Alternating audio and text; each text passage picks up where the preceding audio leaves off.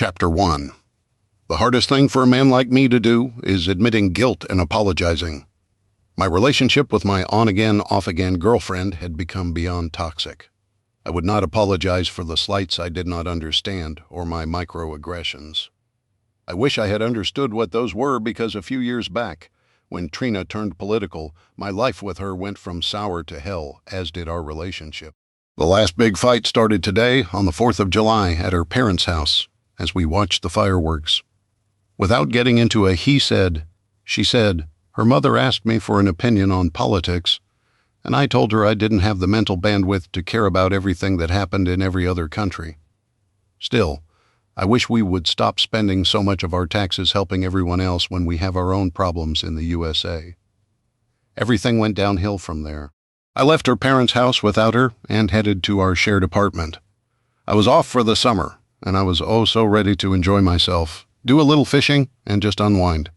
The elementary school I worked at would be a distant memory until the middle of August. I had been packing my bags when Trina came back to the apartment. She was slightly enraged when she saw my clothes packed and my fishing gear stacked by the front door. She started shrieking and yelling at me. I went into the other room to take a break from it. Then 10 minutes later, when she quieted down, I went back out to confront her and end things between us. For good. My mom was right. You're a selfish bastard. You don't care about anything or anyone but yourself. Jordan, look at me when I'm talking to you. I ignored her for a moment, taking a big deep breath. Some things were worth fighting over and fighting for. I felt that this relationship had long passed the point of fighting for, but I had been a coward. Afraid to be alone, I was fearful at the ripe old age of 32 of being too old to date or start a new relationship with one more big deep breath. I looked up. Trina was red in the face, her hands clenching into fists before returning to normal over and over again. Trina, look, you're right about everything, which is why this thing with us, we're over. Your mom was right. I mean, you're just like her. And I didn't get into this relationship to always, the screaming got louder. That was when she started throwing things at me, including the canisters of Coleman fuel, those nice heavy 5-pound metal things. I took a couple to the ribs and chest while I tried to get out of the way. Then I took one to the face. My nose was crushed for a moment. She looked horrified, just for a moment. When she picked up my fillet knife and pulled it from its sheath, I did something I had sworn I never would. She took a swipe at me with it, and I backed up. She took another swipe, and I grabbed a cushion from the couch. When she swiped again, I rushed forward, the knife buried into the pillow. I kept going, though, using my mass to push her back until she tripped on her own feet. She screamed in rage as I landed on her. "Quit trying to stab me, you insane witch!" That's when the front door was kicked open, and 2 uniformed officers came rushing in. I knew it had to have looked bad, but one tackled me, and the other tased me. While I was twitching and trying not to pee myself, Trina got back up, the knife still in her hands. The woman officer saw her coming and shouted a warning. They had been so focused on what appeared to be the attacker, me, that they had no idea what was going on. Somebody next door or downstairs probably called the cops on us again. I don't know. What I do know is that I was in a world of hurt, as the man who had been trying to roll me over to handcuff me did not see the knife coming. The slice meant for me also got him. Trina got my shoulder and the side of his noggin. That was when I heard the second taser deploy. I rolled to my side, putting my right hand over my left shoulder, and saw the lady cop give Trina the voltage.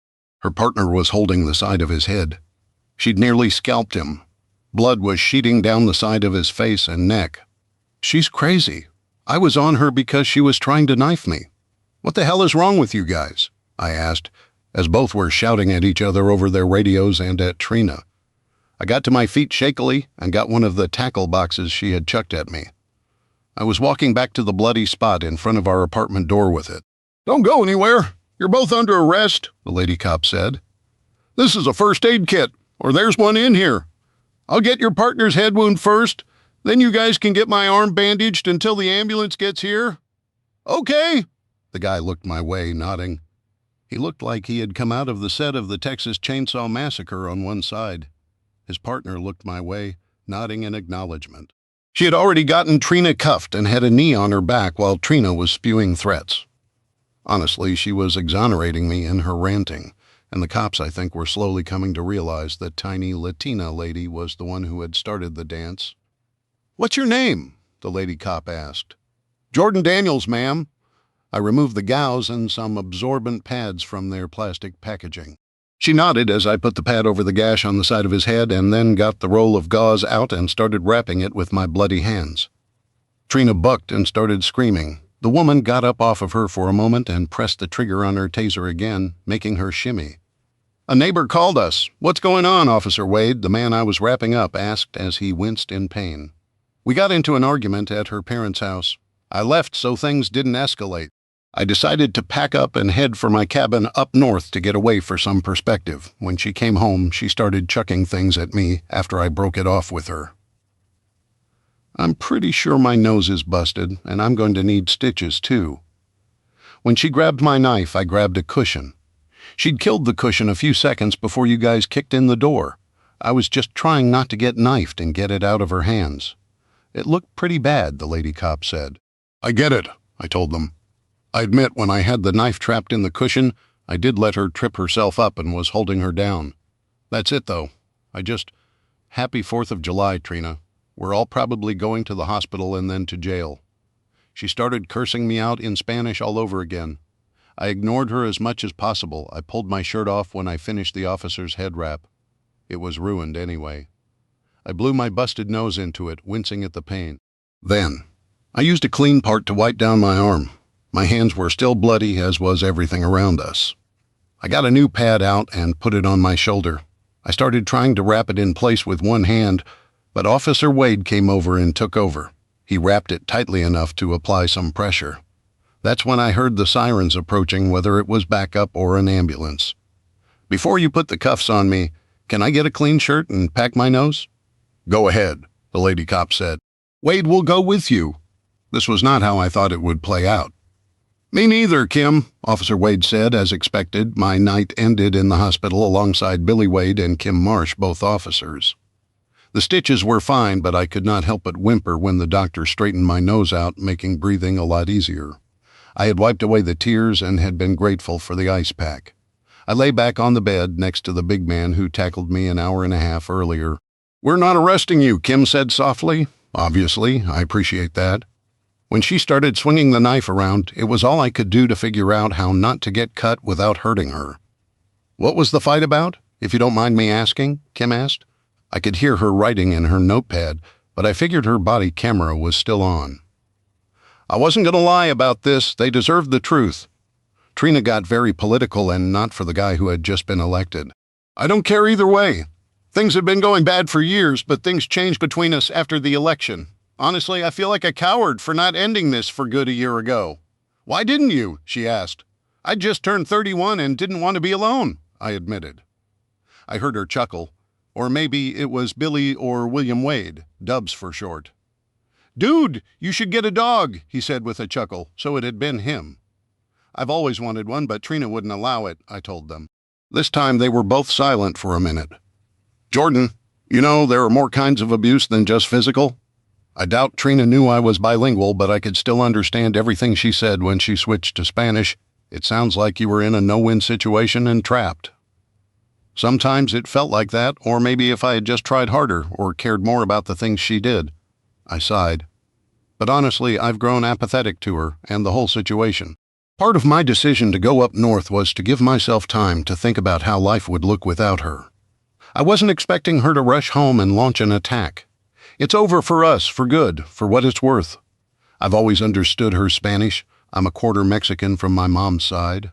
They had both already taken my statements, but we were all waiting for the doctors to discharge us. I had gotten the pretty strong feeling that they knew about 10 seconds after we got slashed up that they had picked the wrong bad guy.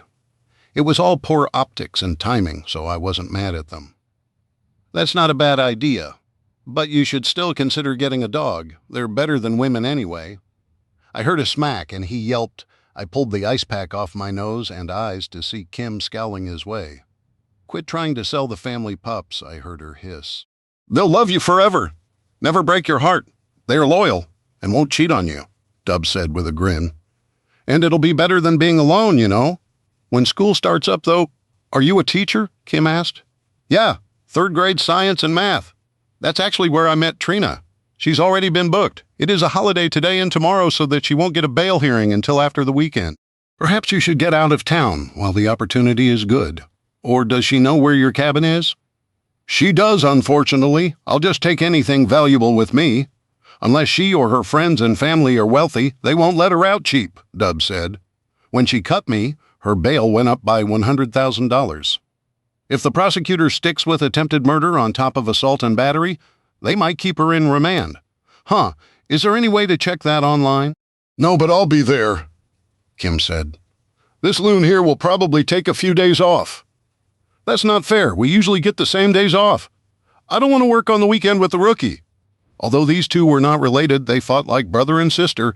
There were no romance vibes either. It was an interesting and amusing dynamic. I put the ice pack on my face and lay back again. Doc said you're taking time off for your head to heal. If Jordan hadn't patched you up, he said that lady had half-scalped you and it'd be a worse mess to clean up after. Bah, Dubs replied. Well, good news for you guys. The doctor has your discharge paperwork here. Dubs, your staples will need to be checked in a few days. If you experience any discharge or swelling, come see us. Both of you already have a checklist of aftercare, and Mr. Daniels, make an appointment with your primary care physician to remove the stitches. 10 days. Got it. I sat up slowly. I got it. Can I keep the ice pack? Yeah, the nurse said with a snicker. That's how I found myself for the second time that day in the back of a police car. This time, though, it was to head back to my apartment. Kim walked me up, and when we got to my door, I just whistled. This looks like a murder scene, I told her. Head wounds and noses can bleed an awful lot. I hope your security deposit wasn't too expensive. I sighed. It hadn't been, but I now had to face the facts. I could not live here. I was going to stay the night, but I did not even want to live here anymore. I did not need all the space when all I did was grade papers, eat dinner, and sleep here. I didn't even have a serious TV habit unless you counted old westerns, but I did that at the cabin on rainy days. It's going to suck, but if Trina gets out, I'll let her deal with it. I didn't want to say in front of Dubs, but I doubt she'll get out.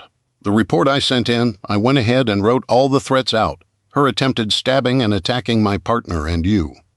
How we had to reapply the taser because she was going to get her brothers to come after you. By the way, do you own a firearm? Yeah, several. Most are for hunting, but I do have an AR. I use for some range fun. It wouldn't hurt to take something with you on the fishing trip. Not all police officers can respond to a fight in 10 minutes or less, and everything up north fits that description. It sounds like her family is a real trip. Yeah, her brothers don't worry me, though. One is at Jackson in lockup. The other works in Detroit, which is about as far away from there as you can get. Just be careful. I have given you our cards, and a copy of the police report will be ready in 48 to 72 hours. I just need to go convince Dubs to take it easy. What's the deal with you two? I asked curiously. Stepbrother. I'm technically older. We didn't grow up together. Our parents found love later in life, and we were already working in the same department. We became friends after that. Oh, so it's a step fetish thing? I teased. She sent a playful kick at my shin, but she was grinning. Want a hand packing up while Dub sleeps in the car? She asked suddenly. No, I think I'm going to take one of these pain pills and deal with everything tomorrow. Okay then, have a good one, Kim said, giving me a wave. Thanks. Tell Dubs. Thanks for me also. Chapter 2. The ringing of my phone woke me up. Hello? I asked, groggy. Jordan, I'm trying to get a hold of Trina. She's not answering her phone. It was her mother's voice. I sighed. She came home last night and tried to knife me. Bull, I don't believe you. Where is she? Jail? You called the cops on her? What is wrong with you, you ungrateful piece of trash? I can tell you where she is, and I could hear her father shouting. And then it sounded like the phone was jostled. Jordan, where is my daughter? Her father asked. County lockup, I told him. What is this about you calling the cops on her? I didn't. The neighbors did. Poor Kay. Listen, you two can stop interrupting me or I'm hanging up and blocking all your numbers. Got it? It was the most I could get out at once, talking to either of them.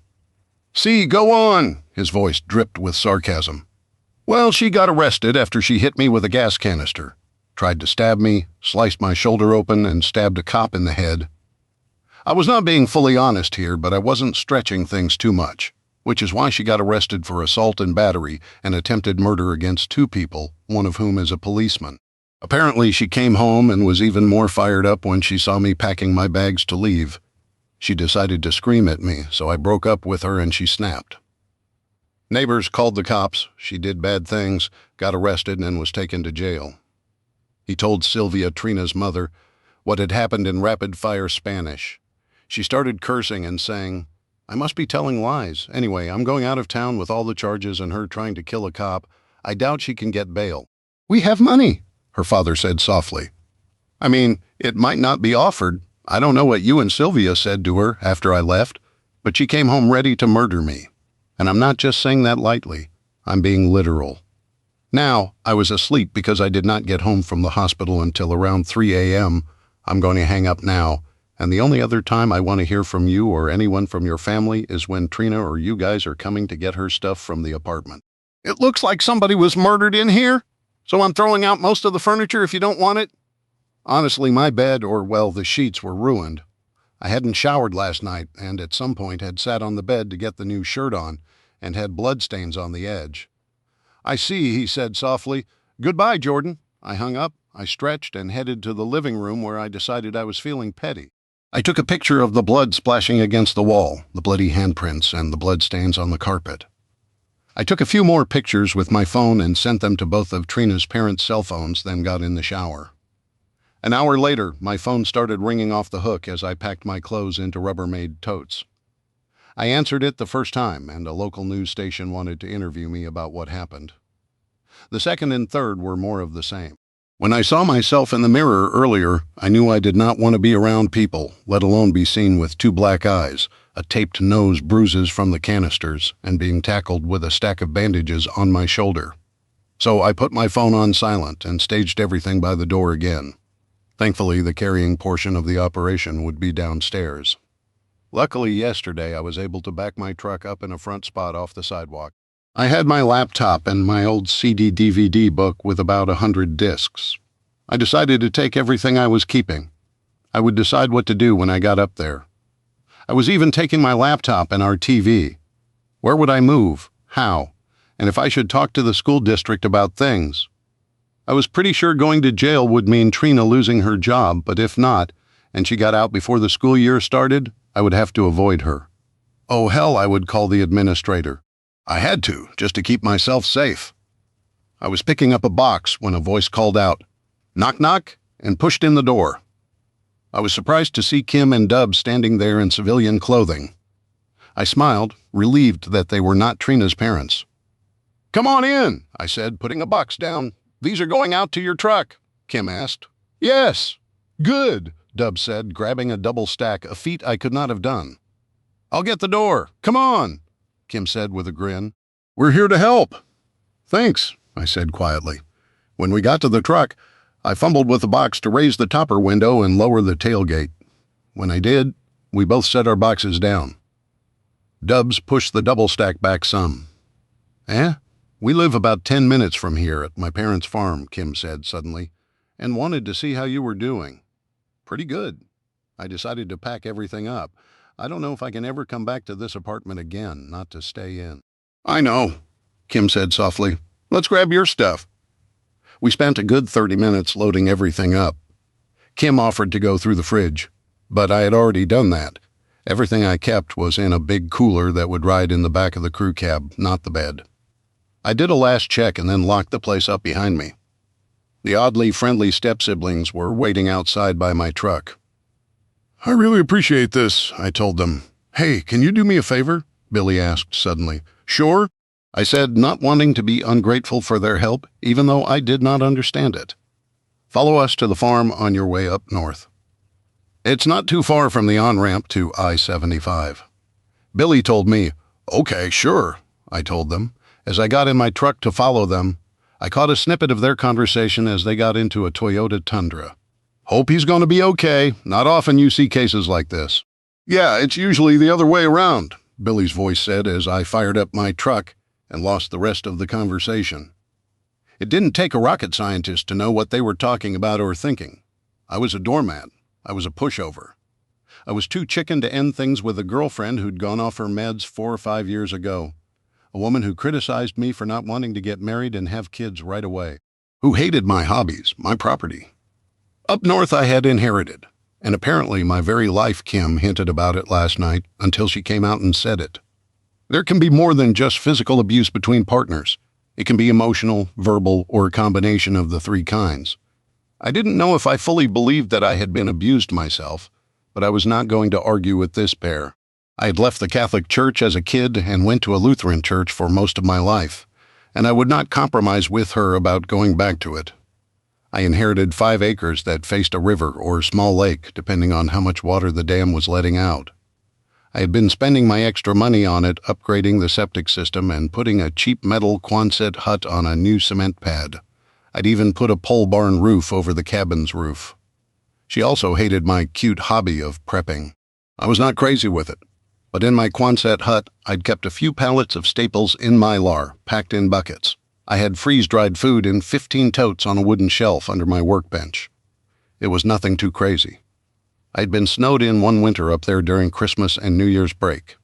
I just did not want to go without my morning coffee or some easy-to-make pancakes because of a lack of materials. She had argued that in the last 5 years I had probably spent $60,000 on preps, upgrades, and repairs. She wasn't wrong with that.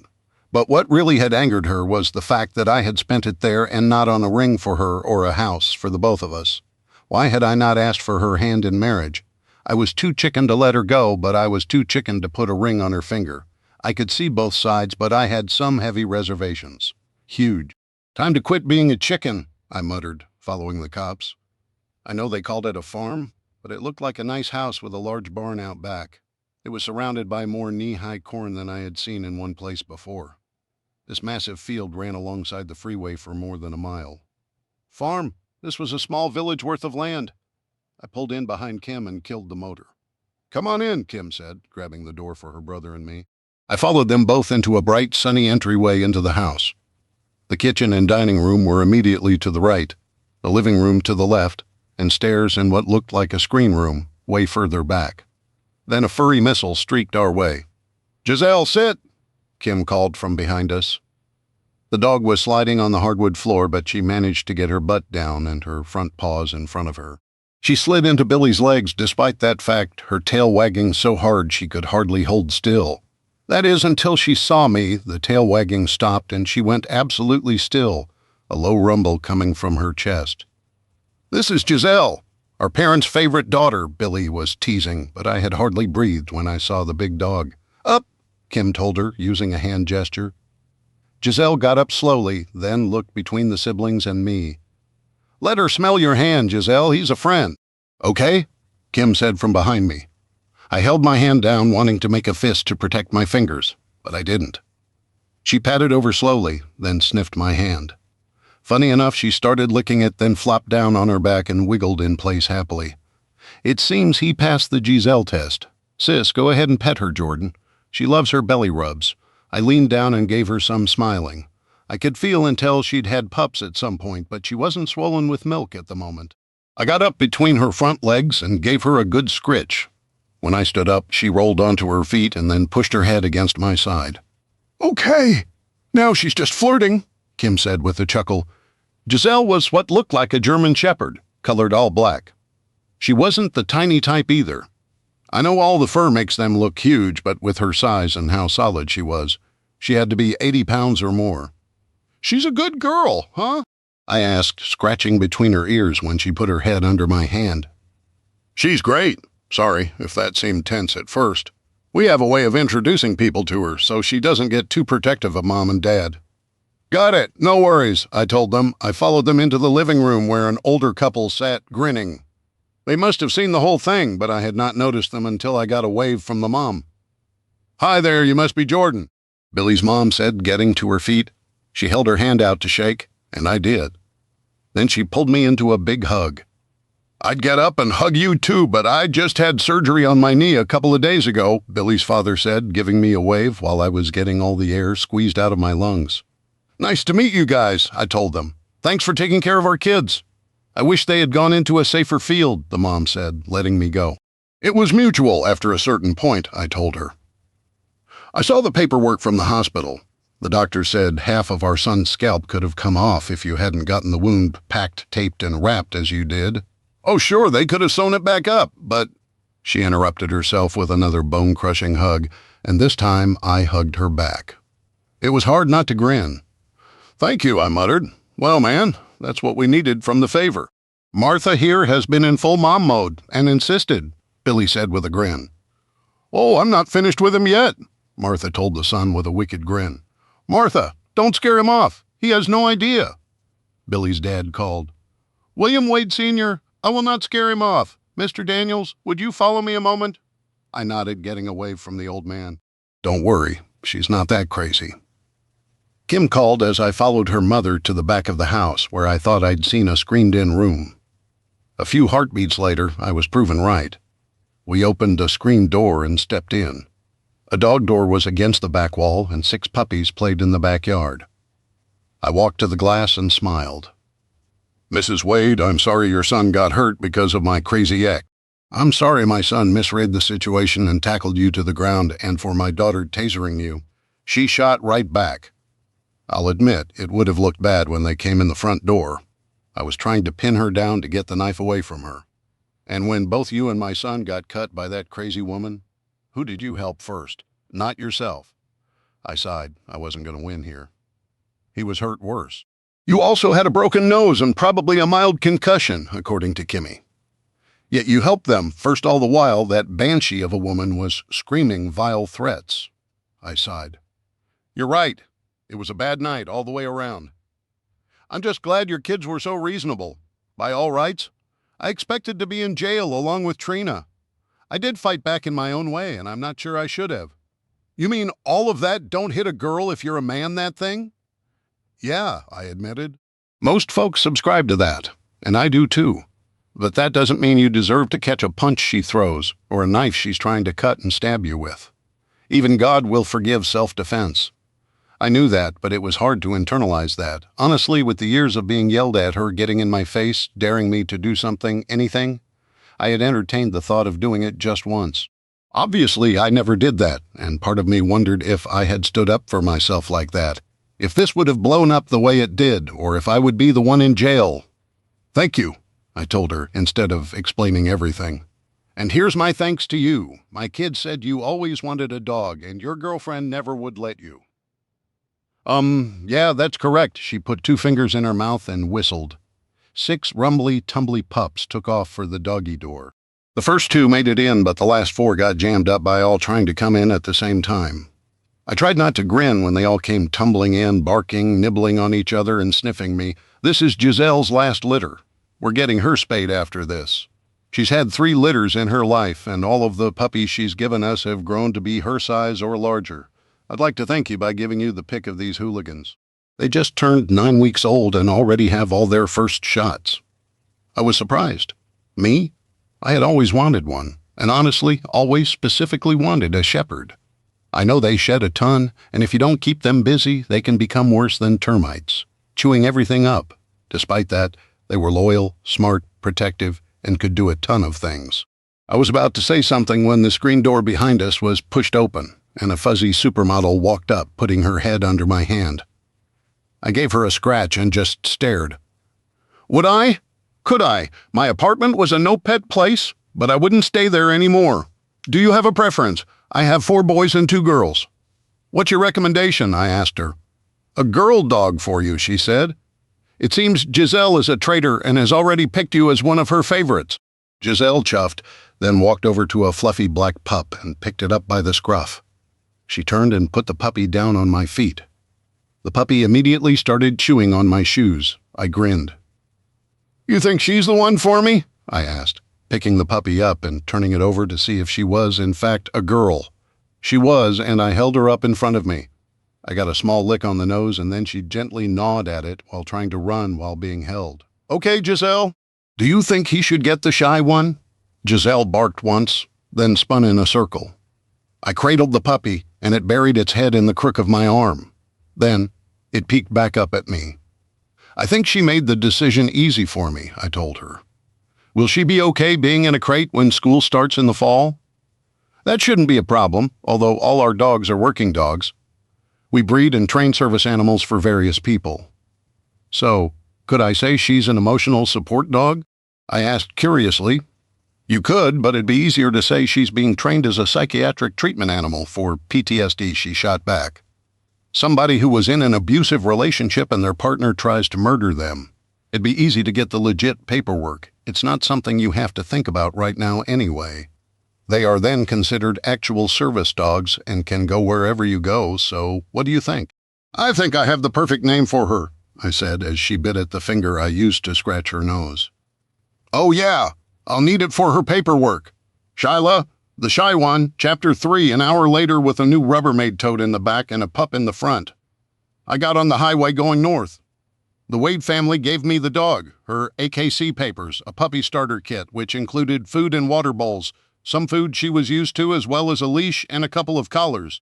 They did this for every dog, and for what they sold them for, they could afford to set up prospective forever homes with enough to make it easy for the first week. Traffic was moving fast going north, despite it being the day after a holiday. Going south, that was packed. Shyla crawled until she was across both of my legs, and then she buried her head under my arm. You're not used to riding in the truck? I bet when you're older, it'll be your favorite thing. You'll be able to see things, you know. Shyla pulled her head out and gave my elbow a playful bite, then rolled on her back, stretching. A minute or two later, her body relaxed. The drive to Rose City didn't take long, maybe an hour and a half. I was going to stop here and grab a little more food, putting the small vest that said service dog in training on Shyla, then clipping the leash to her. I got out. The heat and humidity hit me like a fist. After the cold AC in the truck, having mid-80s temperatures with the same humidity was like trying to breathe soup. I walked Shyla to the edge of the small grocery store's parking lot and let her down on the dried-out grass. She walked around, sniffed a plastic bottle, and then squatted. When she was done, she ran back to me, then yelped, getting back on the grass. I winced. The asphalt had to be hot. I leaned down, scooped the pup up, and carried her to the cart return. I went ahead and put her in the cart, where she wiggled her tail about 10 million miles an hour. She barked as the cart rattled. I headed inside the store. "Shh, girl," I told her. One of the checkout gals saw Shyla and me and grinned big. "Got a new fur baby," I told her. "Yeah, I need to check to see if you guys carry her brand of food." "Aisle 8, she said, pointing. I headed that way and lucked out. The food was pricey, but the size of this bag would feed Shyla for a year or maybe 2 weeks when she was her mother's size. To be safe, I grabbed 2 bags. Then I hit the bread aisle at the far end of the store and stocked up on bread, buns, chips, and tortillas. I had to put those in the baby carrier side since the furry one was trying to chew on everything. Lastly, I found the meat aisle. I had a ton of stuff I had cleaned out of the fridge and freezer when I left. Trina was a vegetarian and played at veganism, so I ended up with a ton of it before realizing how much I had. What I did not have, though, were hot dogs. I wanted a ton of them. I would toss them in the chest freezer in the Quonset hut when I got my generator fired up and use them if the fishing was slow. 10 packages of hot dogs later, we were checking out. "Who's this cutie?" the cashier from earlier asked. I picked up my pup. "This is Shyla, the shy girl." "Nice." What's she training to do? She'd noticed the vest. "She's about 9 weeks old right now. It'll be basic obedience and eventually a therapy dog." That was mostly correct, I think. I wasn't 100% sure if what Kim's mom suggested was above board, but it's hard to argue with dog people. They loved their pets and wanted them around by any means necessary. "Wait, I just brought a dog into a grocery store. That made me a dog person, too. That's awesome. I hope your little girl loves all these hot dog treats during training." Shyla stared her way, her head cocked. She wiggled, so I put her back in the cart as we finished the transaction and loaded the groceries out of her reach. I paid for things and headed back to the truck. I packed things into the cooler, and we got back on the road. From here, we would head north and east. Technically, the small river was the Au Sable, which is pretty famous for its fishing. It has dams in a few places, making small lakes. The cabin sat on one of these small lakes down a valley between some tall hills that were not quite mountains, well, short ones. My great-grandparents had purchased the property when they were in their 30s, thinking it'd be a great place for a fishing camp. Allegedly, my great-grandmother was a better fisher person, but they decided they liked the weather better in Florida when they got older. From generation to generation, the property changed hands. When my parents both died in a car crash at the end of my college years, it went to me. They had not been gone long, but I had promised to fix and improve the property. That way, if I had kids someday, it could go to them. Plus, I loved to fish. That's how I found myself an hour later, having taken the back roads just outside a small town and turning down a two-track that led to the river. Most people assumed this was state land, but it was a private road, one shared by me and the guy who bought the land that butted up to our families about 30 years ago. I stopped at the chain that went across the two-track with the no trespassing sign in the middle. I got out, leaving my door open. Shyla barked as I walked away, and I saw her bounce out a moment later. Judging from where she launched herself, she had gone from the seat to the floorboards. She didn't stick the landing and tumbled, but soon scampered my way, walking between my feet. Right away, I frowned. My neighbor up here was named Henry. His lock usually went on the right, and mine was on the far left. This way, both of us could come and go, keeping the chain in place and not having to share keys or codes. Mine was one where you rotated 4 numbers, and it opened the hasp. Pretty super easy. I even used the same number. The locks were replaced yearly when I'd open the place up for the spring, so I knew I had a new lock that I was not seeing. Just one of those huge Krieg locks where mine had been. I took out my phone, and the pup started exploring the tall grass next to the metal post. I dialed his number. "Hello," Henry said, his voice raspy. "Hi, Henry, it's Jordan." "Hey, I'm out front at the driveway coming in, and my lock is gone." "Yeah, darn thing rusted off. Had to put one of mine on there," he chuckled. "I don't see how it could. I replaced it over Memorial Weekend in May, not even 2 months ago." He was quiet for a bit.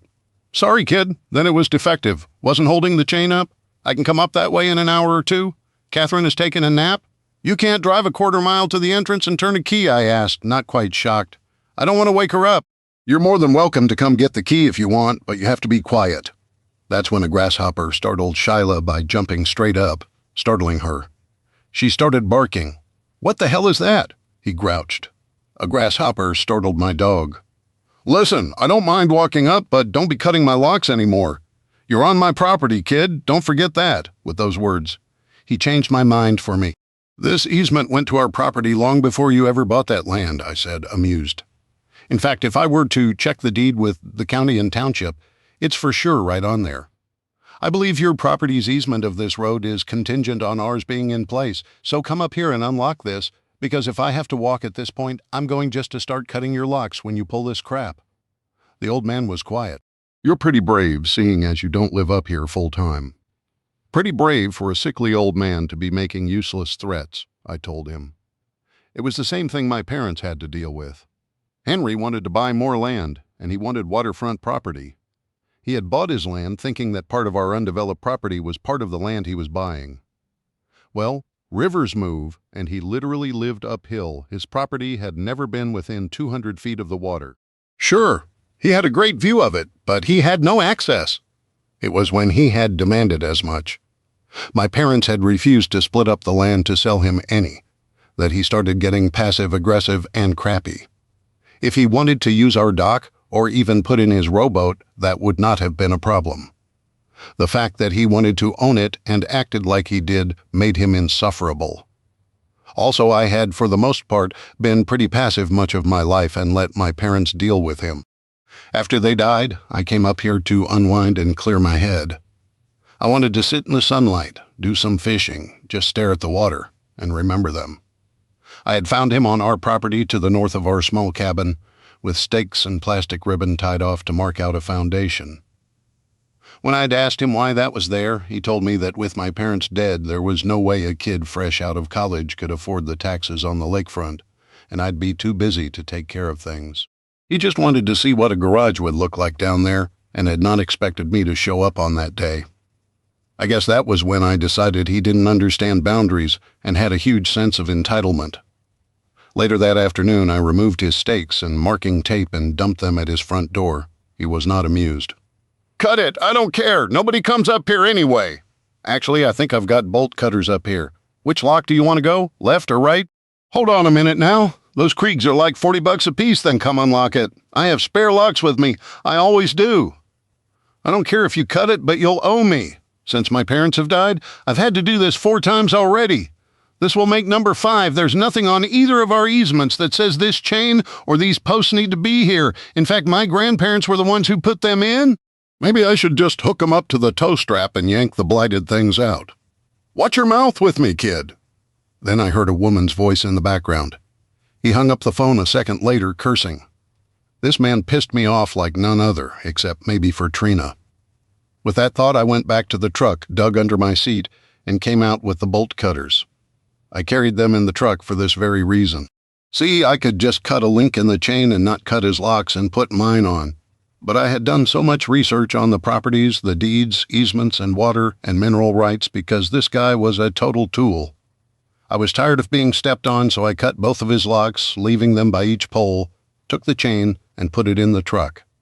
Shyla sniffed my hands after I put her in the truck and then tried to climb on me as I got the door closed. She licked my chin. At least somebody likes me, I muttered.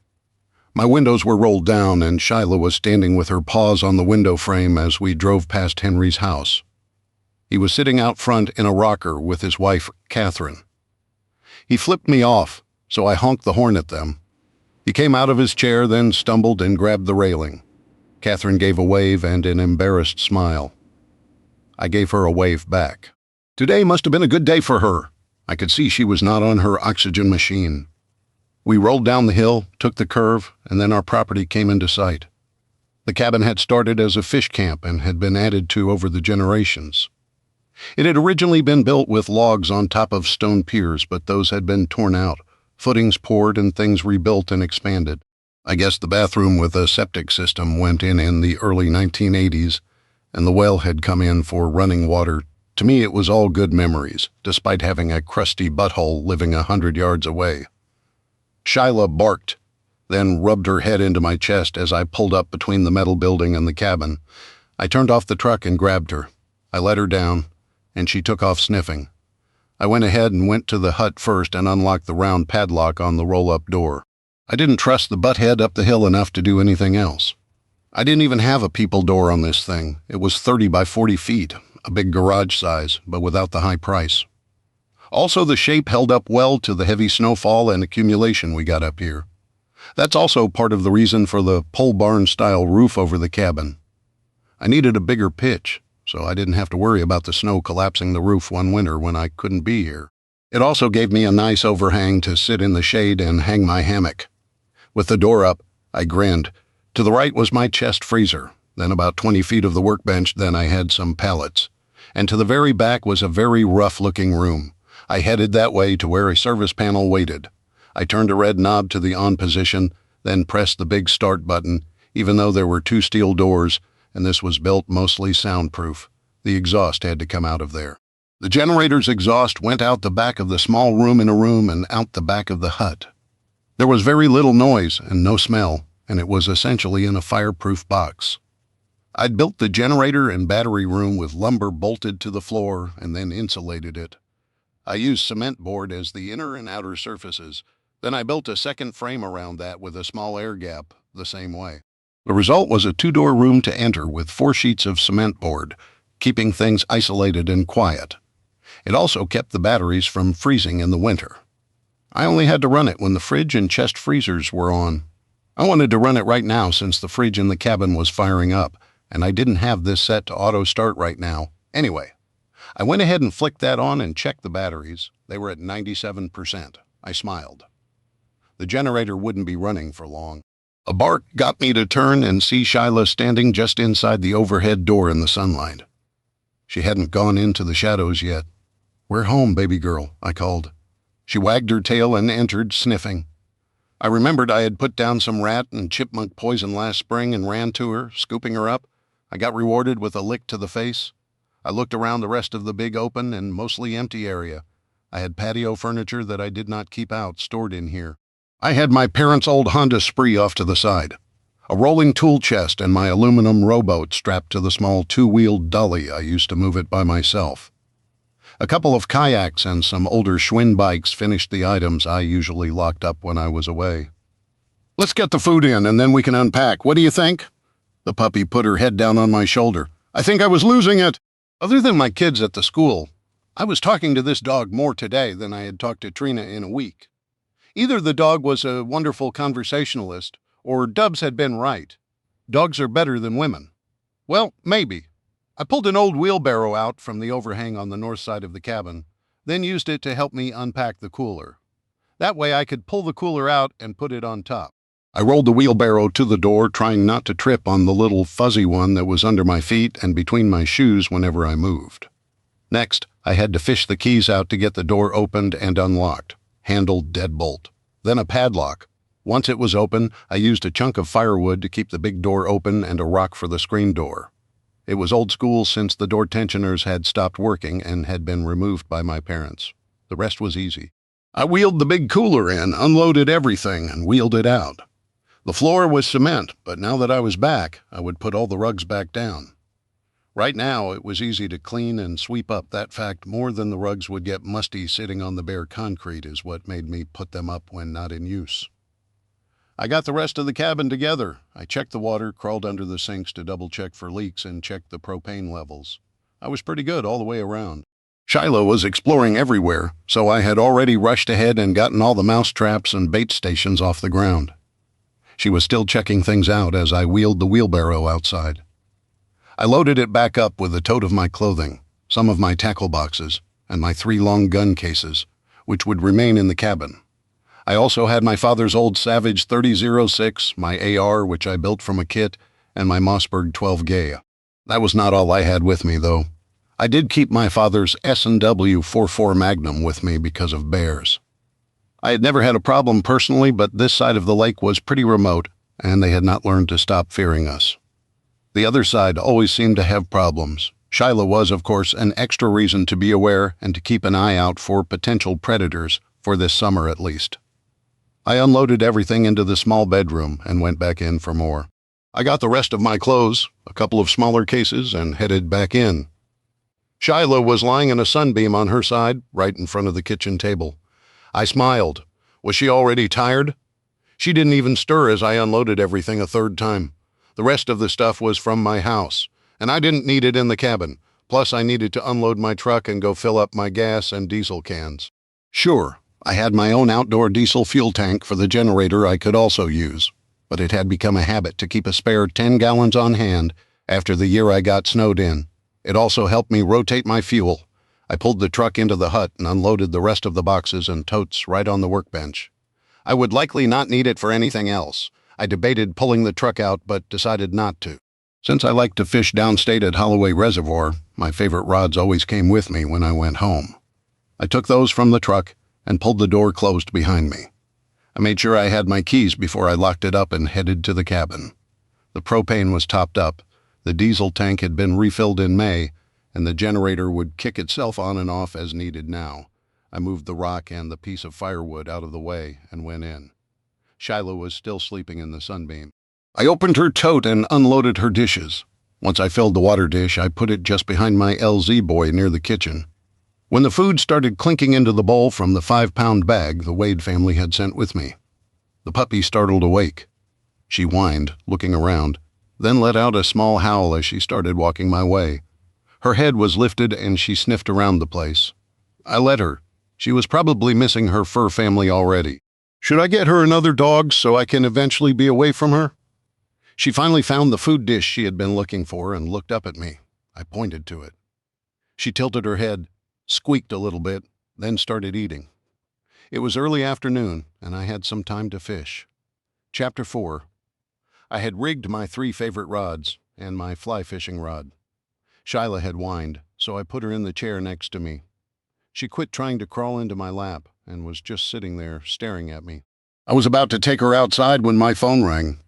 I sighed. It was Sylvia. "Hello?" I said, half angry, half curious.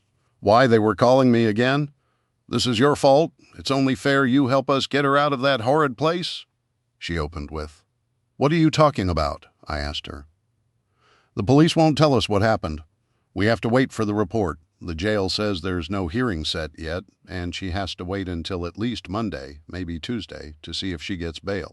I need you to drop the charges, or it's going to cost us a fortune in lawyers and bail." "Why would I drop the charges? I'm the one with a broken nose and stitches across the top of my left shoulder. If anything, it's the fact she quit taking her meds that's at fault, and that was her decision. Listen, Jordan, you're not understanding. The only thing the police are saying is that you say she tried to kill you. She wasn't stabbing you if you have stitches, you see? Let's say, for example, I do drop the charges on my side. She's still being charged with attempted murder of the police officer. She cut him across the side of his head, nearly scalping him. She swore loudly in Spanish. Basically, I was a piece of crap who did not understand how her people were. That was bull dookie. Because I looked the way I did, it did not mean I was unable to understand.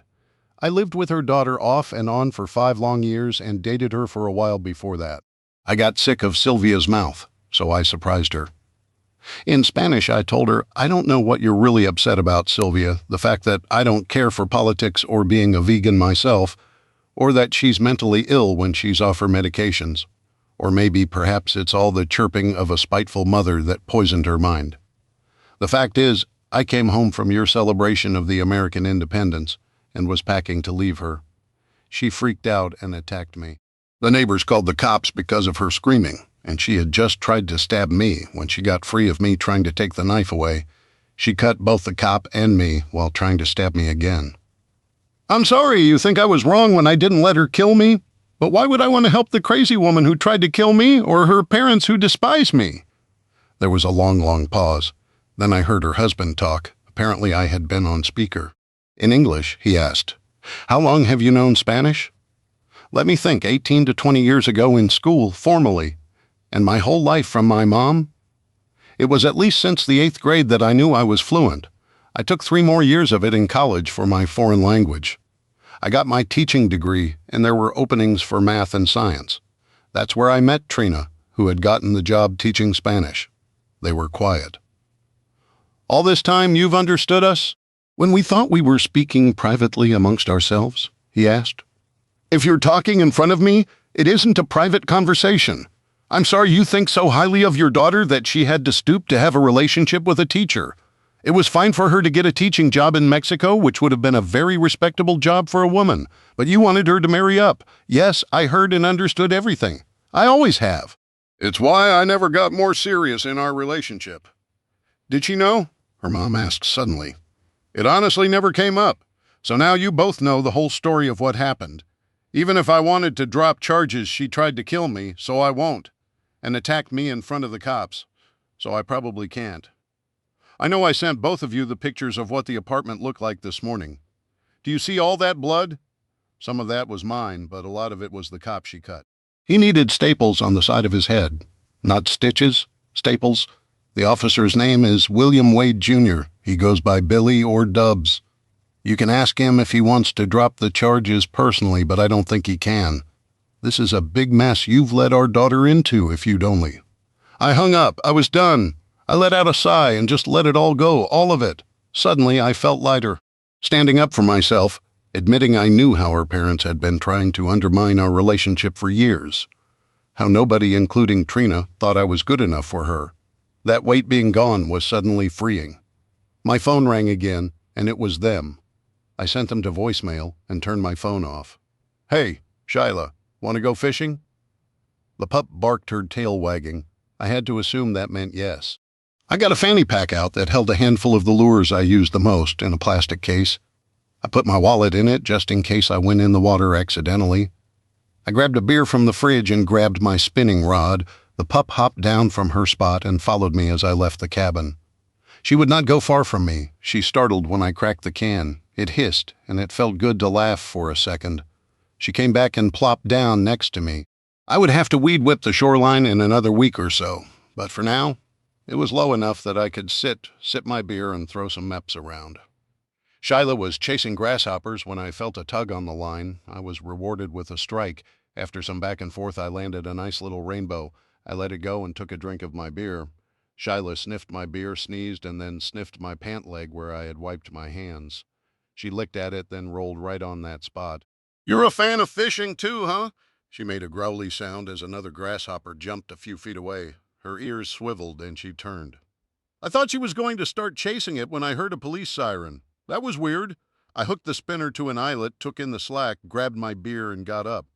Shyla, come. I think something's going on, I told her. Had something happened to the old man? I saw him trip or stagger earlier. Was it Catherine? Yikes.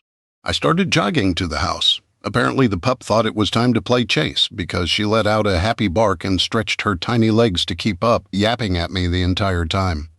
I leaned the rod up against the cabin and checked my phone. Another siren sounded behind the first. I hated the old man, but I'd be darned if I was going to not help if something happened. I went into the cabin, put the beer on the TV stand, and grabbed the pup's leash. When I had her clipped, I picked her up and started jogging up the hill of the driveway towards Henry's property. I paused when I reached the edge of our property line. I could see both of them on the porch. Catherine was red-faced, and Henry looked slightly ashen in his complexion. I went ahead and went up the shared driveway where they had less than half an acre on a flattened-out shelf of the hillside. "Are you guys okay?" I called, knowing that on this side of the lake there were not many houses. I could hear the tires of something moving this way faster than I felt was safe. "They ain't coming for us," Henry called back with a smug smile. "Catherine, is everything okay?" I called. We're okay over here. You should go home," she said after a few seconds worth of a pause. Okay, if you guys are fine and they're coming to talk to me, I'll be at the cabin." I turned to go, but that's when I saw the sheriff's department SUV coming. They hadn't expected to see somebody in the driveway, apparently. They came around the curve way too fast and must have panicked when they realized they couldn't stop in time. Whoever it was locked up the brakes, sending the rear end into a fishtail and off the side of the driveway and into a pine tree. Glass broke and airbags deployed. The SUV looked like it was on a severe angle from the ditch on the side. I backed up, seeing that another car was coming in hot. Shyla took that moment to bark. The deputy in the SUV started to get out, only for the state patrol behind them to nearly take off the door. They too were going too fast, but they didn't lose control of their vehicle, stopping a good 20 feet past me and the crashed-out SUV. "Holy crapola, what is going on here?" I muttered, wondering if it was safe to check on the driver of the crashed car. I started walking that way when the state police officer hopped out. "Halt!" the young man shouted. I stopped, turning his way, Shyla in my arms. "Put down any weapons and walk this way slowly," he said, getting his pistol out. But it was pointed at the ground. I had a pocket knife and a small fillet knife in my fanny pack. I dropped the pocket knife and unclipped the fanny pack. Then I turned to the cop and slowly walked his way. "Officer, what's going on? Is the sheriff's department deputy okay? I was going to check. They lost it and hit a tree. Are you carrying anything sharp or dangerous? Guns, knives?" "I already put down my knives," I told him. "The pup has sharp teeth, but I have nothing on me, I promise. Put the dog down and come closer." I put Shyla down and approached him, still holding her leash. She pulled and chewed on it as I did. I reached to my chest, grabbed a handful of my shirt, and pulled it up, turning to show him my waistline. "Are you Jordan Daniels?" he asked. "I am. I'm the guy who owns the property here. Can we go check on the deputy now?" "She's fine," he growled, moving closer to frisk me with his free hand. I kept hold of the leash, but raised my free hand as a slightly older deputy approached. She had dark hair and was about the same height as me, at 5'10". She also had a big, angry-looking bump on her head. "Ma'am, are you okay?" I asked as she walked up. "You startled me. I didn't expect somebody to be in the middle of the driveway," she said. "I'm okay. What's going on? And why were you harassing the Corton family?" I sighed. "Can I put my hands down? Listen, I have some ice in the cabin. You bonked your head pretty good. Let's get you fixed up, and I'll tell you guys. Whatever you want, is this about Trina?" "Trina?" the state trooper asked, clearly confused. "Yeah. Did something happen to her at the jail? That's the only thing I can think of that'd make you guys drive like that all the way out here. Let's talk. I need to radio the crash in, and..." She let out a sigh.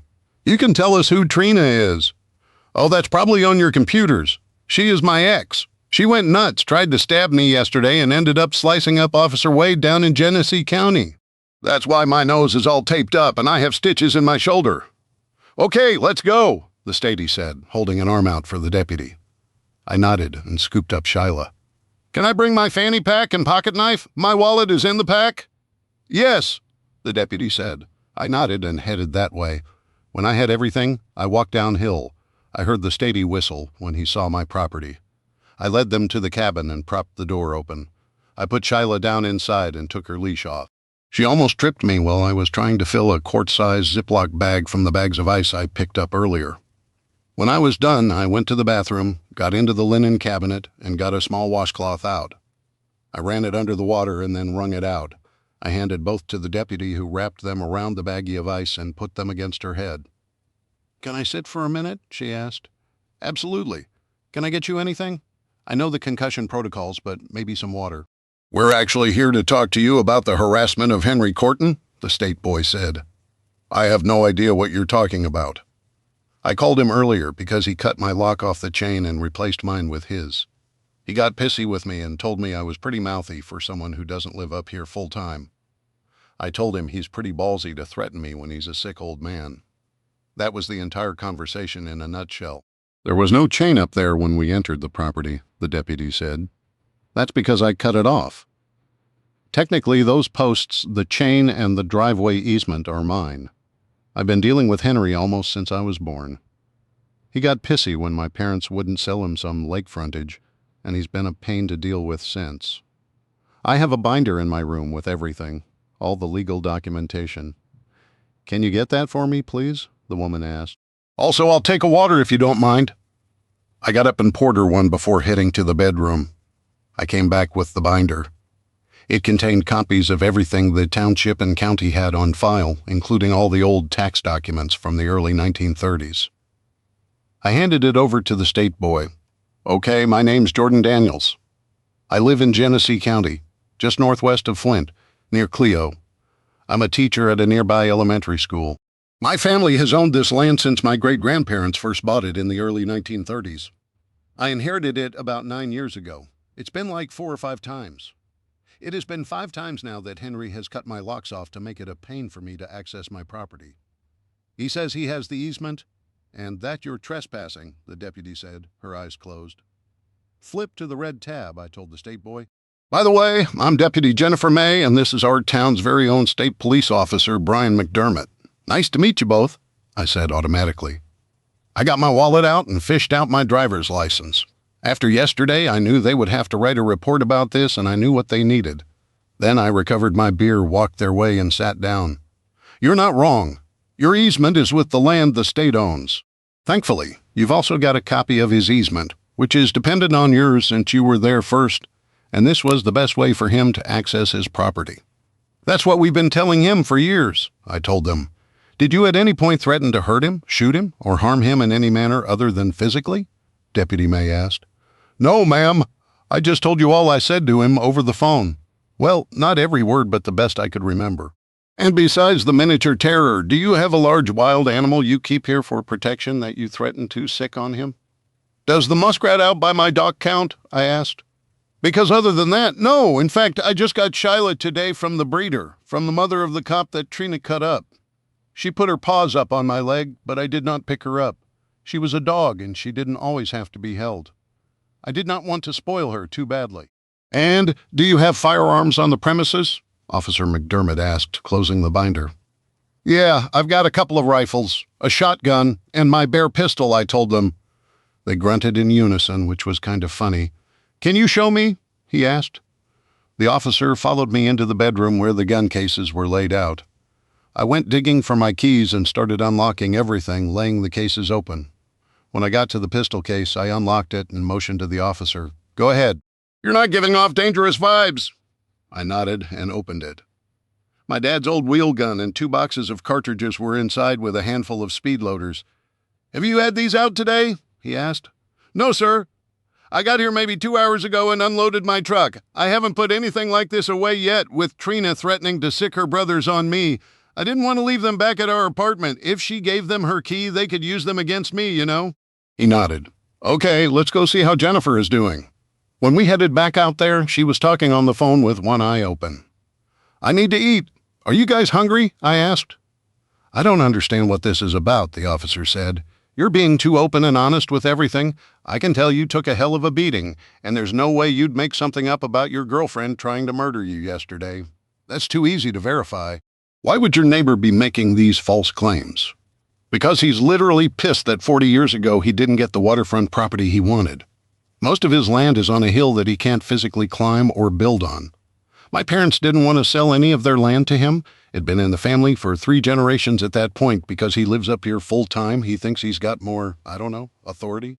My reply was truthful, and hopefully he understood and believed me, because I think old Henry was about to get another visit from the cops. They came in here like a bat out of hell and were quick to draw guns on me. I had a semi-fully auto furry missile in my arms when they found me. Surely I must be innocent. We walked out and I almost tripped over the puppy. I caught myself with my left arm and hissed. Warm wetness started dripping down my back and I cursed. I pulled my shirt off and went to the bathroom, where I removed the bandages from the hospital. I'd ripped 2 stitches out. I got a wad of TP pressed to it and went back to the table. This time, the officer looked up and noticed my hand over a small bloody spot. "It's okay. I ripped a stitch or 2 out. Can you hand me that green tackle box on the back of the table?" Jennifer put her ice pack down and did. She opened it with one hand and whistled. Everything in there was organized. I even had catgut and my own means of running stitches. What I wanted, though, were the absorbent pads. I reached over and got one, ripping it open with my teeth. When I had it there, I walked to the kitchen sink, dropped the bloody wad of tissue, and pressed the pad in place. I could feel the tingle as the quick clot in it went to work. Brian was there with my surgical scissors and medical tape. He taped me up, and we both went to the sink to wash our hands. I spent a little more time and got a piece of paper towel damp and wiped my back the best I could. Then I threw the bloody mess in the red garbage can where I dispose of all products I could burn. "Okay, a tow truck is coming and they're going to make me head to the city to get my head checked out. Want to go talk to Henry at this point?" Jennifer asked Brian. He sighed. "Nope, but it's pretty obvious what's going on. Even though Jordan does have a very vicious murder missile in training with him." She grinned. "You read those books too, huh? When I ride with your brother, it's audiobooks, all day long, every day." Another small-town connection. I grabbed my beer again and finished it off. I was still just in my shorts, but since it was in the 80s, I didn't feel like putting another shirt back on. When the deputies got up, Jennifer kept the bag of ice but left the washcloth. I walked with them back to the cars where we all stepped directly into the brighter afternoon sunlight. "Hey man, what's up with all those bruises?" Jennifer asked.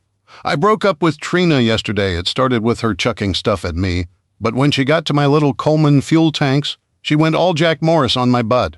That's how I broke my nose. Apparently I got dinged up more than I realized," I said, looking at the spot on my chest I hadn't noticed earlier. They both gave me a sad look and then started walking. Shyla and I followed Chapter 5. I waited in the driveway as they talked to the old man. At one point, Catherine got up and went into the house making a disgusted sound. Jennifer May followed her in, while Brian listened as Henry shouted and shook his fist near Officer McDermott's head. These cops had the patience of Job. I would have to add them to my prayers tonight. Twice now in consecutive days I had run-ins with law enforcement. Twice now they had gotten the wrong impression right off the bat. Twice now the police have been amazing human beings. "Shyla girl, you stay close," I called as she wandered to sniff at the property line across from the driveway. She just stared at me, head tilted. "Keep your filthy mutt off my property," Henry shrieked. "Shyla," I muttered, walking over and scooping her up. "What the hell are you doing here?" "Go back to your own property," Henry yelled. Brian looked amused.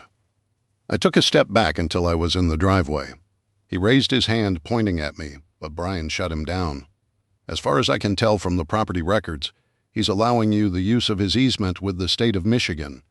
Suppose I can help you out with something if you're dead set on being unpleasant. I'm sure I can be persuaded to get you the phone numbers of the right people so you can figure out where to put in your new driveway when he revokes your privileges."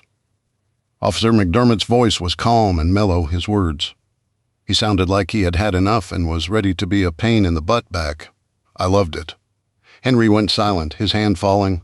"It's not his property, it's my easement, and I have it on my paperwork." "He's got a copy of your paperwork, I've read it. The fact is, in 1932, the state of Michigan gave the Daniels family the land lease to get to their lakeside property. In fact, they paid $15 to rent the land in perpetuity, which, back in the day, was a lot of money. The easement remains as long as someone from the Daniels line owns the property, so if he were to, for example, sell it or pass it on without it going to any heirs, the state of Michigan can remove your use of his easement. In fact, it appears that he can remove your permissions to use the driveway since the original agreement is with the state. What are you a lawyer now? Henry asked, with a contemptuous tone. Actually, I graduated from law school last year and passed the bar exam. I decided I liked a more honest living, so I kept on with the state police. Don't worry, the degree will come in handy as I get promoted, I whistled low to myself. That's when Jennifer came out of the house. We all watched as she stalked to her SUV. She fished around in there and came back with a different pad than the one she had used for some notes earlier. What's this? Henry asked softly as she started writing. At the very minimum, what you did amounts to swatting. Are you familiar with that term? Jennifer asked in a cold, clipped tone. No. What is that? Henry asked. Making a false report that makes the police respond quickly and with force. It's happened enough that there are incidents where the cops get the wrong house or an innocent person is hurt or killed, because the police are led to believe that an imminent threat of death or irreparable bodily harm is about to happen, and we pull off all the safety stops. In this case, somebody did get hurt. Me, I wrecked my patrol vehicle based on your claims that, and I'll list them off as they'll show in my report. 1. You claim that Mr. Daniels threatened your physical health and safety. You observed him removing firearms from his vehicle to use against you, making this an urgent threat to yourself. It was, in fact, neither urgent nor a threat. The firearms were still in hard cases with key locks on both sides. If you'd seen them, you would have known this. 2. You claimed that he had a vicious animal with him that he'd sick on you. Upon observation, the vicious animal is a 12-pound German Shepherd puppy, 9 weeks old. 3 and 4. You claim he's been harassing you and trespassing on your property. This is also false. Your own wife is disgusted with your lies and behavior and is upset that I got hurt because you're playing foolish games. Saying all of that, at the very least, I'm going to be citing you for making false statements, impeding an investigation, and general ash-hattery. If you weren't half dead or halfway out the door already with your wife needing a caretaker herself, I'd be hauling your butt off to jail this very moment. Do you understand me? Henry had gone from ashen to so white he was almost Casper at this point. Do you understand me? I require an answer, or I'll be bringing you in to get medical attention to see if you're healthy enough to take to jail today. I understand. Good. On Monday, when the prosecuting attorney is in the office, we'll be having a conversation with him and Sheriff Masterson to see if we'll be pursuing more serious charges. I suggest you handle any business off the property between now and then. Ooh! Why? Henry asked. Because I've already let Catherine know to let your children come and pick her up in case of your likely incarceration. I personally will be making sure you're charged with everything I can throw at you. Your daughter-in-law will be here tomorrow since they live in Indiana, right? That's correct, he said, his voice suddenly very quiet. Also, as for the replacement costs of the SUV, the Sheriff's Department will be in touch if you or your insurance is unable to repair or replace the wrecked vehicle while responding to a swatting. We might have to put a lien on your property and garnish any wages until the debt has been paid. Do you understand me? Henry had done mucked up badly, and I think he was finally realizing how badly he had. I didn't believe everything Jennifer May was telling him to be true, but darn, it was fun watching her scare the depends off of the grouchy old man. Fafo, Henry, Fafo, I just want to go on the record with something, I said softly. Everyone turned my way. Last fall, before the geese flew south, I was out working on the edge of the property line, downhill from their back deck facing the water. He said he was target shooting and didn't realize I was standing there. I'm wondering if his eyesight is as poor as his judgment is, because a few rounds barely missed me. I wasn't trying to shoot you, Henry said softly. I swear I had a target up in the backyard here I just missed. If I believed you right now, I wouldn't have mentioned it. You put a lot of lives in danger today. These 2 officers, mine and my puppy, potentially you and your wife. All you have is this big ball of hatred? I really wish I could fix whatever you think my family and I ever did to you. The property is ours, and I'm sorry you can't build more on what you were able to buy. The old plot map said I had water access, Henry shouted, making the cops twitch. You should have had the land surveyed and walked it yourself before buying it. My great-grandparents did, back in 1932. Long before you were around, Henry. He just stared my way. So I turned to the officers and said, Thank you for responding so quickly. I'm sorry you got hurt. If you need anything, you know where I'll be until mid-August. I believe I gave Officer McDermott my cell phone number, but today I've been screening calls. Trina's family and the media have been blowing up my cell phone. Why the media again? Jennifer asked. Crazy woman tries to kill X and the cops who are responding. They want me to go on TV and tell them what happened. If I look like Quasimodo right now, I can only imagine how bad I'm going to look in a day or two, I explained. She was nodding. Got it. Yeah, I fully expect to be back here Monday if the doctor doesn't put me off work for a few days. Can you leave the chain off until then? Absolutely. It's in the back of my truck. I don't mind giving you guys the code to the locks I'm using if you need to be out here more. I will say this before I go. Henry, you and your family do not have permission to hang a chain and deny me access to my property? Remember that $15 transaction I mentioned to him earlier? Brian asked. Yeah, you technically own the driveway.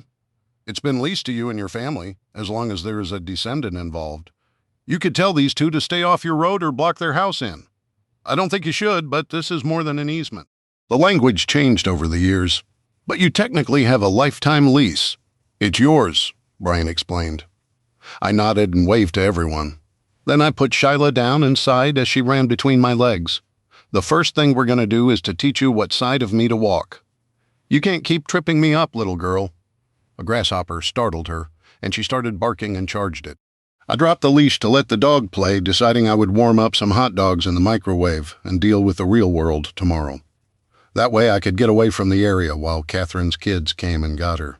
I know Deputy May was very clipped with her words, but I had a feeling that her basic summary was very watered down. The only time I've ever seen a woman that furious was last night. We all know how that went for me. I woke up in the middle of the night to horrible cries. I grabbed my phone to use it as a light, but I had forgotten to turn it back on. I did and swung my legs off the bed. Something furry with claws started climbing me, and for a second I was locked up. Still half dreaming, I thought.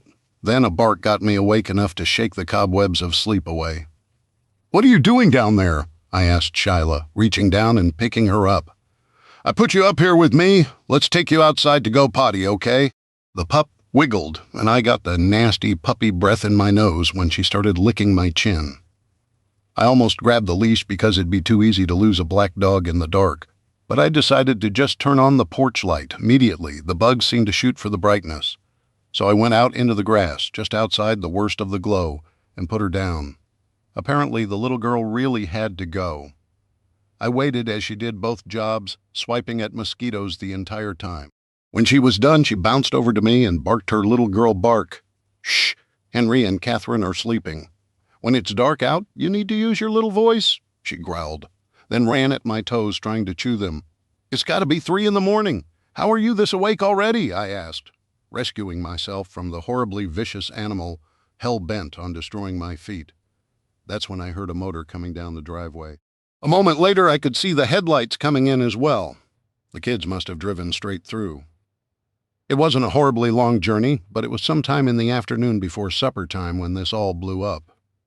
I headed in, holding the door open, as the black fur ball shot in and ran to her food and water dish. I would have to figure out a schedule to let the puppy out more often so she wouldn't wake me up in desperation or have an accident. Martha had told me accidents would probably happen, but the puppies had been born in the farmhouse, and as soon as they could work the dog door, they would rather go to the bathroom outside than soil themselves. This made perfect sense to me. Here, there was no dog door for Shyla to go out. In fact, other than that big bag of food, the papers, her harness, and her leash, I had very little for her. Maybe when I got out of the house later this morning, I would add a pet supply, or more likely, up here the big farm place, to where I wanted to go. I technically did not have to leave and had enough food and water to last me months, if not years. But if I wanted to eat as I did back home, a grocery run would also be needed soon. More than the quick stop I made earlier for hot dogs. While Shyla played the drums on her food and water dishes, by the sound of things, I lay down on the couch and flipped on the TV. A Michigan news channel was the last thing I must have watched, but they were interviewing 2 teary-faced individuals, or had in the earlier part of yesterday. A crying Sylvia and Herman were talking to reporters about their daughter, and I having been in a heated argument when things got out of hand. They did not quite say I was a liar, but that's how they painted things. That's when my phone must have finished booting and went nuts with notifications, missed calls, and voicemail alerts. I got up, grabbed it, and started swiping through things.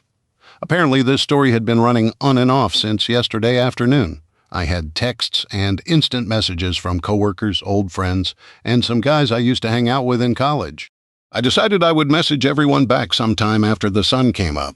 That was when a segment from the story they had been telling changed to the chief of police and two officers I recognized. They read that they had given the Ortegas no information from the investigation, but they had in fact charged their daughter with attempted murder. Officer Billy Wade Jr. was cut during the attack, and it was I who gave first aid after being hurt myself. Yada, yada, yada. At least this part of the story was coming out exactly how it happened. The last thing I wanted was to relive it all over again. I just wanted peace. I changed the channel to the Western Channel and saw an old Eastwood on. I lay back down, a wet nose found my arm, so I pulled the shy one up and put her on my chest. She immediately lay down. The shopping and resupply day went pretty well. Shyla got carsick once, which made us stop to clean it up, but after that she was fine. I hit up the pet supplies, a larger grocery store, and ran to the hardware to grab an extra set of fuel cans, a blue one for kerosene and a kerosene heater. Finally, I went to a liquor store where I grabbed enough booze and beer to get a frat house party started. The back of my truck was full of the purchases and the 4 big fuel cans I brought with me to refill. I was going slowly down the driveway. I was not sure if Henry's family was still here or not, but there really was no turnaround if they were pulling out. One of us would have to back out. Luckily, it looked like the car that came in late last night was not coming my way. Unfortunately, I had not been gone long enough. The trunk was being loaded by a man in his mid-40s. He raised his hand to wave to me. I waved back. I had met them a time or 3. I think that was Pete. I could not remember his wife's name. Apparently, more folks came to help her out than the deputy had expected. I went ahead and pulled to the bottom of the hill, killing the engine. I let Shyla out to run around and started getting my loot put up. The fuel, including the kerosene, went in the Quonset hut along with the heater. I bought it in case we had some cold days, and I didn't want to mess with firewood. I had wanted one up here for a while, but it had never been a priority. It was a want, and with the freedom of not having snide remarks or eye rolls over me spending money on the cabin, I got it. Just because I saw it and I could. Then I started carrying in the groceries and putting them away. For a single guy and a puppy, I had a full fridge, but the freezer here was mostly full, and the big bag of chicken thighs would not fit. I was glad the chest freezer was plugged in because I was going to need it. Except for bread.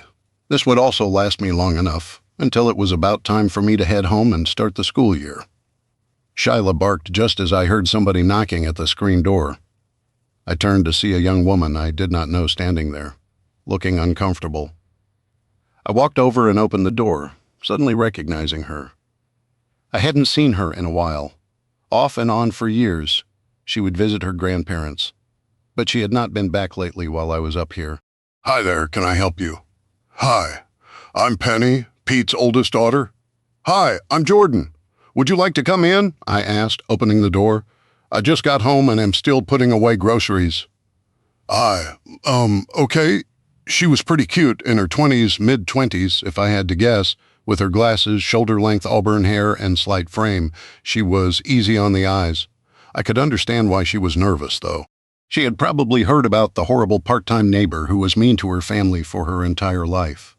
That's Shyla. I just got her, and she's barely old enough to be away from home, so she might nibble at your shoes. How can I help you? She was already bending over, doing the all thing, giving Shyla some loving. I grinned and went back to the groceries. She's a cutie. Listen, Grandma told me everything.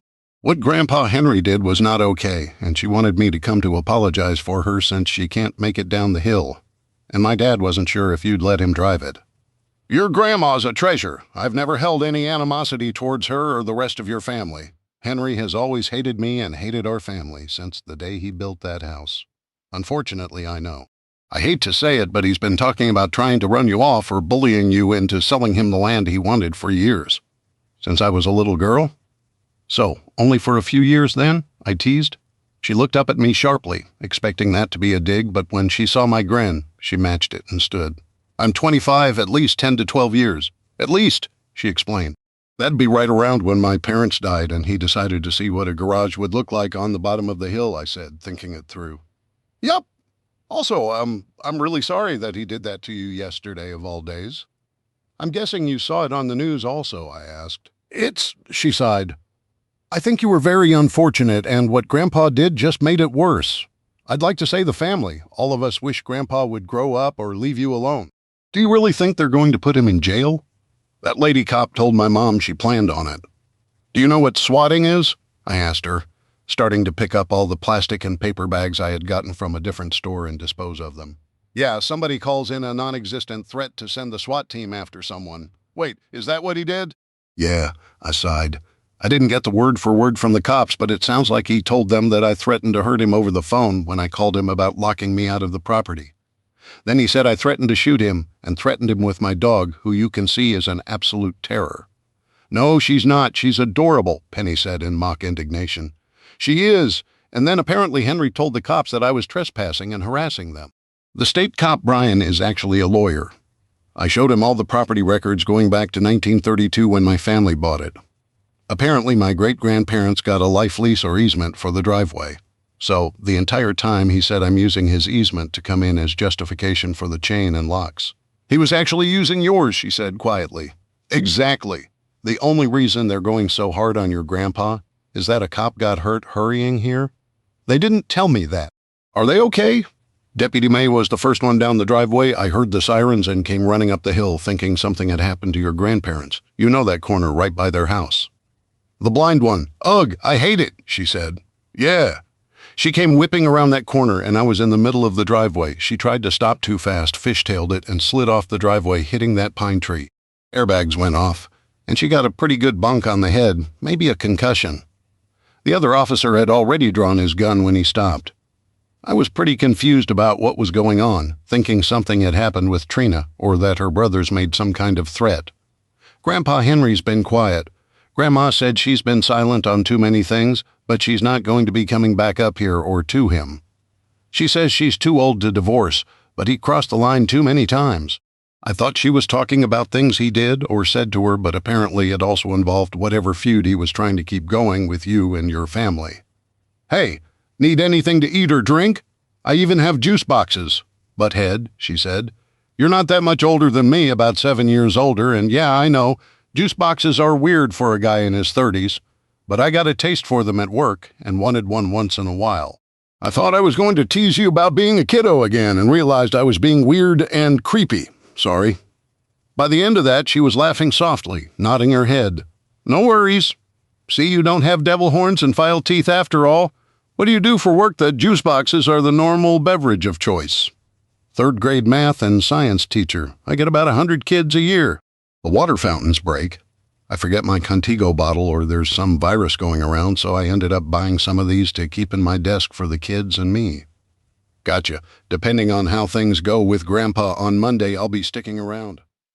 My dad convinced Grandma and Grandpa that no matter what, they'd need to sell the house. Especially if there are lawsuits, I guess they're still having a hard time getting in and out of here in the winter. With Grandpa likely getting arrested, they were both alone up here. I get it. I don't live up here full-time, despite how crowded my fridge looks. I said as Shyla started bouncing up and down, barking at Penny. If they sell it, will you allow the new owners to use the easement? Sure, I told her, pulling out some smoked sausage from the fridge, a pack of fresh mushrooms and an onion, and putting them on the counter. Really, after everything? She seemed shocked, but knelt to pet the fuzz-faced menace. When I was a kid and your grandpa wasn't around, your mom and grandma would come down and talk to us. She always apologized in private for his behavior, but I think Catherine took that whole stand-by-your-man stuff very seriously, even if he was a butthead. Honestly, if Henry wanted to use our dock or tie off a fishing boat, I wouldn't have had a problem. I still wouldn't under normal circumstances. But that wouldn't be enough for him, she said, completing the unspoken thought I was having. Exactly. Monday's going to be a lot. I'm pretty sure he's going to be arrested. I wish things were different, but it's the cop who got hurt who said she's going to charge him with everything she legally can. They never asked me if I wanted to press charges, by the way. Yeah, he said that. Just not that he swatted you. That's again, we're sorry. Also, until the house sells, I might be your neighbor, depending on what happens. Maybe him too if he gets bail. Gotcha. You and he are going to start packing it up and staging it for sale if he's not. Yeah. My mom faxed the power of attorney paperwork up here, emailed it. Both of them are going to sign it so Grandma doesn't have to come back. Tell her I'll miss having her around, I told her. If you don't mind, I can get my dad to drive her down and you can tell her yourself. I'd love to say goodbye in person then, I told her. She stood then and gave me a small wave. I'll be back soon, neighbor, I had to grin. Wait, how did she have time to stay up here? Was she still in college? No, at 25. She should have graduated for most bachelor's degrees. Weird. That's when Shyla grabbed a plastic bag out of one of the paper sacks and started shaking and tearing at it. Trying to take it away had been all it took to turn it into a game of chase. Chapter 6. On Sunday, I got to say goodbye to Catherine. It was a bit of a teary affair. Pete, who was older than I, did as well and apologized for his dad. Penny hung out, off to the side, while we said our goodbyes. When they had finished, Pete and Catherine left. Penny asked if she could walk our shoreline. I didn't mind, but it had been hard to keep Shyla from following her. On Monday, it rained, so I stayed in. We only went outside in between bursts of thunder and lightning to let Shyla pee. During one of those trips, I caught sight of the sheriff's department vehicle up the hill. A handcuffed and very wet Henry was being loaded up. Since the storms played havoc with the satellite feed, I got my DVD book out and put in some old John Wayne movies. I was going to watch the old True Grit, and I had the new one, which I had not seen yet. Rainy days when the lightning lit up the darkness were perfect for some old movies. Shyla cowered at first, but I avoided making a big deal out of it. We played, and I started working with her as the movie played in the background, giving her some chopped-up hot dog bits as a treat. That distracted her so much that she started not noticing or flinching, so I think I was doing it right. I would check later in the dog training book I bought. I was listening to the Duke tell a bratty girl about True Grit when I almost missed the knocking at the screen door. Shyla started barking and running at it, acting like whoever came through was going to get chewed by in her adorable viciousness. As I went to the door, I saw that Henry's truck was parked next to mine. Penny was standing there, her chest heaving like she was trying not to cry. I opened the doors and motioned for her to come in. The scary murder pup turned into a puddle, and a soaked Penny picked her up and held her to her chest.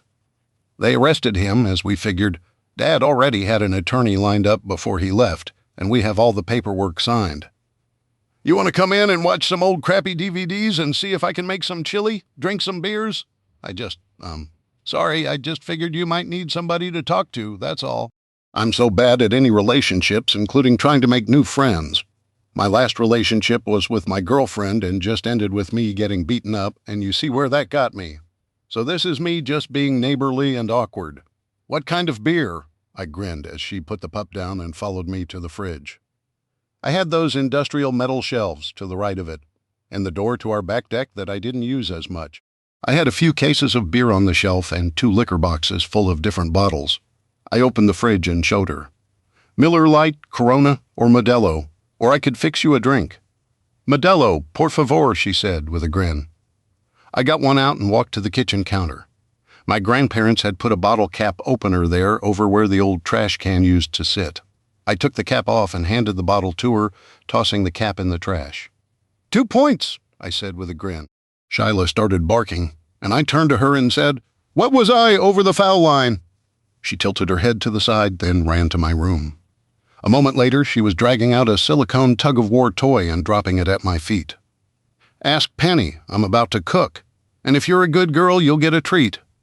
At the T word, she sat down, her tail going quickly. Penny laughed at that and turned my way. I didn't tell her to sit. She's anticipating commands. Aren't you, little girl? Shyla barked at me as I went to the fridge. I had cut up some hot dogs and put them in a Ziploc for training purposes, though I hadn't intended to use them this way when I bought them. I got a piece out as the world stopped and the dog stared intently at the cube of salty processed meat in my hand. "Shyla, come, heel," I said, pointing to my side. She rushed over and slid into my legs. She turned around, moved under my treat hand, and sat again. I shook my head, reached down, and gave her the treat. I almost lost a finger in the process. When I was done, though, I got out the ground beef and an onion and grabbed a Miller for myself. I don't know who's training who here, Penny remarked. I think it's mutual. I've got a book I was going to start tonight on obedience. So, how hot do you like your chili? I like heat, she said with a shrug. One thing I will give Trina is that she and the ladies could cook well and to varying degrees of heat. I learned how to dial it up and down from them, like Tex-Mex heat or like authentic heat that takes 3 beers to quench. 3 beers, and I'd likely pass out, the small lady said, but I'm used to hot stuff. My garden usually has ghost peppers and Trinidad scorpions. Yikes, that's not heat. That's nuclear fission. Okay, I don't have anything that hot, but I'm not worried anymore. She nodded, and as I walked past her, I clinked my bottle to hers. She was quiet, staring out the kitchen window as the lightning lit up the darkness. Do you ever worry about losing power down here? Actually, the power ends at your grandparents' property line, I told her, getting the cast iron on the burner. So, solar? She asked, looking around the lit-up cabin and the TV. Yeah, I have a hybrid system. I've got 6 big panels that are 300 watts each, I think.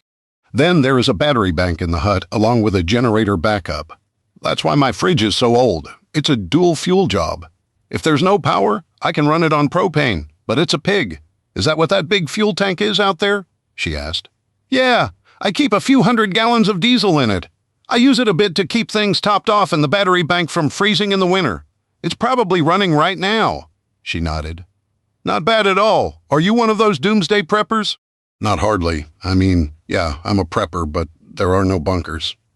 Think of it more like, I don't know, I can spend my summers up here like my family always did, but I like to have more modern stuff once in a while. My parents started with the solar, but when they passed away, and I inherited this place, I started making things more modern. Mostly, though, it's because I didn't want to deal with your grandpa and the belly aching he'd do for putting in more power poles and paying to hook up. She nodded. Need a hand? On those shelves, can you grab me 4 cans of chili beans, 2 cans of Rotel, and 2 packets of chili seasoning? She did, and I could see her chuckling. I had promised heat, and I was doing this out of cans and packets. It was time for my secret ingredient. Well, not horribly secret. When the cutting board was free, I went back to the fridge and got out a habanero and a poblano. I started on the poblano first, cutting the top off, splitting the sides and dumping all the seeds into the trash can that we used for stuff we could burn. I diced that baby up as I heard Penny walk up behind me. I was wondering where you were going to get the heat from. Do you have gloves? Yeah, I said, chuckling. I like eating hot things, but forgetting to wash your hands or not doing it well enough, and then using the bathroom later has only happened to me once, hence the gloves. She snorted before giggling at that mental image. Yeah, I used almost a whole gallon of cold milk from the fridge. Trina was not amused, and then turned away. She had been such a big part of my life for so long that I actually felt her absence. I also felt guilty about talking about her, because that would lead to more questions. I did not want to unload my baggage on Penny, who was dealing with her own.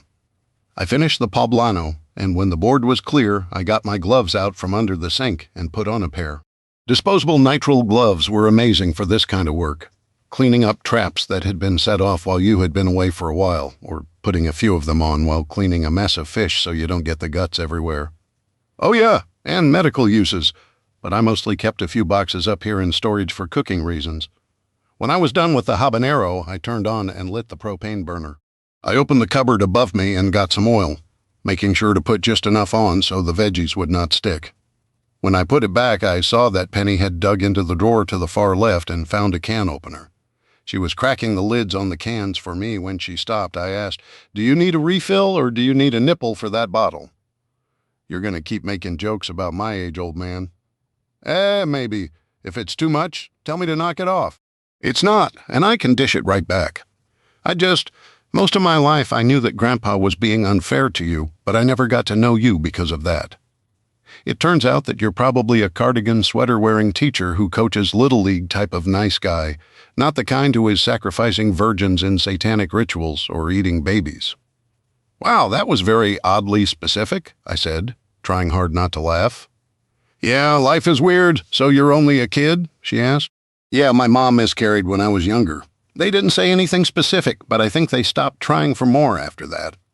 I was too little to understand what had really happened at the time. They just said that God had needed my little brother or sister with him quicker than anybody had expected. I think I was 6, dang dude. Oops, I'm oversharing and being a Debbie Downer. So how about you? I know your dad and grandma, but none of his spawn, really. She arched her eyebrows my way and took a drink when I said spawn. Ha! This kid could take them and dish them. I've got 2 older brothers and a little sister. Little sis is finishing college, and big bros are married with kids. Being the black sheep of the family, I was easily able to move up here to help out. Why are you such a black sheep? I asked. She grinned. I wanted to be a conservation officer, so I have my degrees in natural science and limnology. I finished my master's and failed the testing for the CO job. I hear that in Michigan it's even tougher. I have no idea. So dang, what are you thinking with that degree? Honestly, I was hoping to get a job at a DNR fishery up here in Michigan. I love fishing, analyzing the environmental and biological impacts, and then coming up with solutions to prevent or stop them from hurting the fishery. Dang, big brains and a liking for fishing? I stirred in the ground beef and thought that over. Do you have your fishing license? I asked her. No. Depending on how long it takes to sell the house, you're probably going to want to get a change of address and to get the license. There's lots of amazing trout and perch fishing straight out in front of us. I suppose I can Google where to go, she said, or you can ask a local. They usually know where everything is and will talk your ear off because they're socially awkward or something. She gave me a playful push. You don't seem that bad. We talked about fishing, the property up here, and what I saw changed when various dams were removed or installed. She helped me finish cooking so I could run Shyla outside while the rain let up. By the time El Doggo and I made it back in, she found my TV trays beside the lazy boy and set them out. One in front of the couch, one in front of my chair. When Shyla and I walked over, she was scooping chili into the bowls. I got out some spoons, some crackers, the Mexican blend cheese, sour cream, if she wanted any, and more beers. I fixed my chili with cheese and some saltines on the side. She made herself a chili supreme with everything and sour cream. She took her food to the couch, so I set my stuff up in front of my recliner and then took her the fresh beer. So, what do you have to watch? She asked. I have a ton of old westerns and action movies. If the satellite wasn't on the fritz from the storm, I have just about everything. She nodded, mixing her bowl. She went through my book and made an excited sound that startled Shyla to her feet. She stared as Penny pulled a disc out. I got up, went to the DVD, and grinned. True Grit had finished. As I was putting in Die Hard, there was a flash of lights outside and not from the lightning. Somebody had driven down the hill. What's wrong? Penny asked, noting me standing by the door. Somebody's pulling in? Weird. Are you expecting anybody? Nope. I kept Grandpa's truck for now, and nobody should be coming to my place. A moment later, the mystery was solved when a new-looking sheriff's department SUV pulled up. The door opened and closed, and I waited. A moment later, I held the door open as Jennifer May walked in, shaking the rain out of her hood before taking off her coat. Deputy May, how are you? I asked, taking her rain jacket and hanging it behind the door. I turned and saw she had her mouth hanging open and was staring Penny's way. I was just coming down to check in with you, she said. I'm sorry, ma'am. I didn't know you were here. It's okay, officer. I know how my grandpa is. You were just doing your job? Jennifer nodded at that. Sorry, I should probably want some chili and beers. We're about to have the greatest debate of all time. What's the debate? She asked. Is Die Hard a Christmas movie? Yes! Both ladies chorused as one, making me chuckle. I guess that really wasn't a debate then. Let me get you started, Jennifer. I have Miller, Corona, Modelo, Hua? Pop? She asked. I have Coke and Mountain Dew. I'll do the Dew, she said, then sat down on the couch. I got her a drink first and then fixed her a bowl. Then we all sat down to watch Nakatomi Plaza get taken over by terrorists and a pithy action hero's rescue of his wife and her co-workers. I had given my TV tray over to Jennifer and had gone without one. This was how I usually did it. I got myself a second bowl of food after a while and sat back down. How's your head doing? I asked her. Probably better than it looks. Your nose. Hurts still. Funny how black and blue under my eyes got. Hey, is there a local doctor up here that can cut out stitches? Yeah, next town over, but if there are no issues, the vet can, Jennifer told me. Awesome. I don't want to go home next week to deal with it. So far there are no issues except for those 2 stitches I ripped out the other day. Did you cut them the rest of the way out? Jennifer asked. No, it's a hard-to-reach spot for me. I'll check it out before I go. I want to thank you for the ice pack and being calm during all of that. I hope you didn't get in trouble with what happened to your patrol vehicle, I said softly. Naw, they saw the dash cam footage. I'll be fine, she muttered. Has the media been blowing up your phone again? Actually, yeah, they haven't stopped, but it was good to see the officers setting the record straight. About an hour ago, not long after Penny's grandpa's arrest, somebody doing a record search on you found our arrest warrant and called asking questions about you. It might not be a bad idea to put that chain back up, especially with 2 police incidents in 24 hours, and the crap that Trina's parents are spewing on TV. Yup, they're making me sound like a madman. I guess when the officers' body cams are entered into evidence and they have Trina's translation finished, the public will see. I'm honestly not that worried. Good. I figured that with a place like this, you would like your privacy. I did try calling earlier to check in and see if it was all right to stop out, but you didn't pick up. I pulled out my phone, went to my missed calls, and handed it to her. I won't answer unless I know who's calling right now, I said. Got it, she said, starting to type. I turned to see Penny smirking and nodding her head toward Jennifer. I shrugged, not understanding what was going on or what she was trying to alert me to. Shyla barked, so I reached down and scratched her head, then got my phone back when Jennifer was done. See, that's the quickest method I've ever seen a guy use to get a girl's phone number, Penny said sweetly, making Jennifer turn red and my jaw drop. That's not what I was doing, I told her when I was over the shock. That's not why I gave it, Jennifer said, turning back my way. Although 911 is still a viable number up here to call for emergencies? Of course it is, Penny told her. Oh, kiss my butt, Jennifer told her, but they both were smiling. I tossed my phone on the couch beside Penny and nodded to it. She smirked, putting her number on it and throwing it back my way. See, I got much game, Bigley. I joked. Both of them laughed at that. I had female colleagues at the school, but none of them were really friends. I was fairly sure Trina had a ton to do with that, but it was fun talking, joking, and watching the movie. I started putting the food up when a sleepy Shyla came over and plopped her head in the food dish. She began to eat, but then lay down. She zonked as I watched. I chuckled. Need a hand? It'd only be fair since you fed us, Jennifer called. No, I'm all good. I'm just going to bag this, and I'll do the dishes in the morning while the coffee's being made. Okay. I appreciate the food, but I have to drop off my SUV before I go off shift. If anybody gives you a problem, you have my number. Or he could invent a problem and text you, Penny asked. Your trouble? You know that? Jennifer teased back as she got her rain jacket from the hook. Always and all of the time, she said with a yawn. I collected the dishes and empty bottles and walked the ladies out since it seemed the party was ending. Thankfully, the rain had stopped for now. When you 2 are going uphill near that blind curve, it gets slick with the rains.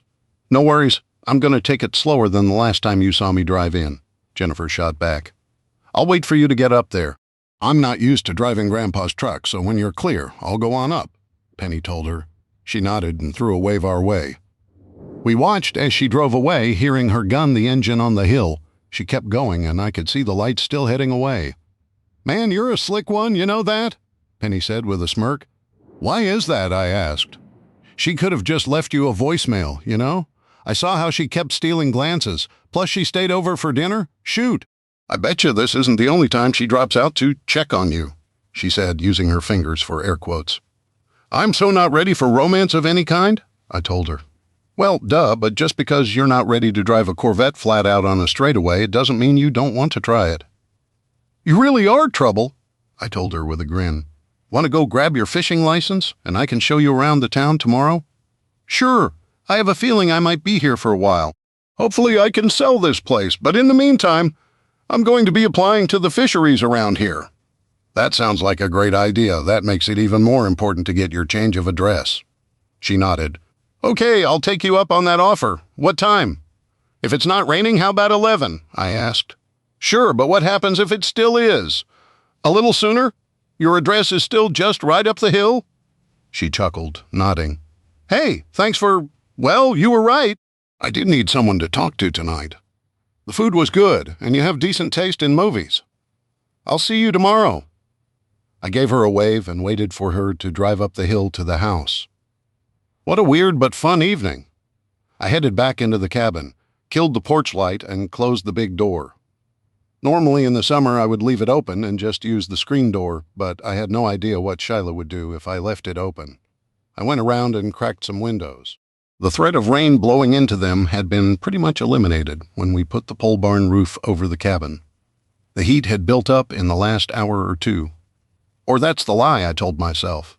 I got Shyla from the food dish and carried her into the bedroom. I put her on the bed. It wouldn't be long, and I would be out cold, too. Chapter 7, the next morning, was my usual coffee eggs. I thought about frying up some hash browns, but I was too lazy, and to be honest, I was still slightly full from last night. Shyla had slept through most of the night, only waking me up just before 5 to go outside. That was when I was used to waking up anyway. Shyla barked at me, her tail wagging as she jumped up, a shameless begging moment if I had to guess. I touched a small bit of egg to my lips to see if it was too hot. It wasn't, so I walked over to the bowl and put the piece in with her food. She pounced on her dish, sniffing. She very quickly found it and devoured it, her tail wagging happily. Well, I now know you like eggs. She was already sniffing the air as I sat down to eat. She was squeaking, begging for more, but I still did not want to spoil her horribly. After I finished my breakfast, I poured more coffee into a travel cup. I kept up here thinking about it, grabbed another, and got it out. When we left, I could bring a thermos to keep my brain fueled in case I needed more, and I could offer the kids some. I did sit up for a little bit last night thinking about the interaction. It felt relaxed. I had fun. Yeah, it was kind of funny when Penny talked about how easy I was at getting a lady's digits, but I think anybody might have been embarrassed by the insinuation, even if it was a joke. I mean, it was hardly a horrible or mean-spirited kind of insinuation, just people having fun. Was this how friendships worked when somebody got older?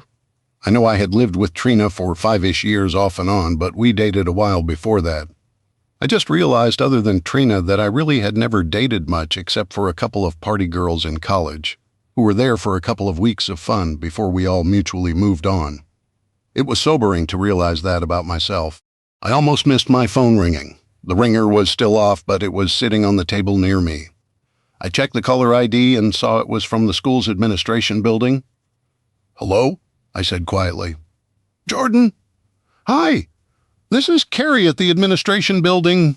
I'm sorry for what you went through. I'm calling to see if you're okay because the TV said you had sort of quit answering calls and hadn't been home." "I'm okay." The night Trina came after me, I spent time at the hospital, but I packed my stuff up the next day and came up north to my family's fishing camp to hang out and heal up. She let out a sigh of relief. "Were you injured badly?" "Not badly. She got me in the face with a lucky throw and broke my nose. Where she cut me was kind of the top back of my shoulder, but the cop was a lot worse off. It went from his temple to the back of his head." She was quiet. "I'm sorry to hear that, and I pray that everyone who was hurt recovers fully. I hate to be indelicate, but I can't go back to work if she's employed there. Has the school made any decision in that direction, one way or another? I don't speak for the entire board or the administrator, but I think some are going to say it depends on whether or not she's convicted. I was told that Kim, the lady officer, caught the whole knife attack on her body cam. I don't know. I just know the officers who arrested her wrote it up as assault, battery, assault with a deadly weapon, and a couple of attempted murder charges. Obviously, some of these charges are doubled and include of a police officer." "I know, but you know how politics works here." "I do," I said, sighing. "I just thought I'd let you know ahead of the school year, although I doubt she's going to get bail. That would really be the better determining factor. If she's remanded, then she won't be available to teach. Either way, I came in here today to call and check in on you, since nobody could get a hold of you. I told them that you're probably screening your calls because of all the media attention. That, and Trina's family keeps calling, making threats and demands. I don't want to cut them off entirely, because she's got all her stuff at the apartment, and I doubt I'll ever be going back there myself. I'm sorry, I wish we could do more. If we need to contact you, what's the best way? Text me with your name and I'll save it on my phone. That way you don't have to run to the office if you need to get a hold of me." "I'll do that, Jordan, but we're already working and getting ready for the next year." I sighed, but I totally understood that. I should have been getting ready and prepping supplies. But what I taught did not change most years, and I had all my notes and worksheets prepared for the kids. Most of the supplies I would need can be ordered online. I would go in a week early to make sure my classroom was ready, and that nothing changed in the math games I used to distract them when they got too restless before lunchtime. "Thank you for calling, Carrie. It means a lot to me that you guys were reaching out," I said, wondering how many of the faculty was going to believe the crap spewed out of Trina's parents' mouths. "Not a problem, and if you need anything, give me a call at the number I just texted you from. To save confusion, I'll just have everyone pass the word along through me, so you don't get 11 billion million phone calls and texts." "I appreciate that. Thanks, Carrie." We said goodbye, and I switched over and saw that her text had come in. After all, I went ahead and saved her cell phone number. If I needed to reach them, I would call her office first and her cell next. But I had promised to show the new kid around town. I turned my ringer on and went through the notifications, clearing out 90% of them. I paused at one I did not recognize, but then saw the same number that had called me late yesterday and texted me this morning. "Bail hearing is today at 9 a.m. Want me or Billy to give you a call when we know if she gets bail?" I texted her back that, "Yes, please give me a text or call." When I was done with that, I saved her phone number. For getting away from it all to sort my thoughts out and decompress. This had been a stressful week so far, with the exception of last night. My phone buzzed. I almost rolled my eyes, but looked anyway. It wasn't Kim, it was Penny. Actually, she had inputted it as Penelope Corton, a.k.a. No Takid. "Hey, I woke up early and have already eaten breakfast. I know we said we were going to go later, but if you want to get an earlier start, I'm okay with that too. Kind of hard to sleep in a new place." "Hey, No Takid, I was wondering the same thing. I'm going to let the doggo go out, and then I can crate her whenever you're ready." "I'm ready when you are. See you soon." I originally wanted to go at 11 to see what the fishing was like. After a big storm, you would often find fish hitting the top of the water, eating all the bugs that got knocked in. It was perfect fly fishing weather. Part of me still wanted to do that, but knowing the call about Trina would be coming in an hour or two, I knew I would enjoy none of it until I knew how things played out one way or another. "Shyla, girl, let's go outside and go potty." Shyla took that as an invitation to run up and chew on my feet. I played with her for a minute and then took her out. She walked around sniffing for a bit, then found her spot. When she was done, I let her back inside with me. It took me a couple of minutes to figure out how to put her crate together, but it was pretty easy after all. The book said having something with my smell on it would help them learn to be in the crate without a ton of stress or something. I was half awake when I read it. I decided to give her an old shirt, a chunk of knotted rope for a toy, and the fuzzy rug I bought for her to lie on. I put everything in there. It was funny, but she went in on her own and flopped down to start chewing on the rope toy. I closed the cage door and waited. She didn't seem weird about it. I walked out of the room and she was fine. As long as I was not gone too long, she might just nap when she wore herself out. She seemed to have insane energy, but in shorter bursts. She would eat a ton of food too, but she was still just a baby. I would take her out to the bathroom and she usually played until she crashed. I was hoping she was going to crash. I grabbed my keys and headed out of the cabin. I locked the door behind me and got in the truck. I fired it up and hesitated.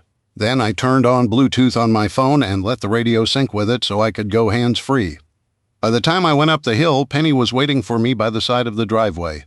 I hit the unlock button and waited for her to climb in. She was a morning person by the look of it, already bright-eyed. "I figured for sure you'd be fishing after that big storm last night. I thought I was going to, but I found out Trina's bail hearing is at 9, I told her. "Don't you need to be there for that?" Penny asked. "Probably should, but the cops said I didn't have to. They have enough that they won't even need me to testify. I'm hoping after today that stays true. That's good." "So, where's our first stop?" The Secretary of State's office. "It's half an hour southeast of here. There's also a spot to get your fishing license." And that was how the morning went. I walked her through the steps. Since she had not been a resident long enough, they did not do a new license, but she got proof she needed to get a residence rate on the fishing license. Then we went and took care of that. 9 and even 10 in the morning came and went in a hurry. I was headed back into town when my phone rang with a phone number I would answer. "Hello, Mr. Daniels. This is Officer Marsh." Do you have a moment to speak? I do, ma'am, I said, realizing she probably had a room full of people around her and needed to keep things professional. We're calling to tell you that your ex-girlfriend, one Trina Ortega, was denied bail because of the seriousness of the charges. She'll be held at the county jail until the trial is held. The judge set the date for 3 months from now. I felt relief at that. That's good news. Thank you for letting me know. Unfortunately, that's not my only news. Have you watched the news this morning? Kim asked. No, ma'am. Is everything and everyone okay? Yes, but we had a large protest presence outside the courthouse. When they learned that Trina wasn't going to get bail, someone shouted they were aware of where you'd gone. It was a journalist from a smaller network in the Flint area. We believe he shared the address and location with the protesters, so you may have some coming that way right now. Trina's parents already knew where my cabin was. If they had been part of organizing the protest, they could have already given that information out. I sighed. I'll be careful. I'm not sure if you've heard or not, but an angry neighbor tried swatting me the day I left town for my cabin. It's not related to Trina, but a sheriff's deputy was hurt in a vehicular accident. They had also said somebody had called them from the press, so I'm not too horribly surprised by all of this. The reason I'm telling you this is that I'll probably stay up here unless you or the prosecution needs me to come back. Do you know if they do? Not at this time. The DA released a statement that this was a pretty open and shut case. The body cam footage my camera captured was enough for all of the charges. The only one we didn't have was for the broken nose. I know it was treated at the same time Officer Wade was being seen too, but a picture would go a long way. I have a new friend that I think can take a picture for you, but is more better. I can show you the stitches and all the bruises. Bruises? She asked, beyond the black eyes. Yes, ma'am, she was chucking things at me before she found my knife, and I look like a black and blue checkerboard right now. Yeah, those will help. I might need you to sign a statement to get them into evidence, but that's about it. Her trial won't be until the middle of October, so... I have time, I told her. Yep. Okay, Mr. Daniels. Feel free to reach out to me at this number if you need to contact me directly about your case. Okay? Yes, Officer Marsh, thank you. And please thank Officer Wade for all the help that night. That's what we're here for. You take care. Bye. Bye, I said, then hit end on the phone. Is that good news? Penny asked. It is, I told her. Good, let's head back and get that chain across the driveway. Don't you want to see the town and where to go for stuff? I saw the bar, the diner, a small general store that sells a little bit of everything and has a pizza oven, the hardware, the post office, and the 36 houses in town. Oh, and the local farm store where you can buy everything from goat feed to salt blocks for deer. Okay, well, you've seen most of it then, I said with a laugh. I was going to see if the lunch menu at the bar was still decent, but I don't mind skipping it. How about this? Let's go get that chain up. We will take your pictures and then do some fishing. I like your idea. I agree. Besides, I bet Shyla's up from her nap by now. She just shook her head. That poor girl has you wrapped around her finger. Speaking of girls, have you heard from Jennifer? Nope. I think she works afternoons. I'll let her know what Officer Marsh said, though. What was up with her being so formal? That was the most official, professional speak ever, Penny told me. Yeah, it was Kim Marsh and Billy Wade, the officers who responded who got me Shyla. I'm guessing they were around a ton of people or were worried that somebody was recording them. Oh, that makes a lot of sense, actually. Okay, let's go fishing. We did after I put the chain and no trespassing back up with new locks on it. Then we headed to my cabin. She did not have fishing gear or care to go digging through her grandpa's garage when I had rigs ready to go as soon as she picked her colors. Shyla's black fur was a nasty mess by the time we got to the water. The wet grass from earlier had mostly dried, but she kept finding things to roll in and was currently attacking a sapling that had sprouted this spring near where we were sitting on the water's edge. I know most people think of fishing as a highly intense sport, but when you have a nice bend in the water here like you do, and a good bank that lets you sit and cast, it's relaxing, Penny said after we'd both landed some brookies. I was thinking about getting my smoker out, but honestly, unless I caught something bigger, I would not bother. The limits were 2 fish a day for this river, and I think all trout were open all year for this river as well. I know panfish and perch were... I really love it here. When the world would inevitably be too loud and I needed a quiet place to reflect and recover. This is my favorite spot. Thanks for letting me share it with you. I know this has to be weird. I chuckled, making Shyla let go of the miniature tree she was trying to uproot and start sniffing all around me. It is a little bit, but I had a realization or an epiphany last night. Almost my entire adult life has been in one toxic relationship. If you think Jennifer was making eyes at me, I still think you're goofy, but I would be blind to it, you know? Hence why you called yourself socially awkward. Yup, I told her, setting the hook and standing up.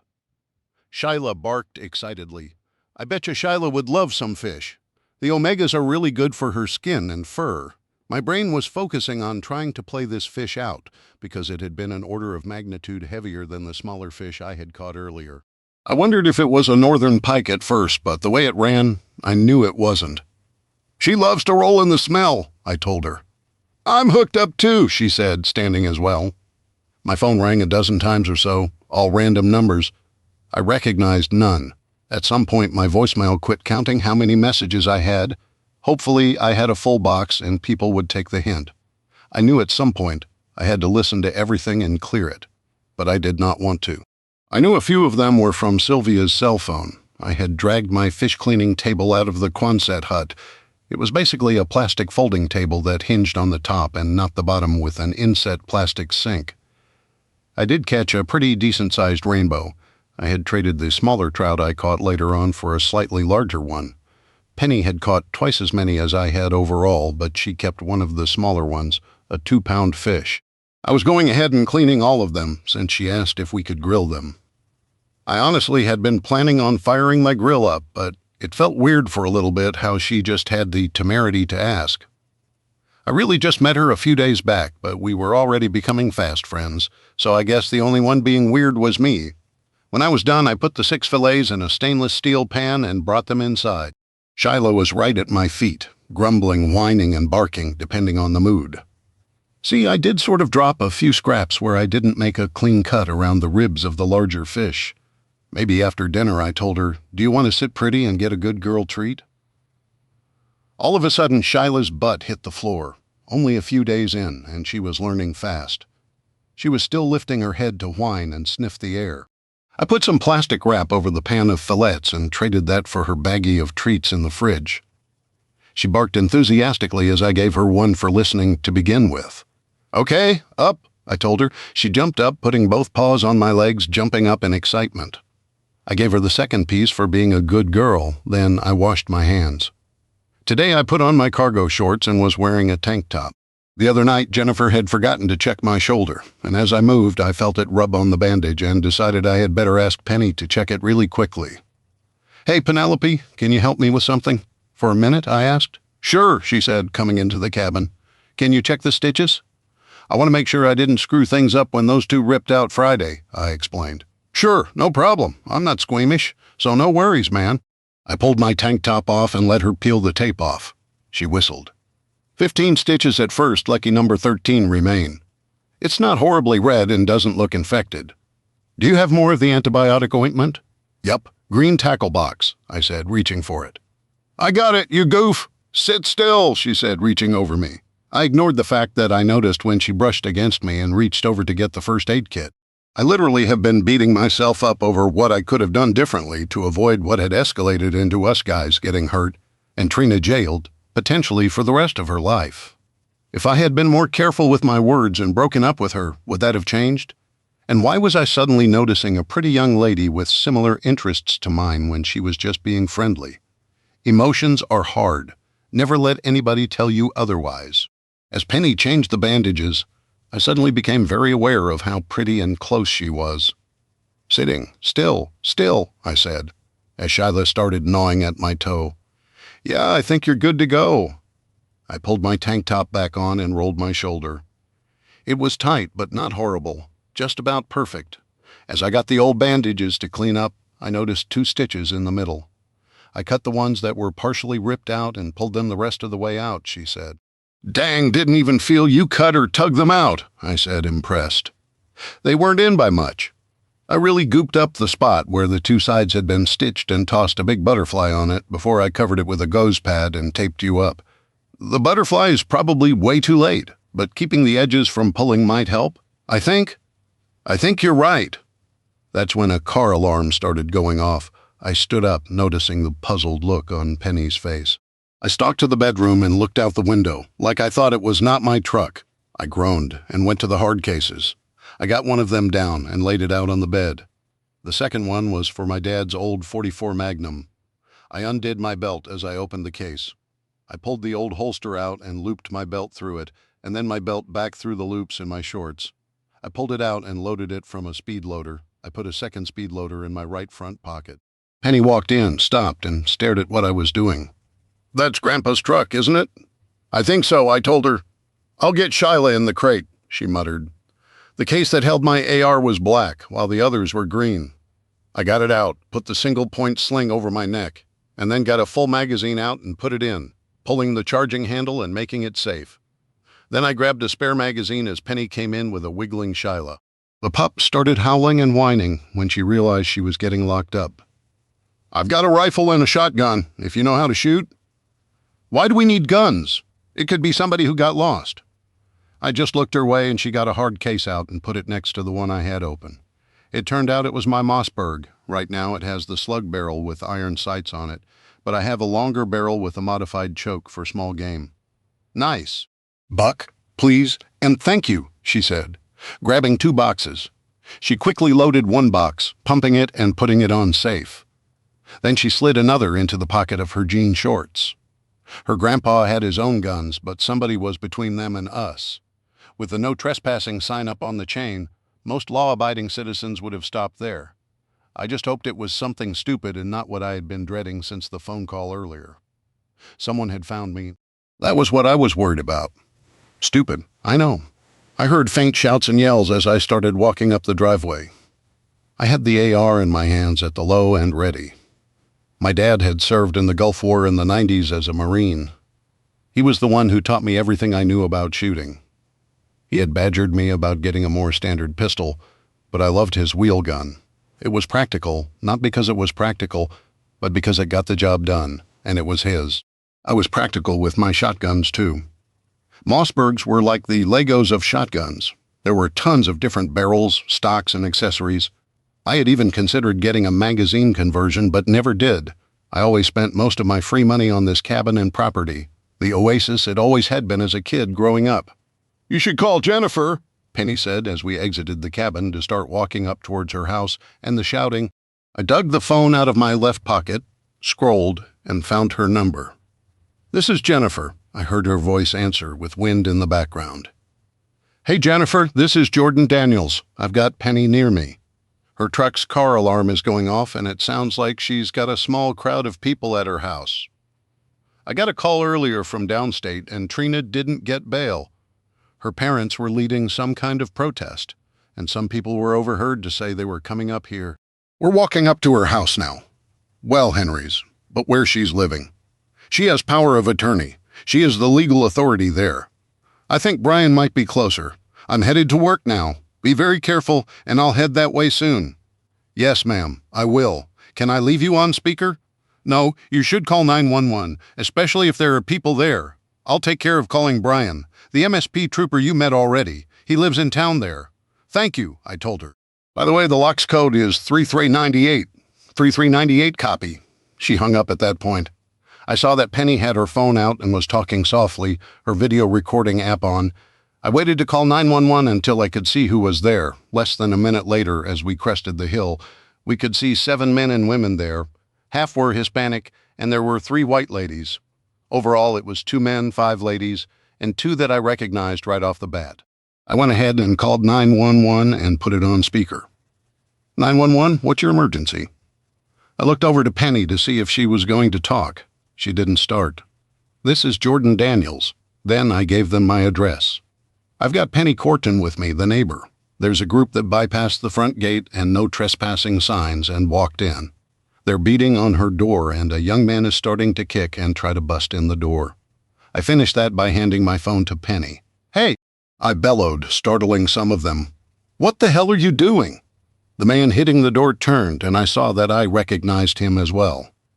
Herman and Raul were the men, and Sylvia was one of the ladies. I did not know the other Latina lady, nor the white ladies. As soon as I was in sight, though, Raoul turned and started running blindly my way. "Don't do this!" I screamed. He tried to tackle me, but I stepped backward, kicking the side of his knee while he went past. He tumbled and went down hard on his shoulder. His parents were running my way, as were the others.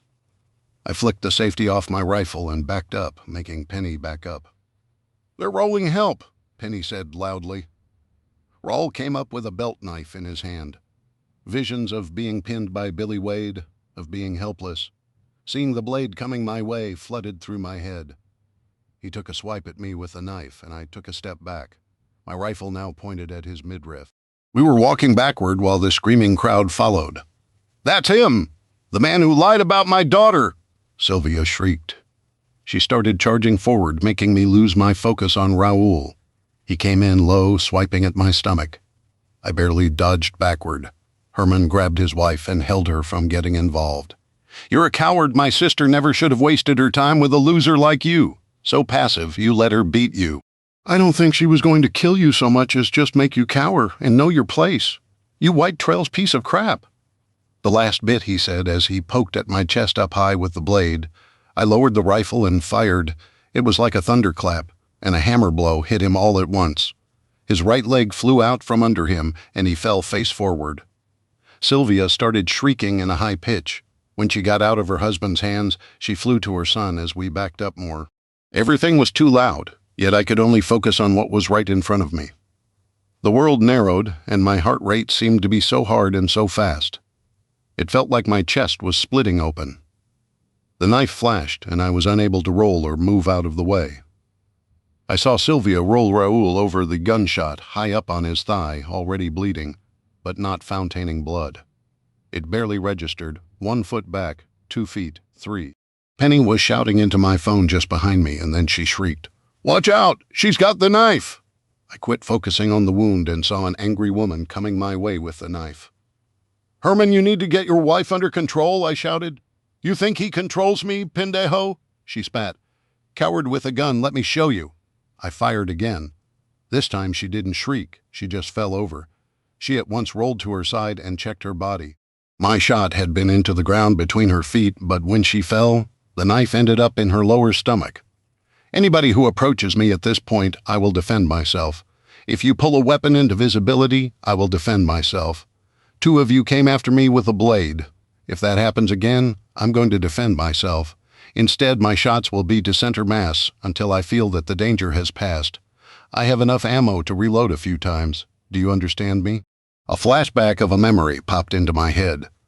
Officer Kim's face with that expression of horror when she realized I had not been hurting Trina, the flash of the knife coming up high. I took a deep breath and put the rifle on safe. One more deep breath. Penny nudged me, so I held the AR in one hand and took the phone. "Mr. Daniels, we have a state police officer at your chain. 3398 is the lock's code. 2 people are going to need urgent medical care." Sylvia Ortega fell on a knife. She was waving my way. Her son is shot high up in the thigh, but it's not gushing blood like hitting the femoral. "I understand. Can you 2 retreat to a safe place?" I looked around. I was in the middle of the driveway between 2 groups. I can either keep them in sight or retreat to my cabin, where I can't. I'd rather see them than not at this point. Sheriff's Deputy May said she's responding, as well as more units. "We have an ambulance, but it's maybe 20 minutes out. Can you help with medical attention until then?" "I can, but if anybody else rushes me with a weapon in hand, it might be pointless to run the sirens, you know." "I understand the woman has a knife in her lower abdomen." "Yes. When she swiped at me, I put a round in the driveway at her feet. She jumped backwards and it's—" "Don't pull that knife out!" I screamed as Herman did. "Oh no, he pulled the knife out!" I stopped listening to the 911 operator and turned to Penny, saying, "I might need my first aid kit." Raoul was crawling to his mom while Herman was screaming. I let my rifle hang by the sling and changed hands, putting the phone in my right pocket. I kept the part I talked into propped up, setting the phone on my speed loader so it stuck out of my pocket. "Herman, use your shirt and put pressure on it. Raoul, take your belt off, put it above the gunshot, and pull it tight." I was walking forward at that point, focusing on the Ortegas. The entire world narrowed and went dark around the edges. The 911 operator and the screaming of the protesters seemed to fade out.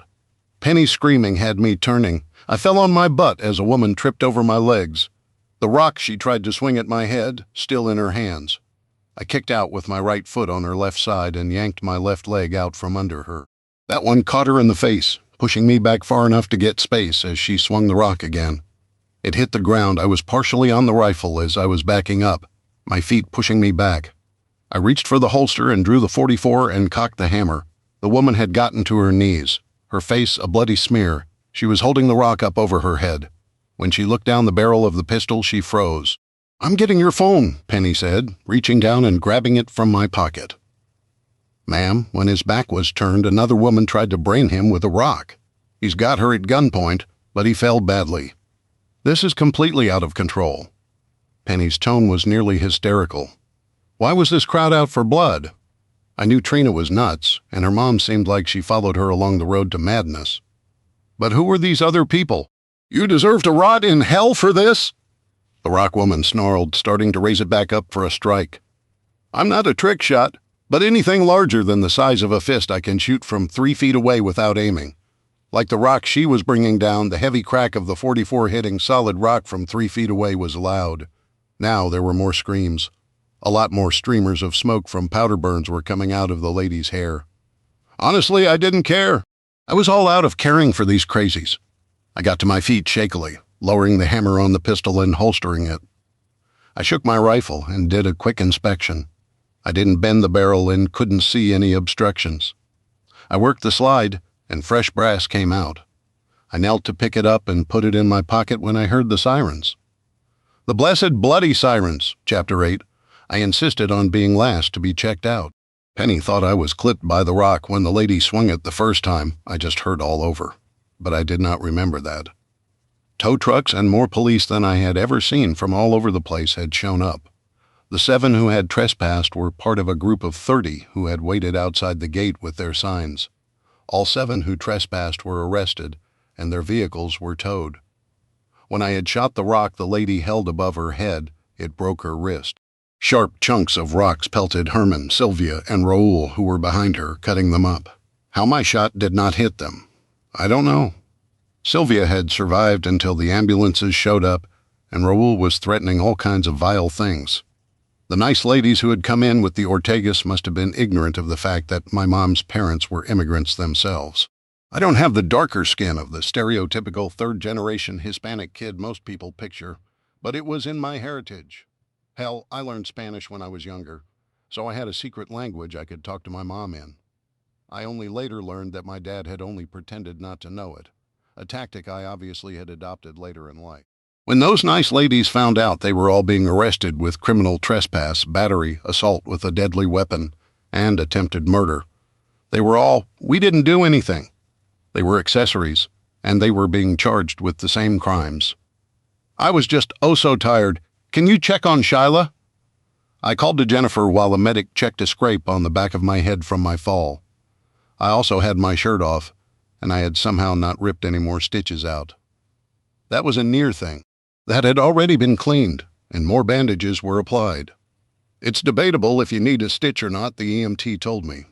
"Just at the hairline, I'll probably just glue it," I told her. She grinned. "Okay, tough guy." "Ma'am, I'm no tough guy. You're seeing me on the second worst day of my life. The way you're already beat up, I'm guessing it happened recently?" "Yeah, last week Thursday. My ex tried knifing me.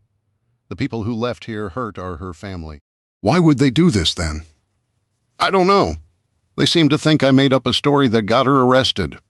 It wasn't just me. There was an officer who got cut by her too. They got it all on the body cams, so bail was denied. I worry because I legit know she's got some serious mental health issues. She might get off that way, I don't know. After today, I'm sure her entire family is going to want to stay away from you." "See, there's your daddy," Jennifer said, putting Shyla down. She found her spot. When she was done, she started barking and ran my way. Penny scooped her up, held her just under her chin in a hug, and put her on the back of the ambulance next to me. Shyla started licking me all over. "I'm okay, baby girl. Sorry you had to wait so long," I told her. "How old is she?" the EMT asked. 9.5 weeks, I told them. They oohed and awed over her until they were all ready to go. Penny's video and the 911 call syncing up gave a very realistic, real-time perspective and evidence of everything. I didn't want to watch it, but I did when Brian and Jennifer wanted to see it. The 911 operator had radioed them that she'd also recorded the whole thing, which seemed a given, but everyone was emotional. And this was the second time in a week I had been in a life-and-death situation. "What now?" I asked. "Well, you're not being charged at this time. Sheriff Masterson has already reviewed the 911 tape and Penny's recording of what went down. This should not have happened." "I'm sorry it did. I'm not a paranoid person, but if I were, I never would have expected this outcome." "Did we figure out who the added ladies were?"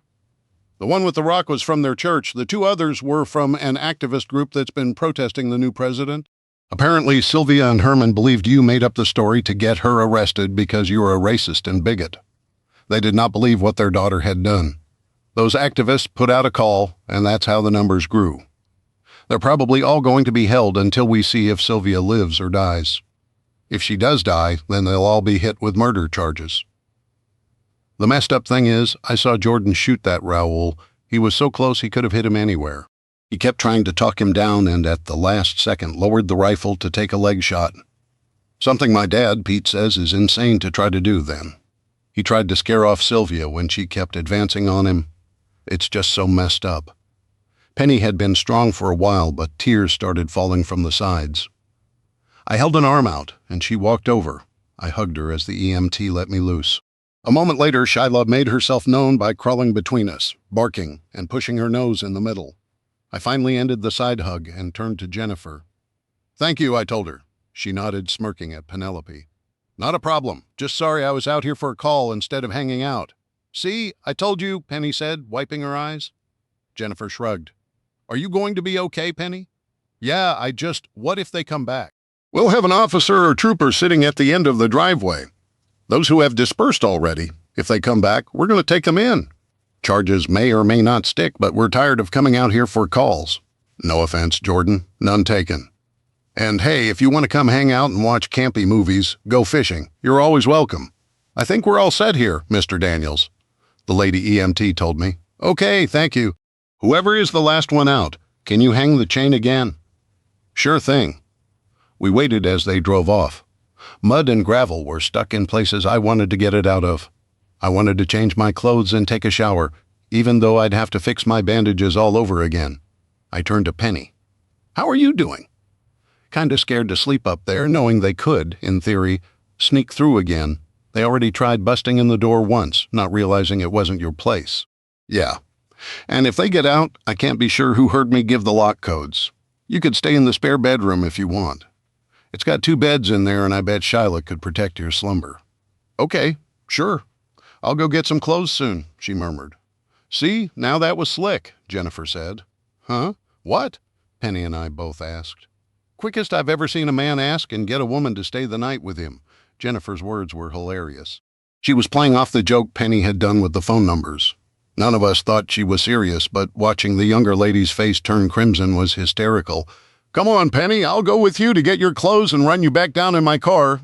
I think both of you should park your vehicles inside the garages from now on, just in case." "Okay, sure," Penny said. "Not a problem," I told her. "Come on, Shyla, let's go for a quick ride." I pulled the truck in while the ladies ran up the hill. I decided if I was securing things, I would make sure everything else was locked up as well.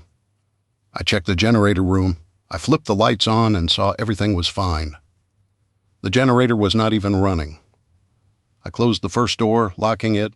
I closed the second door and locked it as well. Was anything else in here worth locking up? The Honda or the mowers, I just pulled those keys and put them in the top drawer of my rolling toolbox. Lastly, I pulled the door down, putting my heavy lock on it. I was walking back and saw Shyla playing in the light under the porch, trying to smack a stick with a paw, while chewing on it at the same time. What a goof! I would have been half tempted to get one of my hammocks out and string it up in the overhang to sleep tonight. If I got the angle right, I could leave the door open and watch TV through the screen, but I sighed. I wasn't going to do that, and I had Shyla to think about, unless she really was fine going to her crate. I didn't know. I decided to change. I grabbed clothes from my room and then headed to the bathroom. I suddenly had to pee, and when I was done, I stripped.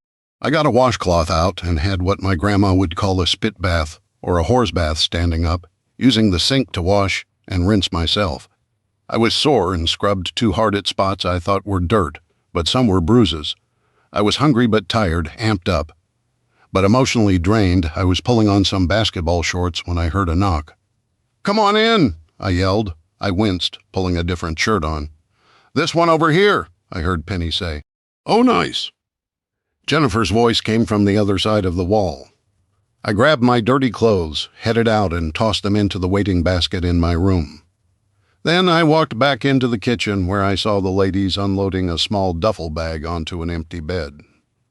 "Let me get something for you two," I said, going to the closet. A water heater was on the far right, but to the left of that, when you slid the doors open, there was a washer-dryer combo stacked up. Above that was shelving. "It was there that I got 2 flat Rubbermaid totes and carried them down," I told them. "I have sheets in this one and some light blankets in this one. And he makes the bed for you, too? I must declare, Miss Penelope, you do move fast." "It's not like that," Penny said while I tried and failed not to laugh. "No, but oftentimes laughter in a situation like this helps keep you from spiraling down a black hole. I have to go and file the rest of my reports. Are you two going to be fine?" "I am," Penny said. "I'm good. Just check on the chain for me, please." "I'll do that. You two be good. Don't stay up all night." That last bit was said with a smirk directed toward Penny. "I think you're projecting, sweetie," Penny shot back. This time it was Jennifer who laughed. "You two are both trouble," I said, making both beds and then getting the blankets out. "Oh, and there are some pillows in a tote under the bed. They were cleaned, then sealed and stored in a tote." "I only need one bed, sheesh, Dad," Penny snarked. "And I'm not going to take advantage of that opening. You two have a good night and call me if something comes up." "Never mind," Jennifer said before walking out. Shyla came sniffing in, her tail wagging. I picked her up and put her on the bed with Penny. "You hungry?" I called as I headed to the kitchen. "I don't feel hungry, but my stomach is rumbling." "Good. I'm going to fry up those fillets. We have some chili left, or I can make some rice and veggies to go with it." "Rice and veggies," I heard Penny call. The door closed behind me. I removed the pan with the fish and placed it on the counter by the stove. Next, I removed the supplies from the wire shelving and set out a pot to boil water. I had regular rice and a couple of boxes of minute rice. I started cooking when I heard murmurs behind me. If I had to guess, Penny was calling her family in case they heard or saw anything on the news about what happened. I felt like the unluckiest I'll be alive at this point, and in all 3 incidents, people got hurt. And except Jennifer's accident, it was all related to my crazy ex. It was like a post-apocalyptic book about a crazy woman. There was no way in hell an author would be crazy enough to write that garbage and expect it to sell, right? At some point, a judgment call had been made to leave me my guns instead of taking them into evidence. And instead of locking them back up, I had put my AR by the door and the reloaded revolver on the dresser in the bedroom. Shyla barked from the other room.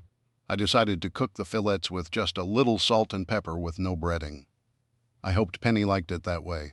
While I worked, I heard the murmuring go quiet.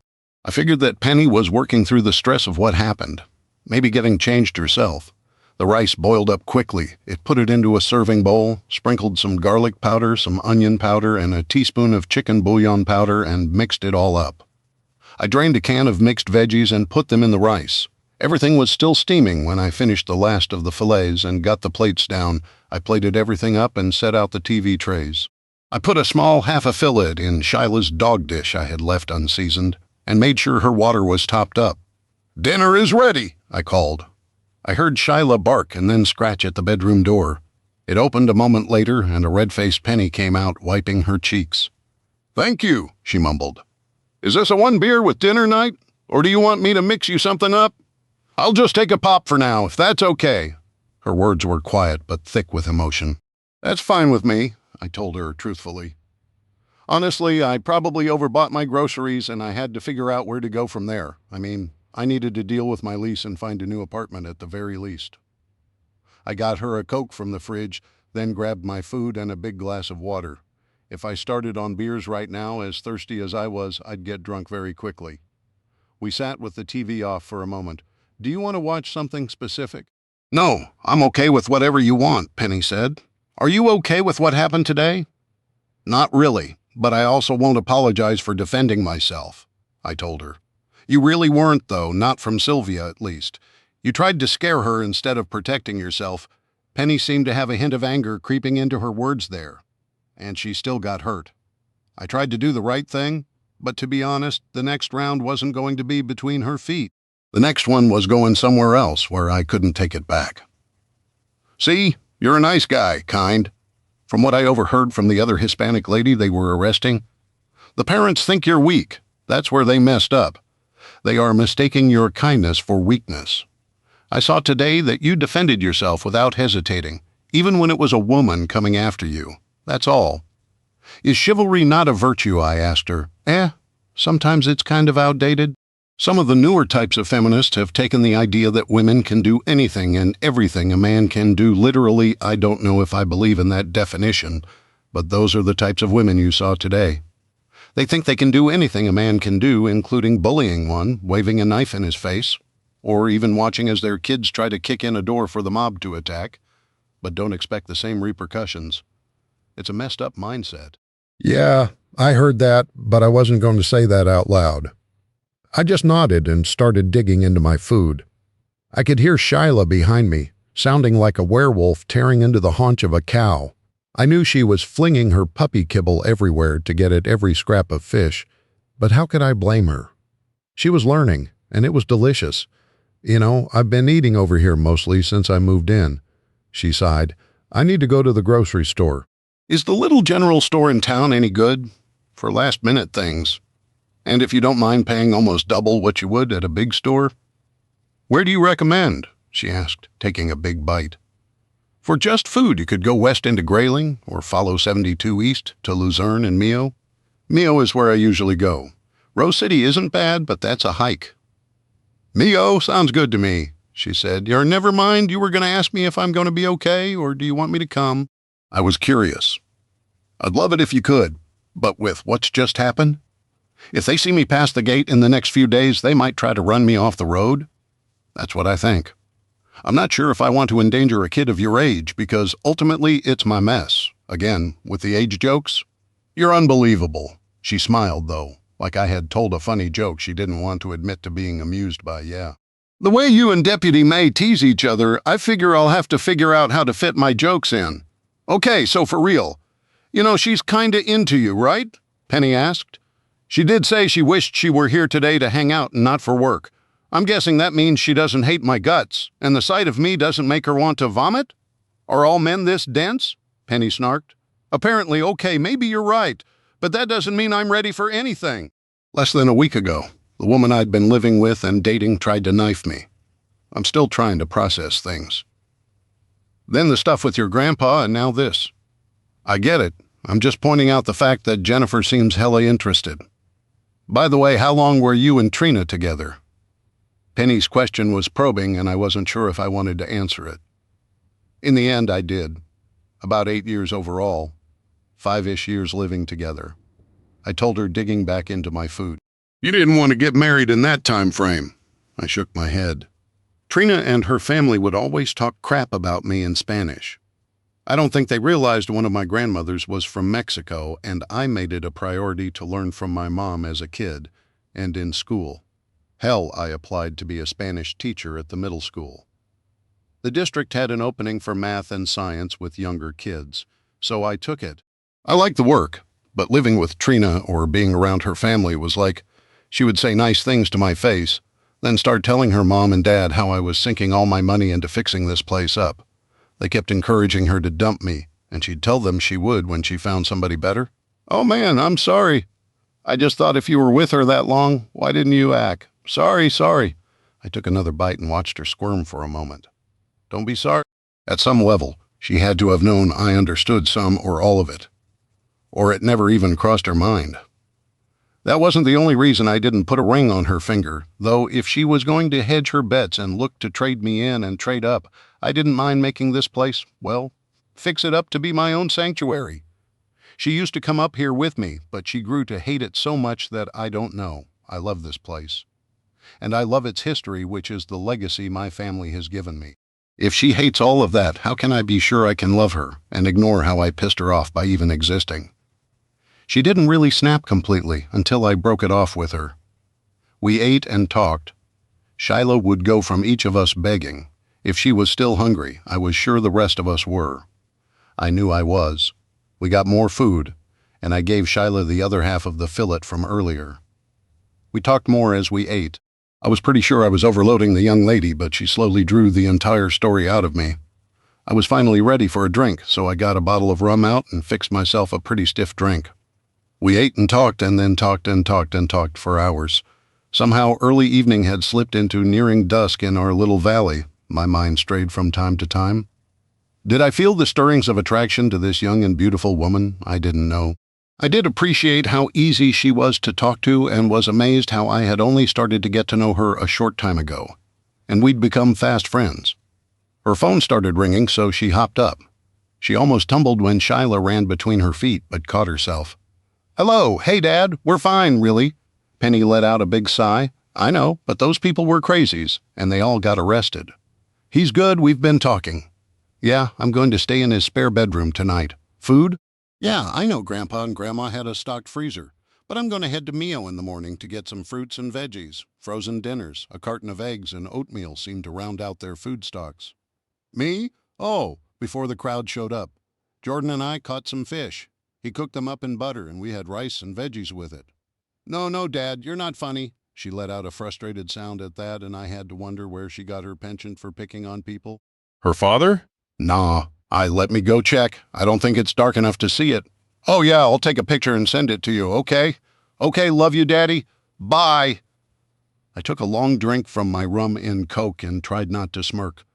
But I totally smirked. I always wondered where you got the drive to poke fun at people. I think I understand now. She rolled her eyes. "Apparently my mom and Grandma teased my dad that now that you're single, they should set us up together since we both love the water and fishing so much." I grinned. "Oh, yeah. Yep. When I told him I was going to crash in your spare bedroom, he was all like, 'Oh, you moved faster than we thought you would,'" she said, using her fingers for air quotes. "You should text him back that they're all invited to the wedding this fall. You've got jokes now? Really?" Penny called out as I walked outside. The sky was a funny color. It almost made me think how hazy the air was during the big Canadian wildfires a couple of years back. It wasn't that intense, and I could not smell anything fire-like, but... "Hey, my dad said we're supposed to be able to see the northern lights tonight. Is that what you're staring at?" Penny interrupted my thought with her question. "Sort of. The sky just seems hazy. Maybe I'm crazy, though. This time of year, storms and light reflecting off the water make for some pretty nights. Especially if we can see the northern lights. Want to watch some TV until it gets darker?" "If you can make me one of those, I'll even let you pick the show," Penny shot back. "This girl, now she wants me to play bartender and will let me pick the show at my place?" Oh, this lady was going to make things interesting for the next month-ish before I had to go back to work. "Sure," I said. "What?" Just like that. I just smirked. I know what I was supposed to say. "Not being predictable is fun," Shyla whined from the door. I needed to let her out one more time tonight. Chapter 9. The northern lights had been beautiful, with both of us taking tons of pictures on our phones. She ended up falling asleep on the couch with Shyla on her chest. I could have easily lifted the small lady, but I didn't want to overstep. Instead, I brought out a blanket and pillow. Shyla would only move for the blanket and then went right back to snuggling her. "Now I know how Martha felt when Giselle gave me love," I had muttered before heading to bed myself. Waking up, though, I found the couch empty, the bed made in the spare room, and the sound of her singing as the shower ran in the bathroom. I went to the kitchen and turned on the radio. I did the dishes while listening to the talk radio station. The cabin was located further down than most of the land around our small town. The river cut a channel between the hills, and I had a nice chunk of land, but not a lot of neighbors because of it. That also made getting radio and satellites to work sometimes funny business. There used to be a rock station I liked up here, but they changed it over to country. For some reason, something changed and I could no longer get that station in anymore. The topics they were going over were Israel's war, how Syria had fallen, and how our administration was going to stay strong. I listened to current events, but unless they affected me, I didn't really have any strong opinion on them. I was never one to subscribe to the idea that everyone but the USA was a bad guy, and we were always correct. The guy calling into the radio station had similar views. I listened and finished getting things in the drying rack, the cast iron rinsed and oiled for the next use, which I figured was breakfast. I got everything out, and the pan was heating by the time Penny finished in the bathroom. She must have packed her own towel, because it was wrapped around her head and was in a color I never would own if I had my say. She had already changed. "Sorry, you were out cold, so I hopped in." "No worries, you hungry?" I asked. "Nah, I was thinking now that the sun is coming out, I'll head back to the house and make a list of what I'm going to need before going to the store. I'll probably grab some oatmeal when I get my bathroom stuff packed." "Okay. Need a lift?" I asked her. "Nah, thanks for letting me steal your puppy last night." "No problem. Where did she go?" "Look by your feet," Penny said with a smile. Sure enough, even though she had a bowl of kibble, Shyla was lying next to her dish, her tail swishing back and forth as she watched me. She saw me noticing her and let out a playful bark. "You want some eggs, since my breakfast date is standing me up?" I asked her. She barked, then got to her feet, dancing around in a circle. "That's not fair," Penny said with a fake pout. "Need anything from the store?" "Naw, not really," I told her. "Okay, then I'll grab you a six-pack or something to pay you back for all the booze I've been mooching off you." I shrugged. "Okay, if you insist on going Dutch." This time she stopped and smirked. "I thought teasing me about my age was your thing, and my dad's type of teasing was the other. It is what it is. Last night, I got to thinking that you and Jennifer were right. With all the crazy, scary crap that happened, laughter, jokes, friendship, or good conversation can snap somebody out of a downward spiral feeling. Didn't quite get the laugh I thought I was going to, so I'll work on getting better material for next time." "You should," Penny said, heading into the bedroom. I talked to Shyla softly as I fried up some eggs and cheese. When I was done, I seasoned everything and made a big plate. I didn't trust the furry baby girl not to touch the hot pan, so I picked her dish up and put about an egg's worth in there on top of her food. It was still steaming, so I went ahead and started in on mine. She did not like that and whined. "It's too hot for you," I told her. That's when she must have thought my toes were a good substitute. I was about ready to hop up onto the counter when Penny came out of the bedroom with her bag. If she was fine walking up and did not want to ride, I was not going to press the issue. Besides, she would be back later on and maybe would stop down to visit again. If not, I really had to start calling around for a new apartment. "I'll see you sometime this afternoon," Penny said. "Mind if I come down and do some fishing?" "Not at all. I'm going to be calling around for a bit. Maybe put up some more no trespassing signs out front while you're gone." "Okay, thanks for letting me stay over, and don't forget to check the bandage on your shoulder." "Okay, I will, right after breakfast." After cleaning up and showering, I sat down at the table with my phone and my notebook. I called the apartment complex, and it was no surprise that they'd already heard about what had happened. They expressed their well wishes, and when I got to know what we were going to do, they got quiet. Their suggestion was to turn the keys over to Trina, but somebody was responsible for paying the rent until they could either lease it or somebody took over the lease from me. They had not heard that Trina's parents had tracked me down, were arrested, and were at the hospital. The leasing agent got really quiet again and told me how lucky I was. That was when I gave them the bad news about the damage to the carpets, and I said that I had done the best I could everywhere else. I was for sure going to lose my security deposit, but I promised them I would split the cost of replacing the carpet in the living room with them or Trina. They would call me back with some numbers after she talked to the owners. Next, I called around to some of the apartments I remembered in the area. I was not having any luck until I remembered some smaller ones in town by the railroad tracks while Googling on my phone. When I called them up, they had an opening in 2 weeks.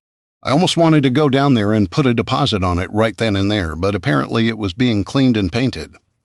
I made an appointment to sign papers for it sight unseen, 6 months for about $1,000 a month. Shyla, I forgot to ask them if you can come there. Ugh! Shyla was sitting at my feet, snoozing in a sunbeam. My words didn't even wake her up. I went back to Google again and found the listing and decided to look at reviews and pictures people had taken. It was definitely pet-friendly. That was a huge relief. I had been paying no attention to the time, but when my stomach rumbled, I realized I was hungry again. I checked and saw it was not quite noon, and I sort of didn't feel like cooking. I had been holed up here, and honestly, as ghastly as I looked, I kind of wanted a bar burger. The town was only a few miles away. I pocketed my phone and did the wallet and keys check. I went ahead and went to the bedroom and put the holster for the pistol on, and when that was good, I went to get Shyla's leash. That woke my baby girl up, and she came scampering my way. "Let's go get us a burger. If you're good, I'll have Cynthia make you a patty if she's there." Shyla danced around in a circle as I knelt to snap the leash to her harness. She followed me out where I went and locked up.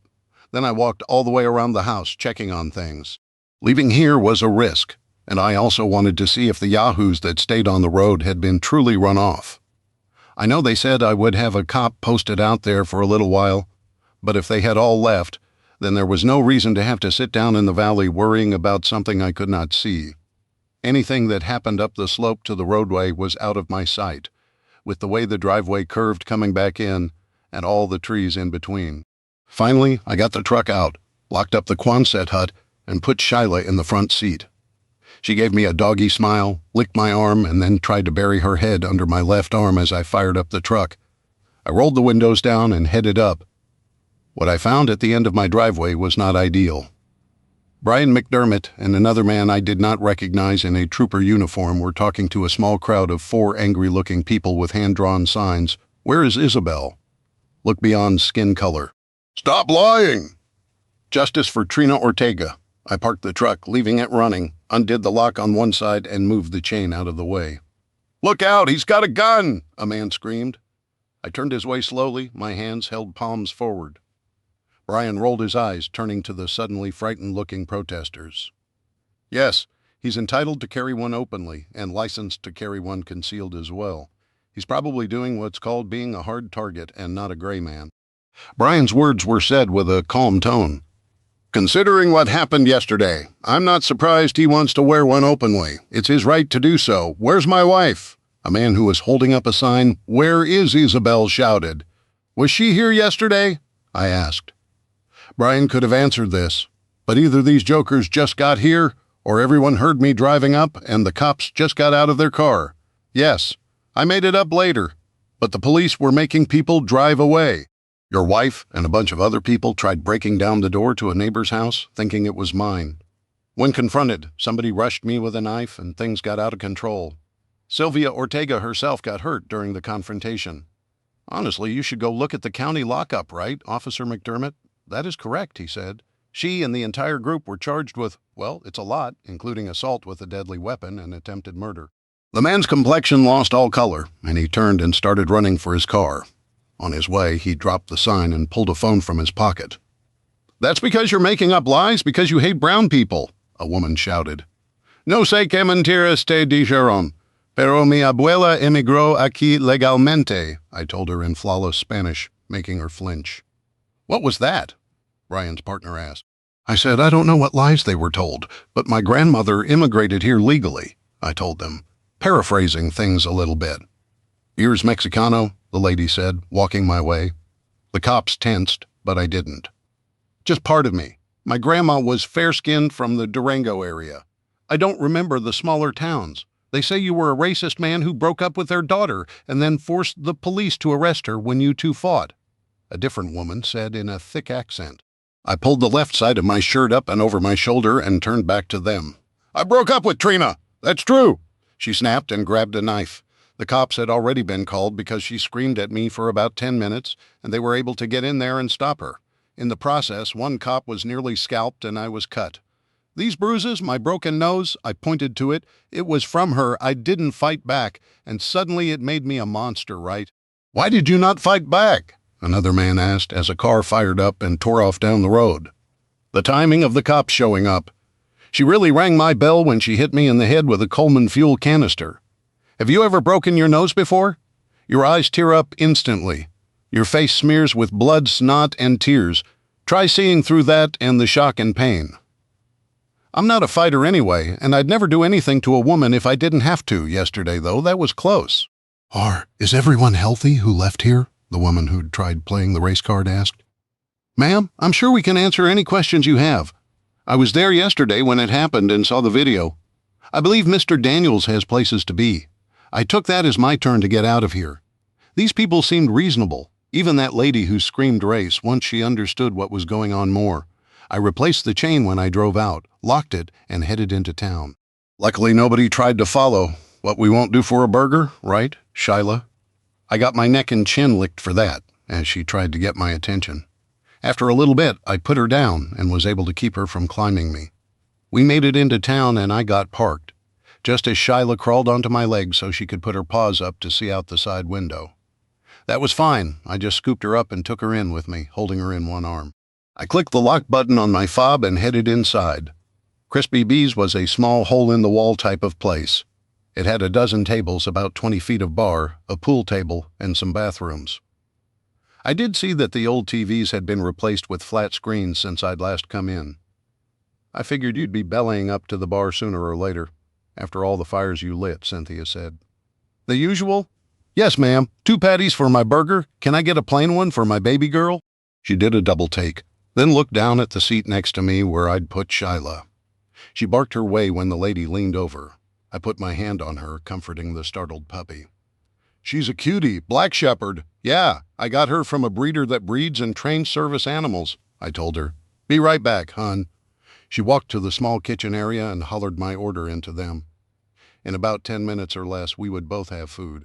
A golf game was on one TV over the bar, the other had the news. And finally, there was another one with the Weather Channel.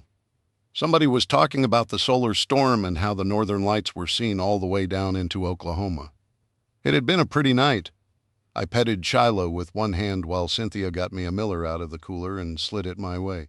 She started to say something, but I noticed the TV in the middle flash up an old picture of me, and then the Ortega family, one at a time.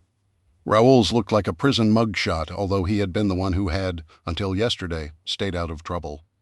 My picture was from the school's website. They had used a party or wedding reception for Trina's parents. I sighed. It was another story. Cynthia saw me staring and turned around to see what I was watching. She muted the golf game and turned the news up. It was another story. This time going over the trifecta of bad luck I was having. First, I was almost killed and beaten by my ex. Then an old feuding neighbor tried swatting me. Finally, the family and some protesters were hurt when things escalated. They were the ones who trespassed, tried to kick in Penny's door, and attacked me. Maybe I should tell my side and talk to some reporters. This reminded me that I needed to warn Penny about the group out front. They might not be hostile, but I had no idea if they had just gotten there. I shot her a quick text message just about the time my food was put in front of me. Man, that was fast, I told Cynthia. No, you zoned out watching yourself on the TV. Famous big man around town, huh?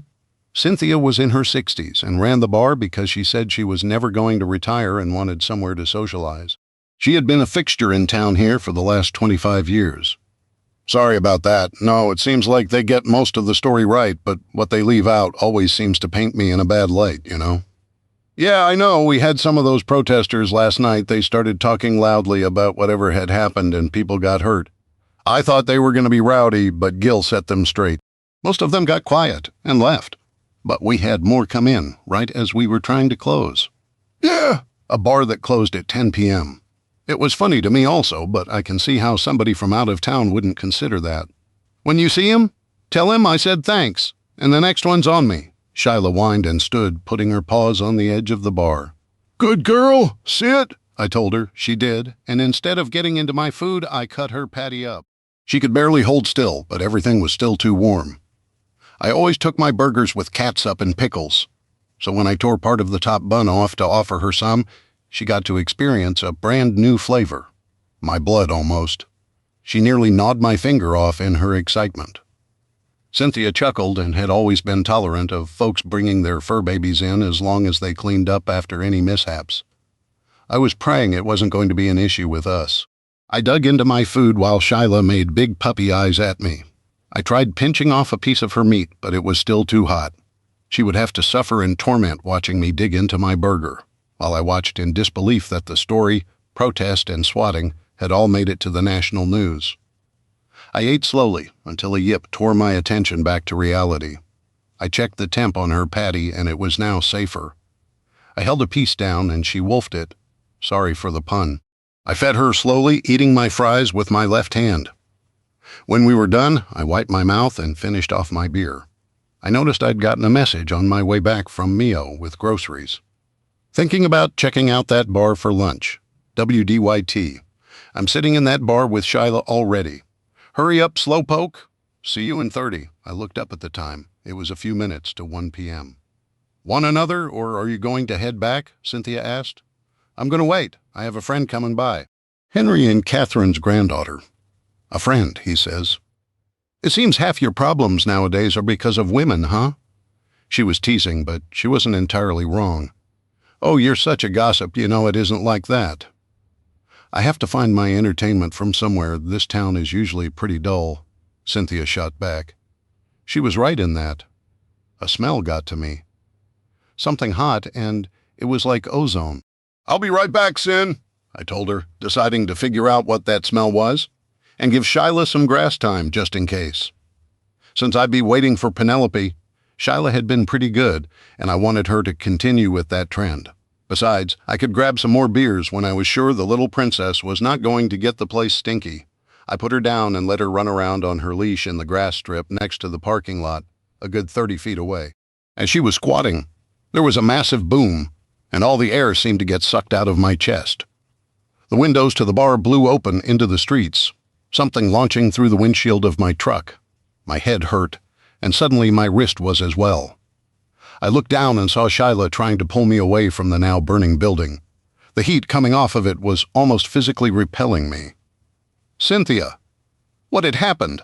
I fished my phone out, and it wouldn't unlock. I walked with Shyla, more like jogged across the street. I hit the power button, doing a hard power down. The problem was that when I tried turning it back on, it wouldn't. A couple of people came out to the small center of the village, the post office, the bar, the general store, and the farm store are the commercial and governmental buildings right here. I ran up to the postmaster and said, "My phone's not working. Cynthia and whoever's cooking are still in there." "Did you call?" "My phone's out too," the guy told me. "The landline and power went out. I think the transformer back there went up or something." Is there anything we can do?" I asked. "Let's go see if anyone else's cells are working," he told me. Even over here, the heat was almost unbearable. I winced as my front tires blew out. My paint was starting to char on the hood. I had parked right in front of the building. I could recover from this. I had friends I could call on. Why was I such an idiot, though? Cynthia and the rest were in there, and I was worrying about myself. I followed the postmaster in a daze. Had the transformer blown up, damaged their big propane tank? And that was what caused the big explosion? Or was there something inside that was making this fire burn like a forest fire? Big brain, use it. I turned and saw that the power pole behind the bar was smoking as well. Power and phone lines were out, and something caused the explosion. Did that pole run both the phone and power lines? Probably. Being so close to the fire, it was no wonder all the wires were on fire and starting to fall into the street. Luckily, the area where the flames fell was cement paved. It was like watching a rope soaked in kerosene get lit. I turned to see the postmaster talking animatedly with the owner of the general store, Mr. Davis, and he was shaking his head no about something. I turned to the farm store and saw their pole in the far corner having the same issue. They were sagging and smoking. The smell of the fire was horrible, and it smelled like food, like French fries. Did the kitchen have a malfunction? Was there a grease fire? Was there a grease pit? As a science teacher, I sadly knew little and realized I was panicking. I took a deep breath and bent down to pick up Shyla. "Are you okay, girl?" She put her head under my arm, her body trembling. I should have picked her up long ago. The pavement was hot, and more than just from the fire. I looked back, noting my car was now an inferno. Since it was diesel, I wasn't worried about the tank, but my truck was on fire, and people were dead. I said, "Are you okay?" Mr. Davis said, having gotten closer. "I think so. I was just in there talking with Cynthia. I smelled something outside, and I wanted to take my dog out. I was 2 minutes away from her. Hey, kid, this is a shock." "Is your phone working?" Davis asked. I held it out to them. They tried messing with it before handing it back to me. "Did Ralph have power?" "No, the phone isn't working. He's getting in his truck and taking off to go get help." We heard his old truck fire up, and a moment later the world's oldest Chevy, more baling wire and rust than anything else, left in a blue cloud. "What now?" I asked them. Darn, that's your truck there in the lot, isn't it?" the postmaster asked. "Yeah, but I don't live far. I mean, what can we do to help?" The entire building was engulfed now. Choking clouds of smoke billowed up high into the air. I looked following that, and noticed more smoke in the air than I had expected to the east and west of us. There was a burn ban in place. What was going on? Think.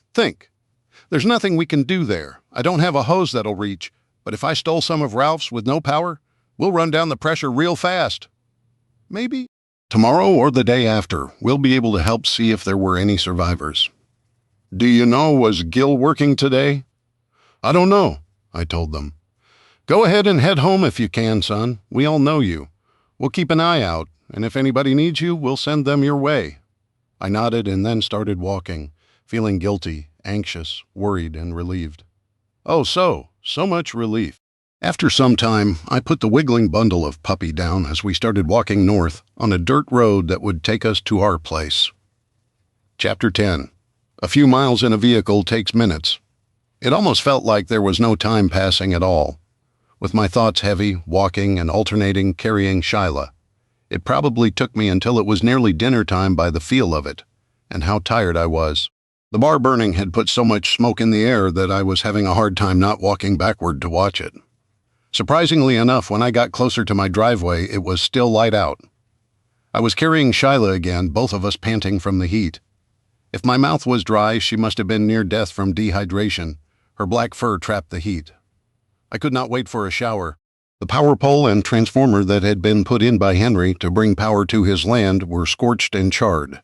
The ground underneath it had been burned to the soil. Somebody had gone through a lot of trouble to put it out, judging by the footprints and how the tall grass and leaves had been kicked back to keep the fire from spreading. My nerves went through the roof again as I approached the trooper's car. They must have seen the smoke. Why had somebody not already called the fire department for the bar? I heard no sirens. In fact, the world had gone eerily quiet. I walked down the hill and the long driveway, Shyla heavy in my arms. There had been no sign of the cops, but the protesters had also left since their cars were gone. With the pole out, Penny would be without power at their place. Crud. She had not made it back yet. Had she seen what was going on and gone for help? I made it to my front door and unlocked it. When it was open, I put Shyla down. She shot forward, probably going for her water dish. I wanted a beer. Luckily, I had not been on the grid, so I should be fine. I could help Penny when she got back. I got a beer out of the fridge and cracked it. That was when I realized the light hadn't come on when I opened the door. I took a long swallow, then walked to the TV and tried to turn it on. Nothing. The remote didn't even shoot out the red light like it normally would. Darn batteries. Did nothing work right? I'd like to know what's going on. My radio, I ran over and turned the knob. I'd gotten it at Radio Shack a few years back. It was the kind that took a couple of D batteries that lasted forever. I turned the dial and nothing. My bad feeling turned to dread. Walking into my bedroom, I checked the breakers. Everything had been tripped. I flipped everything back on. That ended up doing nothing at all. Groaning, I downed my beer entirely and sat at the table. That's when I looked lakeside and saw the uniformed troopers. One was lying on his back, his leg in the water. "Want to come with me, girl?" I asked. Shyla was so tired, she was lying in front of her water bowl. Too tired to move, heading outside. I called to them. "Hey guys, everything okay? Oh, you're home. Hey, Danny got burned when that transformer exploded." We tried to get the fire stamped out, but his trouser leg caught on fire. "I remembered you had that first aid kit. On my way," I called back, rushing into the cabin. I got it, and came back out as they were already walking my way. Danny, his partner, had his pants shredded on one leg, with ugly red blistering wounds on the front. "I winced in sympathy. Come on in here. I'll rinse it with clean water and we'll get some ointment and gauze on it." Danny looked to be half out of it, but followed us in. He went ahead and stripped his lower half to his boxers and got his leg in the shower. I turned it on and let it run for a little bit. When it was rinsed off, I turned to Brian. "How long did you two soak it?" I asked. "Good hour," Danny said through gritted teeth. "Okay, then this should be good. I don't know what to do with serious burns, but I don't think you're supposed to wrap them tightly." "I could put ointment on and use some gauze wrap and pads." "That's fine," Brian said, as Danny nodded. "Did your truck die on you?" Danny asked me suddenly, his eyes clearing quickly. "I don't know if you two heard on the radio, but the bar exploded. My truck was next to it. The guy from the farm store took off to get help. I ended up hoofing it back here. The car is dead. The electronics are dead. A cell phone is dead. My sister said you were a science guy. What does that make you think of? Wait, your sister, I asked, confused. This is Jennifer's little brother, Danny May. Brian's words came out in a chuckle. Oh, hey, nice to meet you. The only thing that makes sense is something I don't want to think about. An EMP. I bet the Russians finally got pissed off enough. Was there a mushroom cloud anywhere, even up in the sky? No, I said, but there were columns of smoke, just nothing the size of the bar. After that, Brian looked at me and said, Wait, you said the old man went for help? Was he driving? I nodded. There goes your theory. We probably just had something like, oh hell, the Northern Lights. Was it a solar storm? Brian asked. I don't know. Our radios are out too. Do you have anything like that? Like a ham radio? No. My dad had one, but I never got the license for it. Is it here? Does it work? No, sorry, I told Danny, who let out a sigh. I had to use almost an entire tube of the triple antibiotic ointment on his leg, avoiding the blisters as much as possible. Then I wrapped it loosely. Thankfully, the burn wasn't large and just looked painful. If it had been me, I would be into the pain pills or liquid courage. These two were tough. Neither hesitated to take some cold beers, though I noticed my fridge light didn't come on again. It's like in the books, Danny was explaining. Whatever it was knocked out electrical things. The power lines were melting right before the explosion. Wait, that's like a Carrington event, I told him, remembering that for sure. You're right, so maybe we're not being invaded, he let out a big sigh. Thanks for the help, but any chance you have a bike or something we could ride out of here on? I've got 2 in the hut, but I'm going to need them back. With my truck burnt up, I'm without any sort of transportation, unless I take a kayak to the bay or something. They both nodded. I live in town. I need to see if I can find somebody with a radio or an old vehicle that's running. If this is as bad as it is in the books and TV, we need to prepare. What do you suggest? Brian asked. It's like the worst case scenario, like our audiobooks, Danny told him, being obtuse. I got it, though, because as a prepper, some of the things that worried others might not have been a worry for me, or was he talking about societal collapse? Was this localized or worldwide? We had gone outside, and when I unlocked the roll-up door, they both whistled. Hey, does that thing work? Danny asked. It's pretty old, he was pointing at the spree. It hasn't run for 15 years or so. We never dragged it back downstate to get rid of it. Darn, do you know what's wrong with it? My dad said something in the motor was bound up. A ring? I don't know. This was a bit of a lie. Well, it was a lot of a lie. To give these guys bikes to borrow was one thing. To give away my dad's pride and joy that had not turned over since the year they died was too much. I had a few things left from my parents. Someday I wanted to fix this up for myself. Very selfish of me, I know. That's a shame. We'll be in touch. If this turns out to be bad, the whole community is going to need to pull together. They were looking around at the rest of the barn now. Danny's eyes stopped at the 4 pallets worth of buckets, stacked 3 high. Only a couple of them had gamma lids, but the rest had regular lids with silicone gaskets. Are the buckets for rodent protection? He asked, pointing. Yeah, everything that stays up here when I'm gone goes into a bucket or a tote they get into and ruin everything. Bedding, clothing, or any books. I usually have a ton of poison down in here and around the cabin. But being a new dog dad, I put that up for now. He nodded, not asking what was in them. For a guy like me, it was 5 years' worth of staples at least. You sure you're okay with riding on that leg? Brian asked, getting on his bike. Yeah, I'll be fine. I'll figure out a way to get your bike back to you. Hopefully this week, okay? Danny told me. I appreciate it. Do me a favor and keep an eye out for Penny. Brian knows her from the trouble we had. I will. You'd best lock up and keep your head down. One of us will be by with news when we know more. Danny finished, starting to ride out. Where was she going today? He asked. She was coming back from Mio. When the bar exploded, she was about half an hour out. He nodded, 15, 20 miles. The worst case is she has to walk it. I grimaced, nodding. I'll keep an eye out for her. If I see her around town, I'll send her back with a bike. Okay, appreciate you guys, I called as he rode off. I watched as the 2 of them dug in to ride up the hill. I still had questions, but the first thing I wanted to do was check the generator room. I unlocked everything and went in. The light in here was out. I went to the main panel and saw glows from the charge controllers and battery monitors. Wait, they were not burnt out.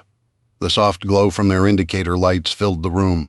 I reset all the breakers, and my jaw dropped when the generator fired up, lights flickering to life once I hit the switch. I quickly killed the light, pulling the door closed and locking both of them. Then, not knowing if whatever was going on was over or not, I locked up the entire Quonset hut. Not knowing if this was a boon or a curse when I went back in the cabin. Shyla was still out cold, but at some point she'd moved to a spot where she could watch the door next to my recliner. The TV, radio, and fridge were still out. I got my lantern out from the top shelf in my room and fired it up. It had finally started getting dark enough that it was hard to see manual ignition, I muttered, lying down in front of the fridge. I thought the dog was asleep, but I got a nose to the ear as I tried to go through the sequence of lighting the pilot light on the fridge. If this worked, I got a log lighter out of the junk drawer and got back down. A curious puppy followed me and decided to crawl up on my back as I lay back down. It took a little bit of reading, but I had to laugh at how easy it ended up being. Although the fridge was ancient, it had its own igniter. Gas was on pilot light mode held down, and I clicked the igniter button. From there, it was just like getting a water heater running. I adjusted the thermostat manually and closed it up. I would know in an hour if the old system still ran well. If Danny was right about this being a huge event, I needed to conserve my propane. I did not use it to heat up here unless it was an emergency. We had a ventless wall heater that could run it. I mostly used the wood stove. What we used the propane for, though, was the stove and the water heater. I was sad, but I walked to the spare room and turned the water heater off. The water was still going to work. All the wiring for that was underground, and I actually had that wired into the panel in the Quonset hut. I think it would still work. Time for the last hot shower for a while, girl. I left the lantern on the table in the other room, and the door cracked. Somewhere across the lake, somebody screamed. I didn't know what that meant, but I hoped they were not crying for help because I had already started the shower. How funny, I picked that sound up. It carried over water well, but my shower usually masked things like that and the fan and everything that wasn't working anymore. I stayed in the shower until the hot water was gone. I know I ran the tank empty, but I had to wonder, was Danny right? I'd read a lot of the same books as they had if his comments were any indication. I just needed to wait and get more information. And I should also double-check the electronics I brought with me from the apartment. Was it the fireproof and soundproofed room that saved my generator and electrical? Or was it how I'd gone overboard when I poured the cement slab? Knowing I would also be grounding the metal to the cement, which in turn was grounded. Or was it the line of sight, and the Quonset hut was just out of the effects enough? I would have to check and see if I was getting power in from the solar panels, though I was pretty sure those were toast. When I headed out of the bathroom, I killed the Coleman, sending the cabin into darkness. Whoever had been across the lake yelling was all done now. Part of me wanted to eat, but I was tired, and I had a headache. Instead, I got a glass of water and pondered my situation. The point of power is to run things. If everything were dead, why run the generator? Well, the well pump worked, but then I remembered I also had a TV and my laptop in the hut, on top of my workbench. I never unpacked any of that. I just took it so Trina or her family would not destroy it. There was so much to do, but I was pretty much without a way to communicate, and travel had been reduced to where I could walk or ride my bike unless I got the old spree running. I could technically figure that out, but had never done it because that was something small that I could keep and hold and cherish the memories. An engine fired up somewhere across the lake. It was rough, not idling smoothly. A light came on, and then the sound moved. I sat in the dark and waited, thinking. Simple. Older machines without circuit boards that were outside during the event should be fine. Go-karts, mini-bikes, old motorcycles, some mowers, and tractors. Hell, the truck I saw today ran as they went for help. Not everything was lost and broken. I walked to the door and felt a fuzzy bump thump into my leg and let out a bark. "You want to go out?" I asked Shyla. She barked. By habit, I hit the porch light and was shocked when it came on. I just stood there for a few seconds and then quickly turned it off. I flipped on the light inside the main room and it didn't light up. Shyla scratched at the door, so I opened it, letting her shoot out to find her spot. "Ah, I changed everything inside to LED, even the TV was low wattage," I said, grumbling. "The light on the porch isn't?" Shyla needed to do more than pee, apparently.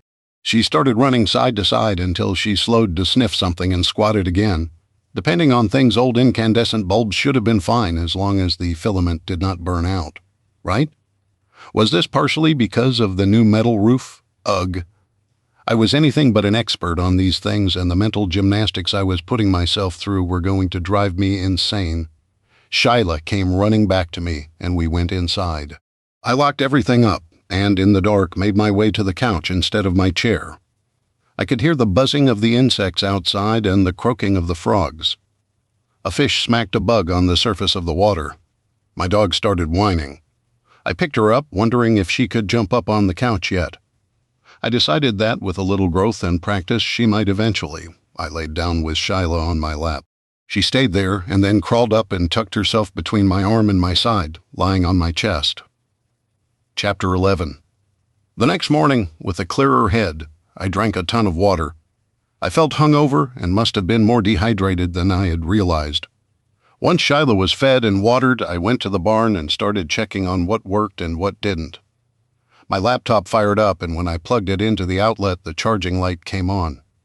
The TV from the apartment also fired up. At this point, I was willing to bet that everything survived in there, not just the generator room. I dug around, and on an old metal shelf we used to have in the cabin, I found what I had been looking for.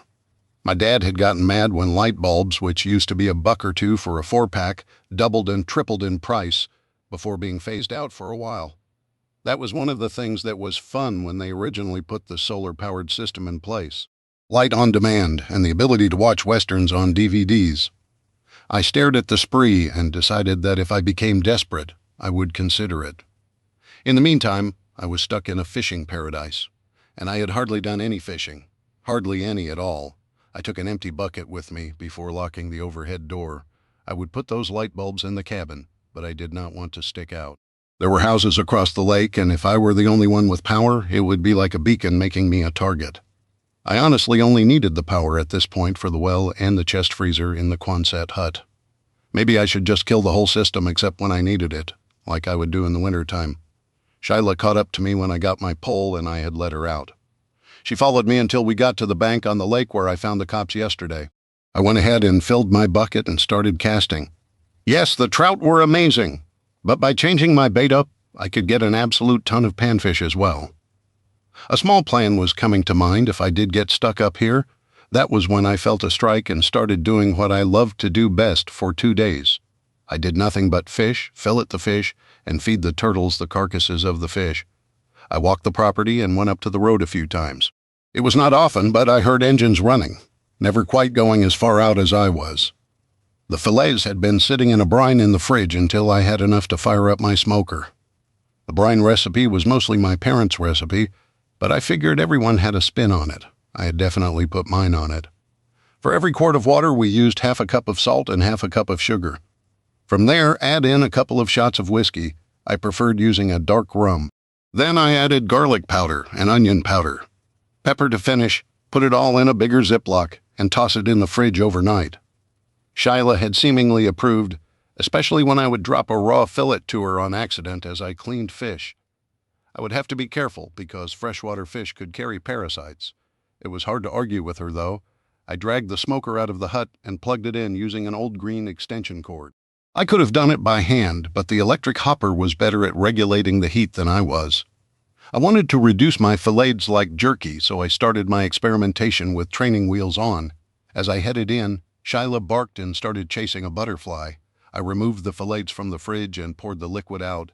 I generally pat everything I marinate dry, but paper towels did not last long when they stopped being replenished. I did not even want to consider what would happen when 6 buckets worth of TP ran out. Shyla watched me load the smoker's metal trays with fish fillets. They were mostly perch since they loved to hit my jigs. I had never filled an entire smoker with fish before, but I thought it would be a good idea to try now. I added the pellets to the hopper and got a mini torch out to light it. The hopper ran for a moment, and then smoke started curling up. I closed the smoker to let it warm and get smoky. See, I knew this wasn't sustainable, but it would work until I ran out of store-bought wood chips and pellets. Was I really stuck up here alone? I knew I wanted peace and quiet, but after everything that happened, I felt both relieved and trapped. "Hello, oh, a familiar voice called. I turned and watched as Shyla let out a happy bark, her butt almost pulling even with her head, and she took off for Penny and Jennifer. "Huh? Hey there," I called, walking that way. Two familiar bikes were being ridden by two familiar-looking ladies wearing backpacks. "Are you doing okay?" Penny asked, coming to a stop near me and putting the kickstand down on my mom's Schwinn. "Yeah, you. I'm fine now. I'm just irritated that I spent half a day walking. My legs are killing me, man." I looked to Jennifer. "How are you doing?" "Personally or professionally?" she asked, her head tilted. "Is this really as crazy as it seems?" "You mean my brother telling everybody that these are end times? The community needs to pull together to survive? Yikes." "Yeah, that. Any news?" "Nothing. Power seems to be out everywhere. Electronics like phones all locked up and went dead. Our radios won't turn on. You know, the usual. Thanks for taking care of my brother, by the way. His leg." "Well, it's going to be fine, but he says next time he won't pretend to be a firefighter. You ladies want to come in?" I asked. Jennifer nodded, then stopped dead and stared. I watched as she walked up to the smoker and saw the LEDs lit up on it. "Wait, you have power, how?" she asked softly. I swore them to secrecy, then showed them the inside of the Quonset hut. I showed both of them how I had built and insulated the generator room, because if I had a meltdown from a burst fuel line or a battery going nuts, I didn't want to lose the entire structure or set fire to the area. Her eyes roamed around the inside like her brother's did. She didn't make me feel uncomfortable, though. After locking things up, I walked back to the cabin with them, and we headed inside. My traitorous pup followed the ladies, sniffing their ankles. Both looked rougher than I was used to seeing. Jennifer was wearing jean shorts and a plain gray t-shirt with her gun belt and badge. It looked like she had not washed up in the last day or so, or she had run into something dirty or sooty. They both had been wearing backpacks that they dropped off outside before coming in. "If you two want to wash up, I can grab you towels and washcloths." I turned off the hot water heater to save on propane for now, though, so it might be chilly. After that bike ride, I wouldn't mind a quick shower. "Or we could just go for a swim, if you don't care," Jennifer said. "Either or, up to you." "I'm dying for news," Penny started. We had just texted each other, and she was heading to the bar. She was a lot closer than she thought, but when her grandpa's truck died, she realized something was wrong. She was not the only one who suddenly had a vehicle fritz out or flat out stop. She let it coast as long as she could, and when she stopped, she decided to prioritize what groceries to bring with her. A kid with a go-kart showed up an hour after she decided to try to walk and was chased by people wanting a ride. She had decided to carry only what she could in her backpack and put the rest in the bed of the truck, hoping to come back for it later. She made it several miles when a man driving a small garden tractor down the road, a beer in his hand, gave her a big jump up in travel speed. She stood on the step beside the guy all the way into town. She stayed with Brian and Danny when she found them riding around on my bikes. Both men were trying to figure out how and where to find their own loved ones. When she got there the day before, yesterday, they used the bikes to ride out to Danny's family's house a few miles out of town. They were not home, but had found them visiting with Jennifer, who lived close by. "When it happened, I was about to go to work," Jennifer said. "By the way, any chance I could get something to drink? Water, beer, pop, booze?" "Not this early in the day," she said with a grin. I remembered what she asked for the first time and got her a dew out of the fridge. She stared at me in shock as she held the bottle. "That's right, you have power," she said softly. "No, the electronic side of the fridge is shot. It's a dual fuel thing. I lit the propane on it. I'd rather keep my food cold in the warm months and have access to cold beer." She nodded. "Oh, yeah. Honestly, having power here won't make a difference if everything else is blown, you know? Right now, it's getting me fresh water and running the hopper on my smoker out there." "Yeah, sorry for the sidetrack. I was about to leave when a transformer on the main road blew. I tried to call it in, but my phone was dead.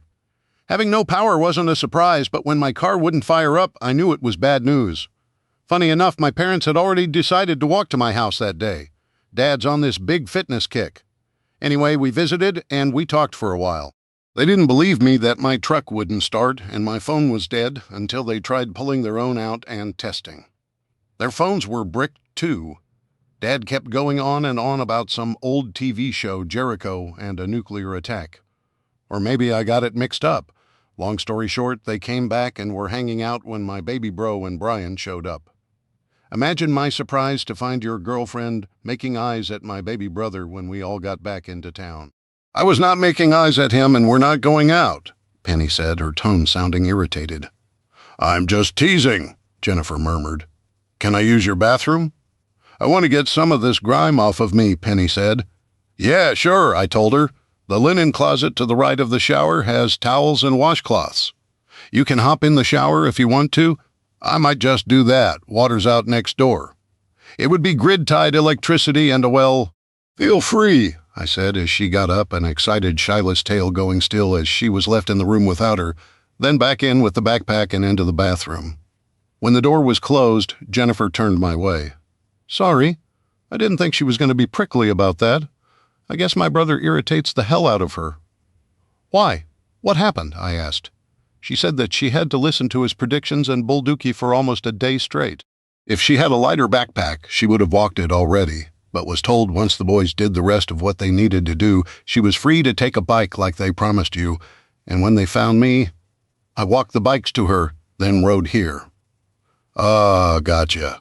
Since you two must have stopped next door, are you staying? I was thinking about the backpacks. If you don't mind, I'll be out of your hair in the morning. Let me take my cop hat off for a minute. I know my brother's a bit on the paranoid side, okay? Sure, I'm with you so far, I told her, remembering his comments on the Russians. What if he's only, say, 10% right?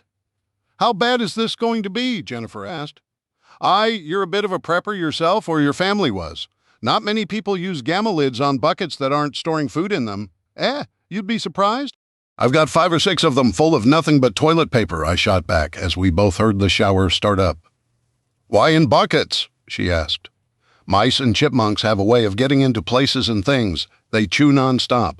It's just another layer of protection and moisture-proofing things. I've got some of our old books and magazines in some of them too. Well, I do have some food, but it's mostly staples. But not everything you saw was food, just a lot of it, which I left unsaid. I don't know why I chose not to share everything I had with her. I had a rough last couple of weeks. I guess I might have been in shock after the bar exploded and realized an old family friend was lost for good. Just a bit of it, which is more than a lot of people around here. Listen, don't worry, what are you doing out there with the smoker? It's probably not a bad idea, even if you have groceries. You're worried about the long term like your brother? She nodded. And my parents? Well, there's a ton we can do. In my situation, if I didn't have running water, and I won't after the fuel runs out, I'll set up a water filter. I've got an old Berkey in the hut we used to use to make clean lake water, or you could boil it. I'll go back to a wood stove for heat and cooking, sooner or later. For food, I do have staples, but right now there are a lot of fish. I have 5 acres to hunt and all kinds of state land around me. Aren't you worried about everyone around here hunting the area out? She asked. Eventually that'll probably happen, but that's if things are as bad as they could be. I mean, the government will respond, and who knows if the CME will reach the whole country. This might not be a forever thing. I believe that, even at the worst, someone, somewhere would have a solution if this was as bad as it seemed. Oh, hey, was that your truck next to the bar?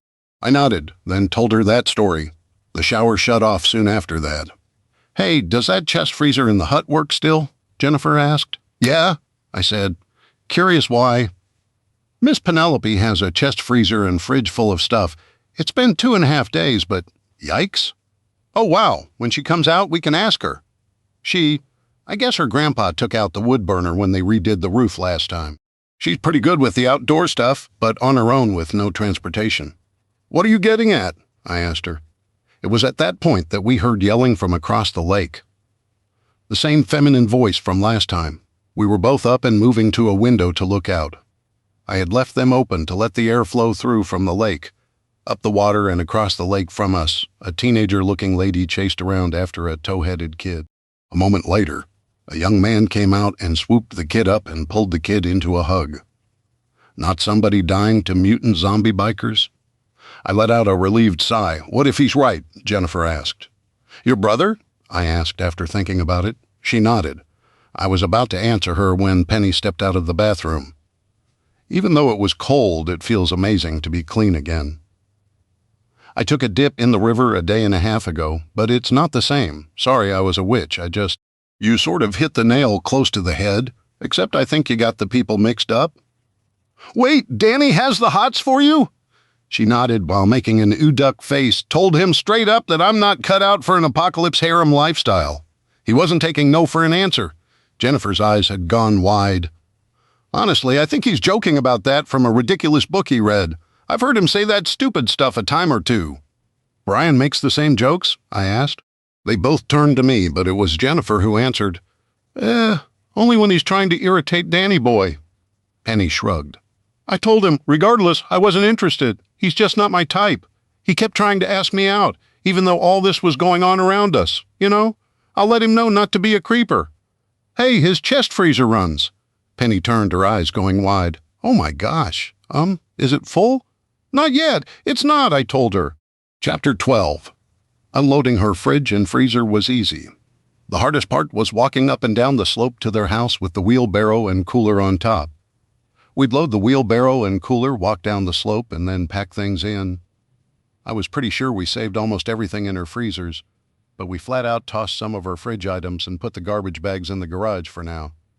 Oh, hey, what's this? I said, pointing to what almost looked like a pinball machine shape, but something I was pretty sure I'd seen on YouTube one time or another. It's a big solar dehydrator, Penny said proudly. I made one as a science project in high school. Grandpa loved the idea so much that he had me build one with him. Well, I helped him build it. This one was very nice. The idea was that a 4-foot wide, 3-foot long narrow bed was the heat trap. Think of it like a narrow box, but on an angle. The top had plexiglass, and everything was painted black on the inside. Corrugated metal lined the bottom to trap the heat, which was also painted black. The bottom of it had several large holes that had been taken out with a jigsaw and then covered by metal mosquito mesh stapled in place. One end of the box was open and led into an upright box that seemed to be made from foam insulation over 2x2 framing, painted black. I didn't want to make this thing too heavy for Grandpa. The inside has got screens and shelves like yours, she said simply. Oh wow, it'll work on all kinds of things and it doesn't require any power to run it, I told her softly. Want to bring this back with us? She asked. You thinking of sticking around my place or something? She looked at me sheepishly. I mean, if it's a problem, It's not a problem. I was joking. I was alone for 2 days and was already starting to feel like I was going crazy. Suddenly she was crying, and I wrapped her up in a hug. I'm scared. I have exactly 2 friends in this area.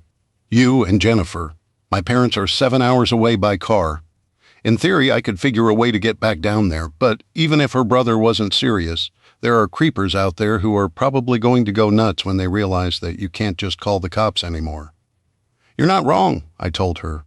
As long as you don't try to wash my cast iron, I suppose I wouldn't mind having you around. Wait, you're not supposed to wash cast iron? My jaw dropped and I let her go, taking a step back. Got you, she teased. Sheesh. Moving the solar dehydrator ended up being easier than I thought. It fit right on the wheelbarrow. I wheeled it backward downhill with Penny keeping it steady. For now, we put it under the overhang. One thing I did learn was, of course, a woman who took college courses in natural science would also love nature enough to be a forager. She started talking about all of the things people in town could do once the food started running out. Jennifer, who'd stayed back to put away the food in the fridge and freezers, had gotten a shower in while we worked up here. Now, though, she was sitting at the table with us with a pad of paper and was writing musings down. Berries, plants, mushrooms, and nuts. Then the 2 ladies started talking about the medicinal values of the items. I knew in theory that dandelion was edible, but apparently the root also had edible and medicinal value. Heck, you could roast it and use it as a coffee substitute. It was blowing my mind a bit. I headed outside to check on the smoker and saw it had only used about 1/3 of the chips I had put in the hopper. The heat was nice and low, around 110 in the main chamber. How long had these been going?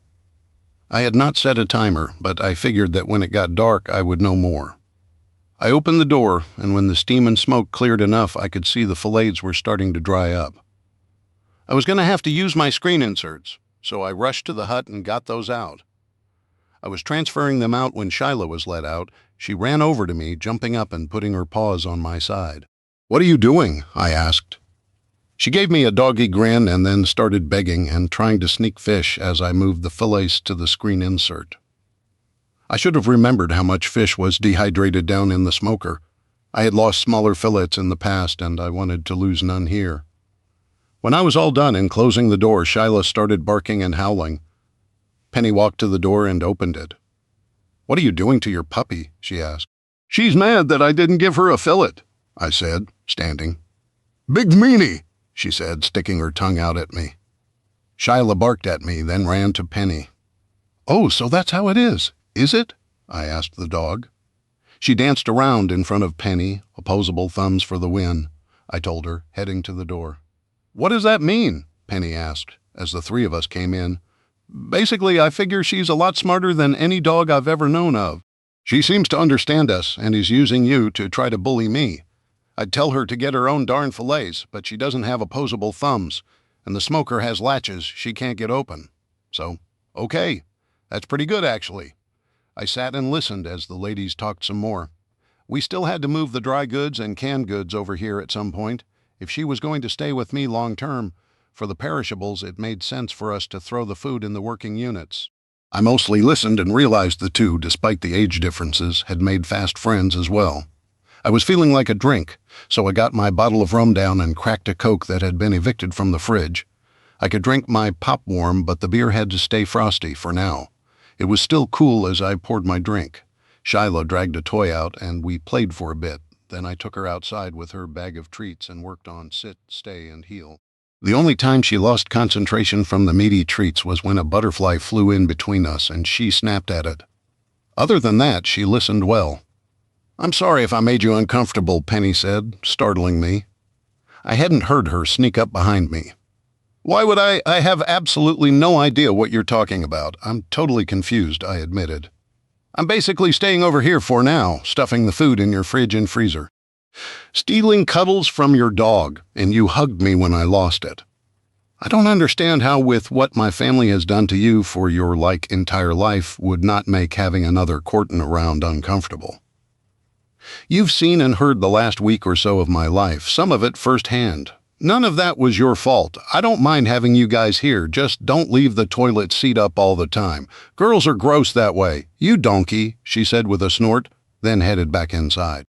I made a mental list of things to do before winter came. I needed a ton of firewood. I had 5 acres myself, and a lot of it was completely unused and overgrown. I know for a fact I had a dozen good-sized trees that went down last winter. I hadn't hauled, cut, or split anything because I had enough for my fire pit and enough to run the occasional fire inside. Water would not be an issue, but keeping the pipes from freezing might be. I would just have to have the bathroom and kitchen warm from the wood stove. Food I was mostly set, but I didn't have a good way to replenish some of the supplies I likely would need. I had plenty in the way of salt, sugar, and spices. Oils and cooking fats didn't last long. I would have to find them somewhere else when I ran out. Veggies and fruits. We could forage, and I did have some crabapple trees on the property, as well as an old Macintosh my grandparents either found or planted.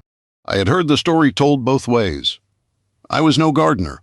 I wasn't against it, but I wasn't going to be cultivating anything without a garden and seeds. I had my clothing from the apartment, so when it got cold, I had things to wear, including my boots. Was I really all set? I was unsure. Would this mental game make sure Penny and I could at least survive until somebody, somewhere, did something? I had no way to know.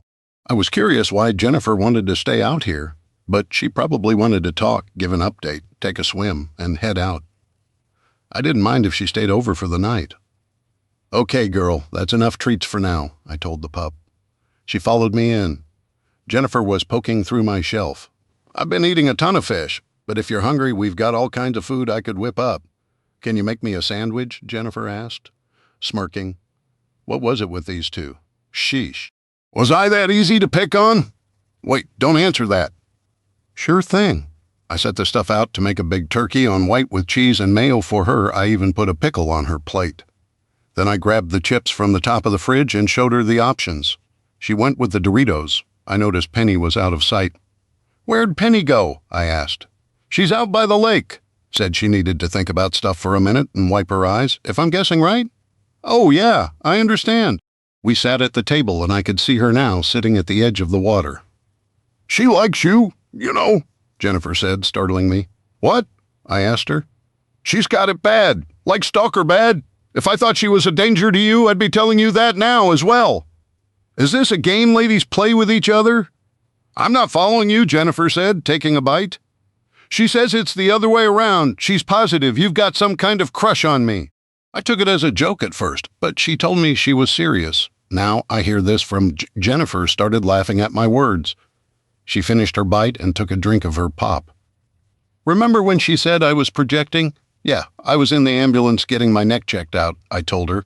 I think. Yup. She was half right. When you heal up, you're cute, you're in good shape. You're also closer to my age than most guys around here. I don't know if you've noticed, but there are generally 3 age groups around town: retirees, young couples, and their kids. I'm not a retiree, and most guys around here are about 10 to 15 years younger than I am. Smitten by you the way that she is? No. You seemed like a guy who needed a friend, and Brian says your family has always been good to the town and people here. That's all. So no dirty confessions in your diary about me? I asked, feeling less picked on and ready to pick back. About you? No. About my brother's ride-along partner? She made an iffy gesture. He's 28. I was almost driving in high school when he was born. We dated on and off for a while. Ouch, I wasn't that much older. That put her closer to 40 than 30 in my rough math? So when you get married and hyphenate your name, will it be May McDermott or... She shook her head my way. I said I used to date. We ended things a few months ago. He's younger than me and was thinking of transferring to a bigger county. You know what they have in bigger counties? People, cities, more dollar stores, ladies his age. Neither of us was hit with the true love bug, but it was fun while it was fun. Now we're just friends. Does Danny know? I asked her. Oh God, no. Keep that between us. I just told you that because you joked about dirty confessions. But apparently she's had a crush on you since she was in high school. You were this older, mysterious guy her grandpa hated, you loved to fish, and you were always exploring the land around the area. Then she actually meets you, and you do not, in fact, eat babies. Apparently that was one thing her grandpa accused you of when she was a little kid and wanted to come over and play with you. I shook my head at that, but she'd said something similar. And it turns out, you're kind. She had this dream growing up about meeting you. The more her grandpa pushed her that your family was terrible, the more curious about you she got. After talking and hanging out with you, she told me she realized the dream wasn't even close to the real thing. So, I'm guessing you guys talked? I asked.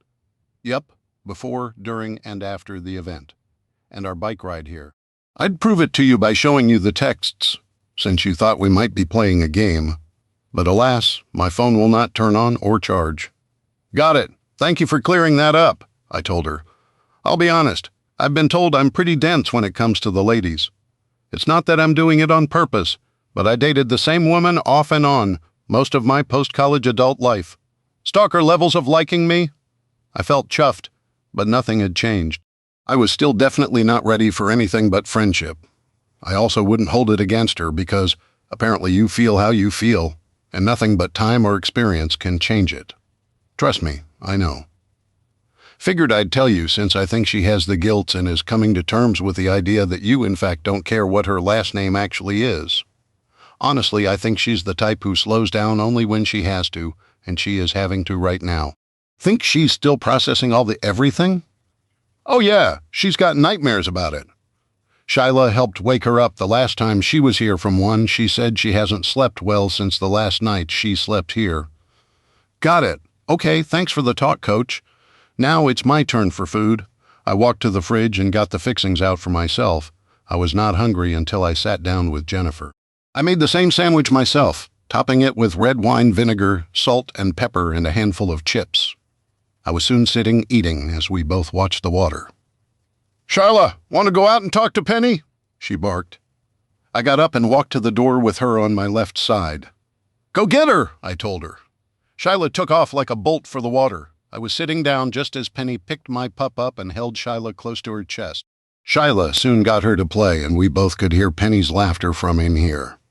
She'll get over it. It's a long way from anybody you know or your family. Then a potentially world-ending event kills communication, transportation, and power. It sounds like a bad post-apocalyptic storyline. I nodded. It's definitely in the tropes of what's popular, though. I ate in silence as we watched my pup and Penny play. When I had finished my sandwich, I made another, then headed outside with a can of Coke. I sat down next to Penny, who'd worn the puppy out. My neighbor slowly rubbed the fur on the pup's side while she was in the process of catching all of the Z's. I handed the plate and pop over. I'm normally the one who doesn't lose their crap in my family. This week has been a lot to process for me. If I weren't so overwhelmed, I think I'd be not able to handle any of this very well at all. I'll warn you, though, that I might need to steal my baby girl from time to time. But what you're feeling, I get it. She's smart, your dog, that is. Wicked smart. I think she knew I ended up being a bit more fragile and needed the cuddles and puppy hugs. Penny said softly, I hear you. And you don't have to worry about me thinking about the family feud. You were always outside of that, and I know this is going to sound crazy, but you've become a fast friend to me. So fast that I'm wondering if my joke about being a social reject had more to do with dating Trina, I muttered softly. Sounds like you need puppy cuddles and hugs sometimes as well. So I agree. I won't hog her. I leaned over and gave Penny a one-armed hug. Then we sat there and watched the fish hit the top of the water while she ate. When we were done, I nudged my pup, who woke up with a start. She jumped on my lap and stood on her hind legs to start washing my face with her tongue. I've got to check the fish. Is Jennifer staying a while? Or heading out in the morning? She said she wanted to stay overnight. Okay. I might be up late to make sure the fish are done. I don't want to be a poor host, so both of you make yourselves at home here. She leaned over, her shoulder touching mine. Thank you. I think I'll manage dinner tonight, so you do what you need to do. We didn't exactly call ahead before dropping in. No worries. If this is truly as bad as people think it is, we'll be fine. I just hope you know more about foraging and storing that kind of stuff than I do. I'm YouTube knowledgeable, but pretty low on experience. Penny went back upright and turned my way. The solar dehydrator might have been a school project, but I use mine from home. Or I did quite a bit. I know it isn't the same as smoking, but we could even put your fish in there to make dried fish as another way to preserve food. I know of some crab apples and one large overgrown apple tree on the property here. I do not trust myself with mushrooms. I'm not against them, but I've heard so many horror stories about them that I always figured I'd wait for an expert. I do know we have ramps and some kind of garlicky-smelling shoots that come up every year. Other than that, is it possible there was an old garden? Penny asked. I'm not sure, but if you'd like to look with me, she smiled, then gave me a nod. Behind us in the cabin, I heard the water in the kitchen turn on. With a suddenly quiet world, the fact that seemed almost as loud as us talking would never have occurred to me before. Chapter 13. Are you sure you don't want to borrow a bike? I asked Jennifer. Nope, I need to check on Doofus Danny, then head home. But that's like 7 or 8 miles, Penny told her. Yep, something I can easily jog without really feeling it. I do a couple of miles a day on average just to stay in shape. Jennifer's words dropped, and I looked at Penny, who was shaking her head. No? What? Jennifer asked. The few miles walking from town back here just about crippled me, I admitted. Yeah, I only run when chased. That never happens. So, big props, girl. Penny's words got an eye roll, but a second later Jennifer hugged her, then she came my way, giving me a hug as well. You two take care of each other. I'll try to stop out in the next week or so if we can't figure out some better transportation. I swore when I got up this morning that I heard motors. I bet you somebody was running a go-kart or one of those mini-bikes like they sold at the hardware store last year. She was nodding. I know that our area is small, but if work gets a hold of me, I might get snagged to work in a larger population area for a while. The fact is, it's a half-hour car ride to get to the department. By bike or hiking, it's doable, but is that really going to be smart? Plus, I live close to my parents. Do you guys have wood stoves and food storage? I asked her softly. She nodded. We have a crazy prepper brother. Oh, he of the apocalyptic harem fantasies. I grinned. Take care, and the door's always open for you. I appreciate that. Thanks for the fish jerky, the shower, and a comfy spot to sleep. Anytime, I murmured as she started hiking away. What? Now what? Penny asked. Do you have everything you need over here? She nodded. I mean, part of my clothes are at the house, but when we rushed up here from Indiana well, I figured on buying more up here. Okay, I have stuff for me, but maybe finding warm weather clothes and more clothes in general for you should be on a list of things to do. I held back a little bit on telling Jennifer how much stuff I have. I didn't lie, but I think if worst comes to worst, we'll be good for a while if we stay here. What do you mean by if? Where would we go? I sighed. I wish I knew, by the way. Have you tried the jerky yet? She grinned. Mostly Shyla stole it after I had a couple of bites. Different, but I like it. Okay, want me to show you the property and the areas of state land I've explored? I asked her. Maybe. Information is what I'm craving. News, that, and fishing. I liked that idea, but other than going into town, I didn't know how to get the information. Shyla's barks as she chased after a chipmunk had both of us turning. What would I do when the dog food ran out? I didn't mind catching and cooking fish for her protein needs, but then what? What about us? Are you coming? Or what? Penny asked, walking to grab the fishing pole and bucket that we'd left leaning against the side of the cabin. I'm coming, Shyla. The pup scampered our way, barking happily. In 2 weeks' time, we will have easily gone through the smoked fish. Our favorite way had been roughly shredding and chopping it, then mixing it with the salad greens that had started to brown up. We wanted to use things up before they had to be tossed. My fridge had been a little bit full when Penny moved her things over, but Henry and Catherine had loaded their freezers more than the fridge. Also, we were out of eggs, which was a tragedy. Losing my favorite breakfast food almost made me break into the freeze-dried eggs. Almost. I wanted to try changing my diet while we could. I was never a huge fan of ice fishing, and we were experimenting with storing fish while they were easy to catch. Come November, though, we had one more large run of steelhead, and then it was usually too cold for me to hang around outside as a lot of folks did up here.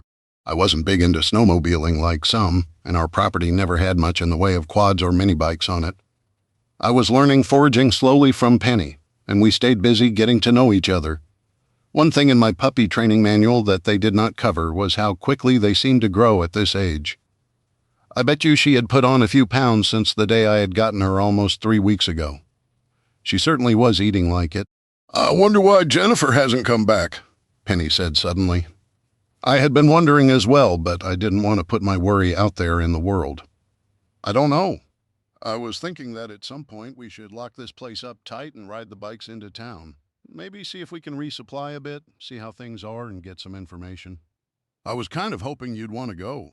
To be honest, there are things in town I think we are going to need, and if we can't buy, maybe we could trade canned foods and bullets already, she asked. We'd had many conversations about the fiction books and prepping I had read. I was definitely not as much into it as Brian and Danny by the sound of it, but it was interesting to see where fiction met reality. Would the townsfolk be all up in arms already? Would they have resorted to cannibalism, a steel-framed dome for fighting? Would somebody try to steal our bikes, and we would be forced to gun down the entire town? Yeah, it sounded crazy to me. But one thing that had been hammered home to me, my time of being a doormat was over. When Penny was cutting my stitches out, she had reinforced her opinion that a threat is a threat. They are genderless, and I had gotten hurt because I did not treat them the same. I took her advice under advisement and reserved the right to do whatever I wanted, or rather needed to do. Honestly, shooting Raoul in the leg bothered me more than his mother falling on the knife. If both of them had gotten surgery in time, they would have been fine. But in a world where suddenly transportation to a doctor's office or hospital was unavailable, those injuries could have been fatal, but we didn't know what we didn't know. Could new parts make the suddenly dead vehicles come back to life? Were the computers themselves fried, or was there a way to reset it? In the post-apocalyptic books I read, a severe CME or EMP left everything electronic dead. Testing showed mixed results according to a study I had read. Mostly cars could restart and keep going, though we hadn't seen that work. The reason I thought this was different and more severe is, with hindsight, what I saw the day the bar blew up, I thought the fire on the power lines was from the explosion and heat, but in many places they were already sagging and on fire. Some lines fell from their connections at the pole, although I noticed it. As I walked home, I knew better than to see if they had juice. We're going to have to crate Shyla, Penny told me. Yeah, I don't want everything chewed up while we're gone. She'd started chewing on everything when she was bored. Our solution was to keep her busy and teach her things. In the crate, she wouldn't have that. I had a feeling she might try to gnaw through her bedding, but she was still a baby girl. "Let's get her fed and in bed. Hopefully she'll fall asleep," I told Penny. That's what we did, and then we locked up everything. The smoker and dehydrator were pushed into the Quonset hut and locked down. The wheelbarrow had been pushed into the brush since the event, but now even that was locked up. I loaded an Army surplus backpack with a few Ziploc baggies full of smoked fish, a couple of water bottles, and a freeze-dried meal. Penny's pack was empty except for water bottles. Both of us had found every bit of cash we had, and were hoping beyond hope that people were still taking cash. We did not have a lot we wanted to barter or trade for. Lastly, I let her wear my belt with my dad's pistol. I had slung my AR and had an extra magazine in the backpack. It wouldn't defend us from a horde of mutant zombie bikers, but if some gnarly-looking rabbits from the Holy Grail attacked, we'd have a decent chance of running away. "See ya, girl," I muttered to the cabin as the two of us got on the bikes and started riding. "You know, for the third week in July, it's not as hot as I remembered," Penny said as we pushed our bikes to the end of the driveway. "It's not too bad yet," I told her. Somehow, the next 2 weeks often seemed to turn into a scorching mess. "True, same, back at home," she said. At the end of the driveway, the chain was still in place. Someone had pried open the trunk of the state cruiser. It was clear that someone had tried to punch out the lock, but at most they had used something like a crowbar to force it open. We stopped and peered inside. The racks where a shotgun and what I would guess was an M4 would go were empty. Danny and Brian had hopefully come back and secured things. "Okay, how long to town?" Penny asked as we got on our bikes. "It's a few miles. I don't think it'll take long on a bike." 10 to 15 minutes? I guess the last bit because there were some hills to climb, and these didn't have different gears. What they did have was one speed, easy to ride, and big baskets in the front, one of which was holding a bike chain and lock. "That's not too bad," she said. "Would it be horrible to see if we can check on Jennifer?" "Nope. I don't know where to even look for her, but if we find somebody in town, I betcha they know where the May family lives. The whole trip shouldn't take us that long." "What is it that you're hoping to get here?" she asked. "Honestly, I'd love to buy some 1/4-inch galvanized mesh, something to pressure can with, and canning jars to start more iodized salt, sugar, and hot sauce. Honestly, though, if I can spend any of my cash right now, I'd feel grateful. You need clothes, I know what else. I'm looking for opportunities to wheel and deal. Maybe some massive Tupperware containers and lightweight containers with lids." "I like your idea for brine, but we need containers that are more reusable," Penny said. "But we need to go through my grandparents' stuff. I think Graham still has all kinds of canning stuff." "I didn't know they gardened and stuff, huh?" I said, as we started coasting and going downhill toward town. "Well, it's easier to buy in bulk and then split things up," she said when they first bought the land and built the house. They ran into all kinds of problems and cost overruns. It's why she did it. It was something her grandmother taught her mother and her. They would drive once every 6 months or so down to Eastern Market in Detroit and buy produce by the case cheap, Penny explained. "That makes a lot of sense. Do you think we should see if we can find veggie seeds or, I in theory know how to grow anything. In practice, what I know works in a different state and about 7 hours south of here. I'm willing to try, but with it being late summer, we're a little past the optimal times, you know." I did, nodding. The town was busier than I expected. There were people I only saw once every other year there. There was a line outside the general store and lots of angry shouts. The crowd was a mix of younger adults and quite a few I considered in their retirement years. We stopped on the sidewalk next to a cement pillar that had a metal street sign coming up from it telling the parking times. We worked the chain between both bikes and the pillar and locked them up. "No cuts," a guy older than me said, going to shove me. I backed up and slapped the taste right out of his mouth. The sound of the smack startled people around me, and everyone went quiet. "Hands off, I was just parking my bike." "Next time I'll knock your teeth out, got it?" I growled. The man backed off, disappearing into the crowd. "Where's the back of the line? It just looks like one big mob. We don't mind waiting, but we wanted to lock our bikes up. That's all," Penny explained. Several people turned and pointed. "Thank you," I called, moving to the back of the circular-shaped line. There were some grumbles of complaint, but I did hear some say old George should not have grabbed for me. I literally got close enough to park my bike and wrap the chain around it. A couple remarked that we were both armed. Maybe they should have been. Another was talking about how things had gone missing from her garage, and we listened to the rumors. After about 10 minutes, more people came out, and the line moved up. The 3 people came out of the store and stopped midway through the line when somebody called out. I saw a hand pointing our way. I went ahead and loosened the strap on my rifle so I could get to it more easily, letting it hang more to my side. A moment later, Danny and Jennifer walked up with Brian taking up the rear. They both took a deep breath and then called George's name. The older guy came out of the crowd and walked our way while I waited with Penny. "Did you assault George?" Danny asked. "No," I told them simply. "Look at the handprint on my face." George screamed, "I didn't assault you, sir. You screamed, 'No cutting in line,' and tried to shove me. I defended myself, which is not assault. I have all these witnesses here." I pointed to the crowd who were watching us with smiles. Old George was trying to bully the kid. He just locked his bike up. He had no clue, yet there was a line. A male voice called from near the door. Kid just about slapped the dentures out of the guy. It wasn't a closed fist, but that's what I would have used if he tried that bullcrap with me. The cops turned around as more and more filled them in. The line moved forward, so I went ahead and moved with them. But Jennifer winked and then nodded for us to get out of line. Penny hooked her arm in mine, and we stepped out of line closer to them, and George, who was now looking even redder in the face. "How's the shoulder?" Jennifer asked, making George and Danny quit talking. Penny cut the stitches out and got the tape off my nose. I told her, thankfully, no infection.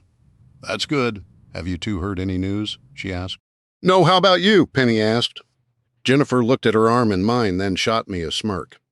"Nothing. We had somebody strap 3 gas cans to a go-kart and take off for Grayling yesterday. As far as we can tell, this entire area, 20 miles in any direction we've checked, is in the same boat. We're hoping to hear back from our scouts soon. Food inside is almost out if that's what you're looking for," Jennifer explained. "Hold on a second, Jennifer. Jordan, you can't walk around assaulting people for." He'd reached his hands for my shoulders in the same way. "No, Touchy, I know you, and you don't want matching handprints," I said, backing up. They were armed, but in street clothes. They wore their badges in front. I got it, though. They were trying to keep order. I just didn't feel like getting manhandled by anybody. Penny, however, cocked a fist and threw it. At the last second, Danny saw it coming and started to block when she stopped. "2 for flinching," Penny told him with a laugh. "Come on, lighten up, boys." George here was for sure trying to knock Jordan over. The old man is lucky that Jordan didn't get the impression he had a weapon because the guy who came at him with a weapon 2 weeks back. "What happened to him again?" "What happened to him?" a lady called from behind George. Danny and Brian turned to the crowd. I saw that Danny was red in the face, glaring at me as he did. I motioned for Jennifer to move away from the crowd and into the street. The smell of the burnt bar was still overpowering. It wasn't choking, but it was. Nothing I wanted to be nearby. "Hey, we just came to get some staples and news and to see if we can get clothes that are Penny's size. I don't think she has much in the way of cold weather gear. We were thinking of checking around." I wasn't trying to pick a fight, though. I figured a humiliating slap would either end it, or I was going to have to hurt an old man intent on fighting me anyway. Jennifer turned to Penny. "What have you done with Jordan?" Penny laughed nervously. "That surprised me as much as you. He's normally quiet." "You had to have done something," Jennifer told her. "Promise. I'm standing right here," I told them, getting smirks from both. "It's just, I'm quiet and pretty easygoing." Penny has pointed out more than once that some people mistake my kindness for weakness. I've thought about that. Would Sylvia have fallen on that knife if I hadn't backed down from Raoul? No, she was a loon. Same as her daughter from what I was able to glean that day, Jennifer answered. "So this is you. What, midlife crisis? Hulking out?" "No, but George was going to escalate things if he didn't get a sharp reminder. I love my students. I do. But if you don't let somebody pop a bully in the mouth at an early age, they grow up to be bigger bullies until they either get locked up or killed for their stupidity. Kind of like what happened with my grandpa," Penny said, leaning into me. "Sorry, I didn't mean. But it's true. So, clothes, anywhere we can buy or trade for some?" Penny asked. "I think any kid size from middle school up to petite adults should work," I told her. "Ow!" I got my foot stomped on as she let go of my arm. "What was that for?" I asked. "You pick on me about my age and now my size?" Penny demanded. "Wait, what?" I'm being serious, just going by sizes, not numbers, I told her. Look, somebody shouted. More drama over there. Sorry, I think I overdid my foot stomp. It wasn't supposed to be that hard, Penny said. Aye, being short sucks. No worries, I told her, pulling her to my side with a one-armed hug. She was stiff for a minute and then relaxed and put an arm around my back. I figured she had been on edge. This was tense. Everyone was scared. Or was she trying to mark her territory? I wasn't 1,000% sure that this wasn't some sort of game the ladies were playing, but they both knew I was clueless. Okay, so they have that kind of stuff inside, and you might find some stuff at the farm store, Jennifer told us. Okay, hey, is your brother fine? He keeps shooting me dirty looks, I told Jennifer.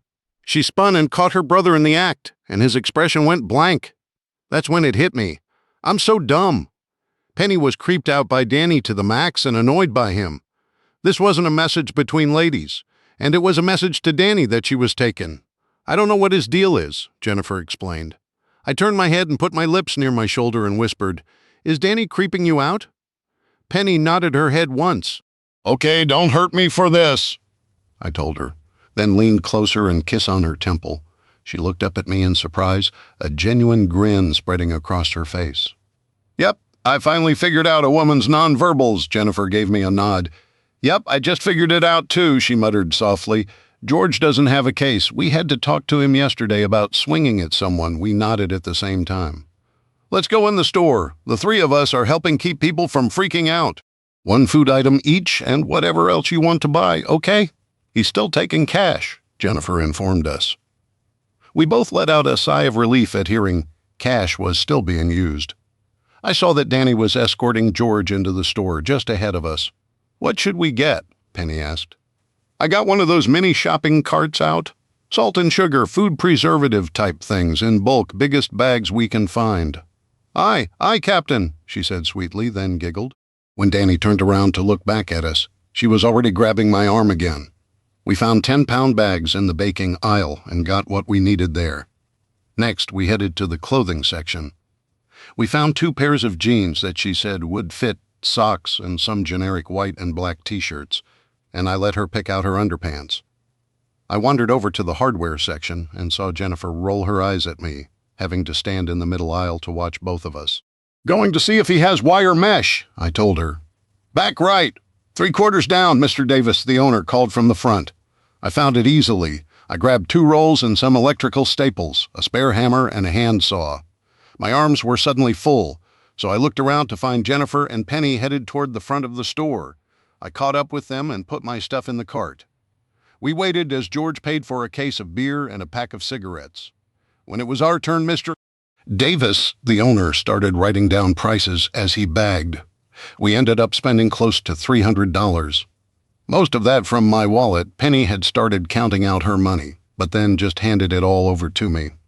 I honestly didn't care if I were going to be stuck up here and cash was going to become useless. I would get her set up. As we were walking out with our bags, Danny came over. I was getting ready to pull my backpack off when he tugged on the corner of it. I need to check your backpack, he said curtly. Dude, I watched him in there, Jennifer told him. I don't care, I said, taking it off. It's fair, and I don't want anybody waiting out here to think you aren't treating everybody the same. That made him give me a double take. He pulled out the bags of fish jerky and held them up like he was trying to see through the small smoky fillets. Fish jerky? He asked. Yeah, I think we read some of the same books, I said as he put those back and found my water bottles, and wasn't sure if a bartering system was set up yet. We've been eating pretty well still, but we weren't sure if everybody else was so fortunate. He took a deep breath and then pushed the pack back my way. I emptied my backpack into the basket in front of the bike, putting most of the clothing in it, as well as the individually bagged salt and sugar. We've lost people. Some because their bodies weren't used to the physical work, others because their pacemakers didn't work or they overheated and got too dehydrated. Next is going to be waterborne stuff if people aren't careful. You remember the bleach trick? I asked him. He nodded. 5 drops per gallon. I nodded. Listen, George was being a butt muncher. I wasn't trying to assert dominance or whatever crap I overheard him claiming in the store. It just pissed me off. You'd smack an old man for a minute. Then we heard more of the truth from the rest of the crowd. Danny said as I got my pack on. I pushed a baggie of jerky into his hands, then nodded to Jennifer, who was getting ready to take another customer in the store. She came over. "These are for you and your brother," I told them. "I think I have the recipe just right." She took them, then cracked a bag open. Her eyebrows went up and she fished a hand in there, breaking off a piece. She took a bite and moaned. "Penny, don't let this guy go." "I wasn't planning to," she said sweetly, packing the rest of her stuff in a smaller, more conventional backpack. "Gotta run. You guys take care. I'll try to stop by this week or next. Dad says he's got my bike, and if I do some digging, I'll see if I can't get you some more size-appropriate clothes." Penny nodded. "Thanks. Okay, are you ready to go?" I asked her to undo the lock and put the chain in the basket with my water. "You got it, hon?" she said. I gave both Danny and Jennifer waves as we started pedaling away. I figured Brian was taking someone through the store since I didn't see him come out. When I was sure we were out of earshot of the store, I looked over at a red-faced Penny. "I know this is sudden, but Penny, will you go out with me?" I asked in a goofy voice. "You donkey," she said, but I could tell she was trying not to laugh. She also looked like she had been standing under a UV light for too long. I figured it out about half a second after I asked Jennifer why her brother was glaring at me. "Sorry. No, don't be sorry, you played that the right way," she said this time, grinning. I'm friends with Jennifer, okay? So I was hoping she realized. You know, she just wants to be friends with me. That's all," I told her. "Wait, what?" "She said you were cute and super secret reveal, she and Brian used to be a thing. They're still good friends, but because of the age difference, she figured they should step back so neither ruined the friendship nor got hurt. I'm not that much older than you and Brian, if we're being honest." "Oh crap," she said softly. "I may have slightly misread that then. Yeah, so you don't have to worry about upsetting her. You know, that day she came out and you wanted to sit by the lake? We talked, she and I." "Oh crap," she repeated. "My biggest stalker. She lives in the same cabin as me, and I've known the whole time and said nothing about it." "You're not helping things," she muttered. "I know, but I wanted you to know that you should not feel guilty about that play you put on in front of Danny. She doesn't mind, and I don't mind either. I understand now." She was quiet almost all the way back to the cabin. We could coast the rest of the way down, so we didn't dismount here. But we did take things super slowly. It was a good 10-minute ride from town by the feel of it. "I liked the kiss, for what it's worth," she said suddenly, then turned to stare my way. I didn't mind giving it, I admitted, realizing that was true. I just don't want to rush into things. I have a feeling we're going to be spending a lot of time together and don't want to. "You know, yeah, what if we hate each other if things don't work out? You know, we really did do this backwards, and this is weird." "What are you talking about exactly?" I asked, amused. "I'm living with you before going out with you, and we're already talking about potential relationship woes. I haven't even given you my answer yet, by the way." "What question did I ask?" I was confused all over again about going out with you, but I think after careful consideration, I'll accept. "Even though you called me a stalker?" I burst into laughter. Chapter 14. Every other day we would head into town and repeat our purchases, or mix it up and see what else we could buy. The farm store did not open back up after the day of the power outage, and nobody knew where the old guy who ran it went. The postmaster tried asserting his authority, saying the Federal Civil Defense Act, blah, blah. He was trying to close the general store and put a stop to any product coming out. He was also very outspoken about the people who hoarded food and pushed for community meals, instead of every person for themselves. Pool supplies together let everyone sink or swim as one body. A lot of folks in the area lived in the zip code, but not very close. We had to walk 4 miles or bike in. Somebody even rode their horse into town once in the next couple of weeks in early August. Unless the postmaster got a lot of people to back him. Nobody was listening to him after smacking the taste out of George's mouth.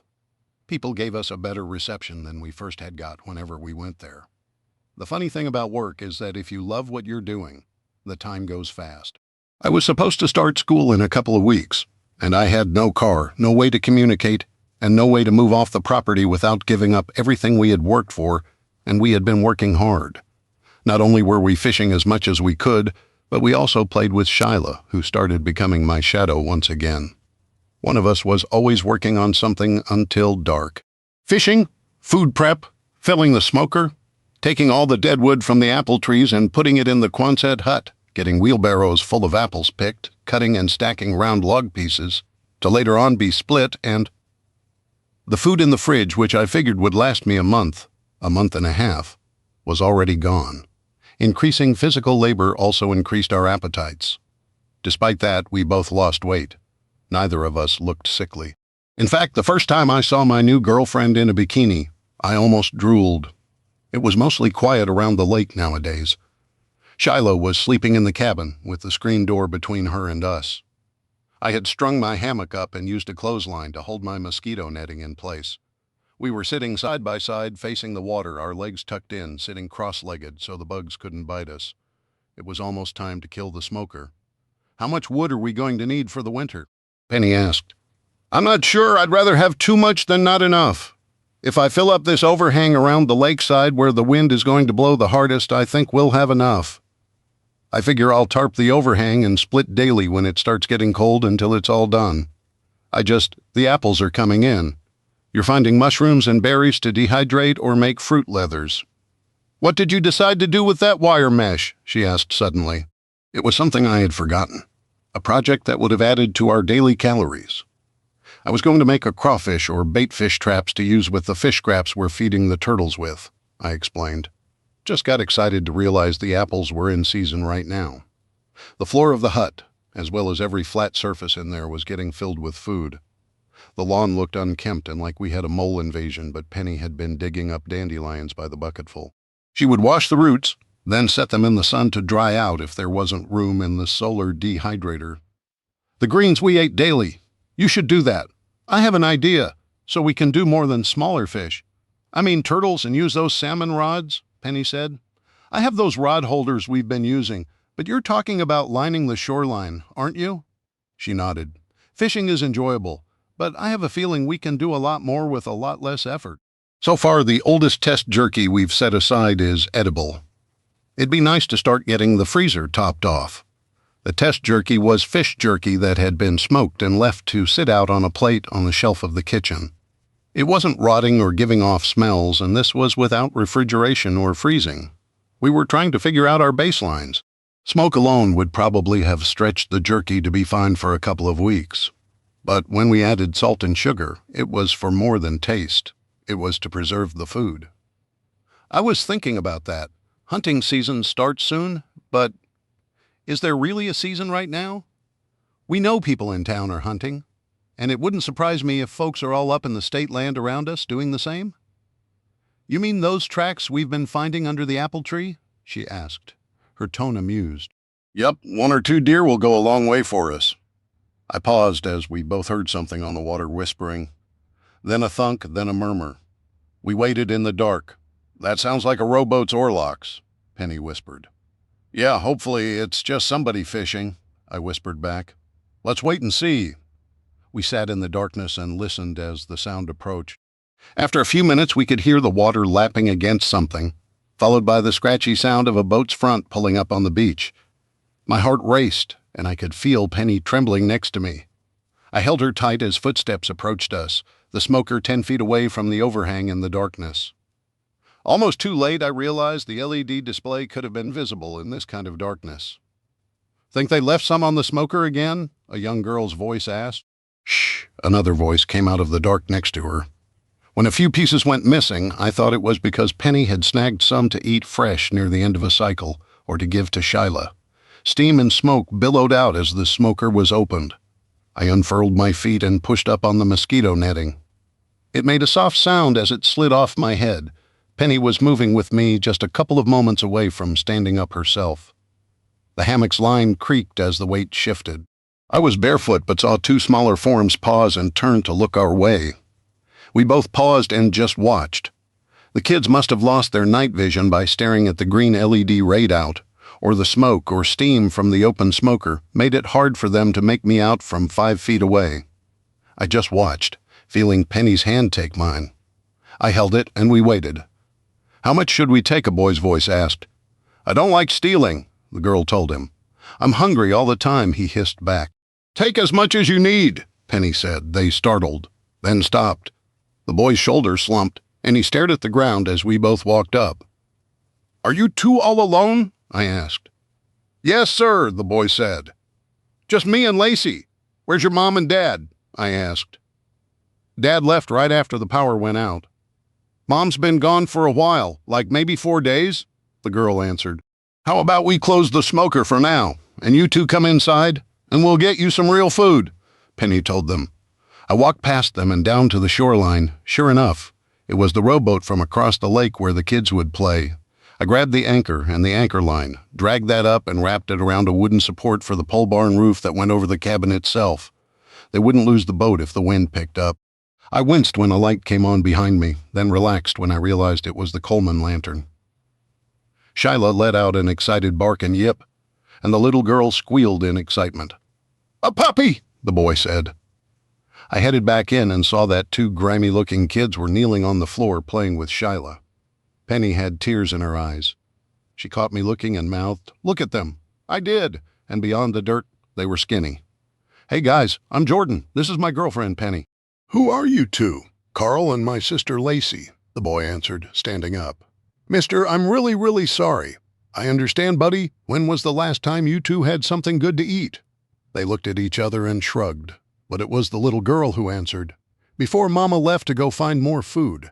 That's been a few days at least, right?" I asked, thinking it'd been over a week now since I'd noticed fillets were missing from the smoker. They nodded. "Hard to remember the days." Carl's voice was soft. "How about I get some of that hamburger we thawed out for tomorrow and make it into patties? We can fry up some burgers. What do you kids think?" "With cheese?" Carl asked. "With catsup?" Lacey asked. "Both of them at the same time." I chuckled, nodding. "How about I do that, Penelope? Can you take Lacey to the restroom and help her clean up for supper?" "Yeah, I'm going to let her steal one of my shirts." "Can you heat a pot of water at the same time?" "Yeah, I told her." They disappeared into the spare bedroom and were back a moment later with one of her shirts over an arm and the little girl looking half relieved, half scared. Penny was murmuring that I'd do the cooking while she got cleaned up. I got a pot of water out and started a burner for it. I filled it and got it heating. It was hot out, but I'm sure the girl didn't want a super cold bath. Sure enough, we both heard the water running in the bathroom behind us. The door was pushed mostly closed. Where's your family from?" I asked Carl. "Across the lake," he indicated with a finger. "I mean, before you moved up here." Down by Fenton," Carl answered. "I got the hamburger out and got my cast iron down. It was ready to go, so I put it on the other burner and started heating it as I made patties." "Okay, good. Have you guys lived up here long?" "I remember the for sale sign going down, but it's been a while, since Lacey was 2, so 3 years?" I thought about that. That put the girl at 5, and this guy was a little bit older, but not by a lot. "You're what, 7 or 8? Almost 9, he said proudly. "You did good coming over here in the dark on your own. You really shouldn't do that, you know?" He nodded, then watched as the first patty dropped in the pan. "It's not that hard. If you look just right, you can follow the green glow stick on your grill thing." I hadn't realized that was that visible. "I see. Do you know where your mom went to look for food?" He thought about that.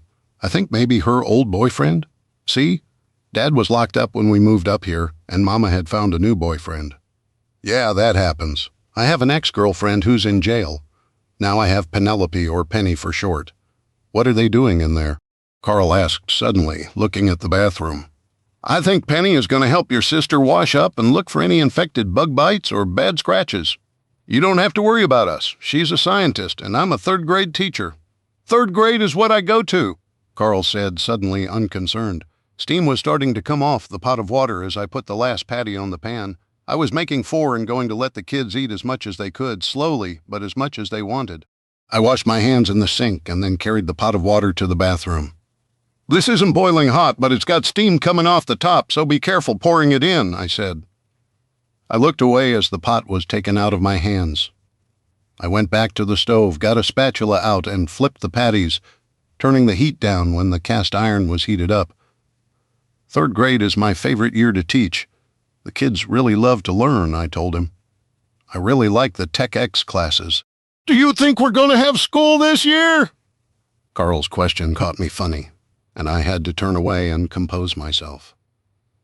Taking a deep breath first, I answered him while flipping patties. Not unless the power comes back on, Carl. You can tell me it's been longer than 4 days since your mom's been gone, hasn't it? He nodded. I tell Lacey that so she doesn't cry all night. I can't remember how long she's been gone now. I dusted everything with seasoning salt and went back to the fridge for cheese. I tried to ignore the fact that he was wiping tears away because he didn't think I could see. When your sister is finished bathing, if I get you another pot of water, would you be okay washing up before you eat? Your water works, he asked. It does. I have a well, I explained, hoping he wouldn't ask too many questions. We've been drinking from all the water bottles Mom had in the garage, but the shower and toilet don't work anymore. That was going to be a problem in the future. Bad water and unclean houses are making people sick. Rot? Decay? Did you guys try to flush the toilet with a bucket of water? Oh yeah, I can do it, but Lacey sometimes forgets or uses too much TP, Carl mumbled. Get this one heating for me, babe. Penny's arm was holding the pan out of the bathroom. The door cracked just enough for her to pass it through. Carl rushed over. I got it, Miss Penny. Thank you, Penny, said from the other side of the door. There were splashy noises from the bathtub and a little girl's laugh, and then the sound of running water in the sink had me looking to see Carl was filling the pot. He struggled with it when it was full, so I took it from him and put it on to heat. It's a good thing you guys had been using the bottled water, I told him. If you hadn't treated it or boiled it, it could have gotten you sick. I remember that from Scouts. I didn't before you reminded me. What if my mom doesn't come back? I knew I had not been the only one wrestling with that question, hearing him ask that, and I know Penny probably was as well. I think you'll probably stay right here with us until we can find your mom or she comes home. If we weren't hungry, we wouldn't have come over. Mom said, strangers can be scary.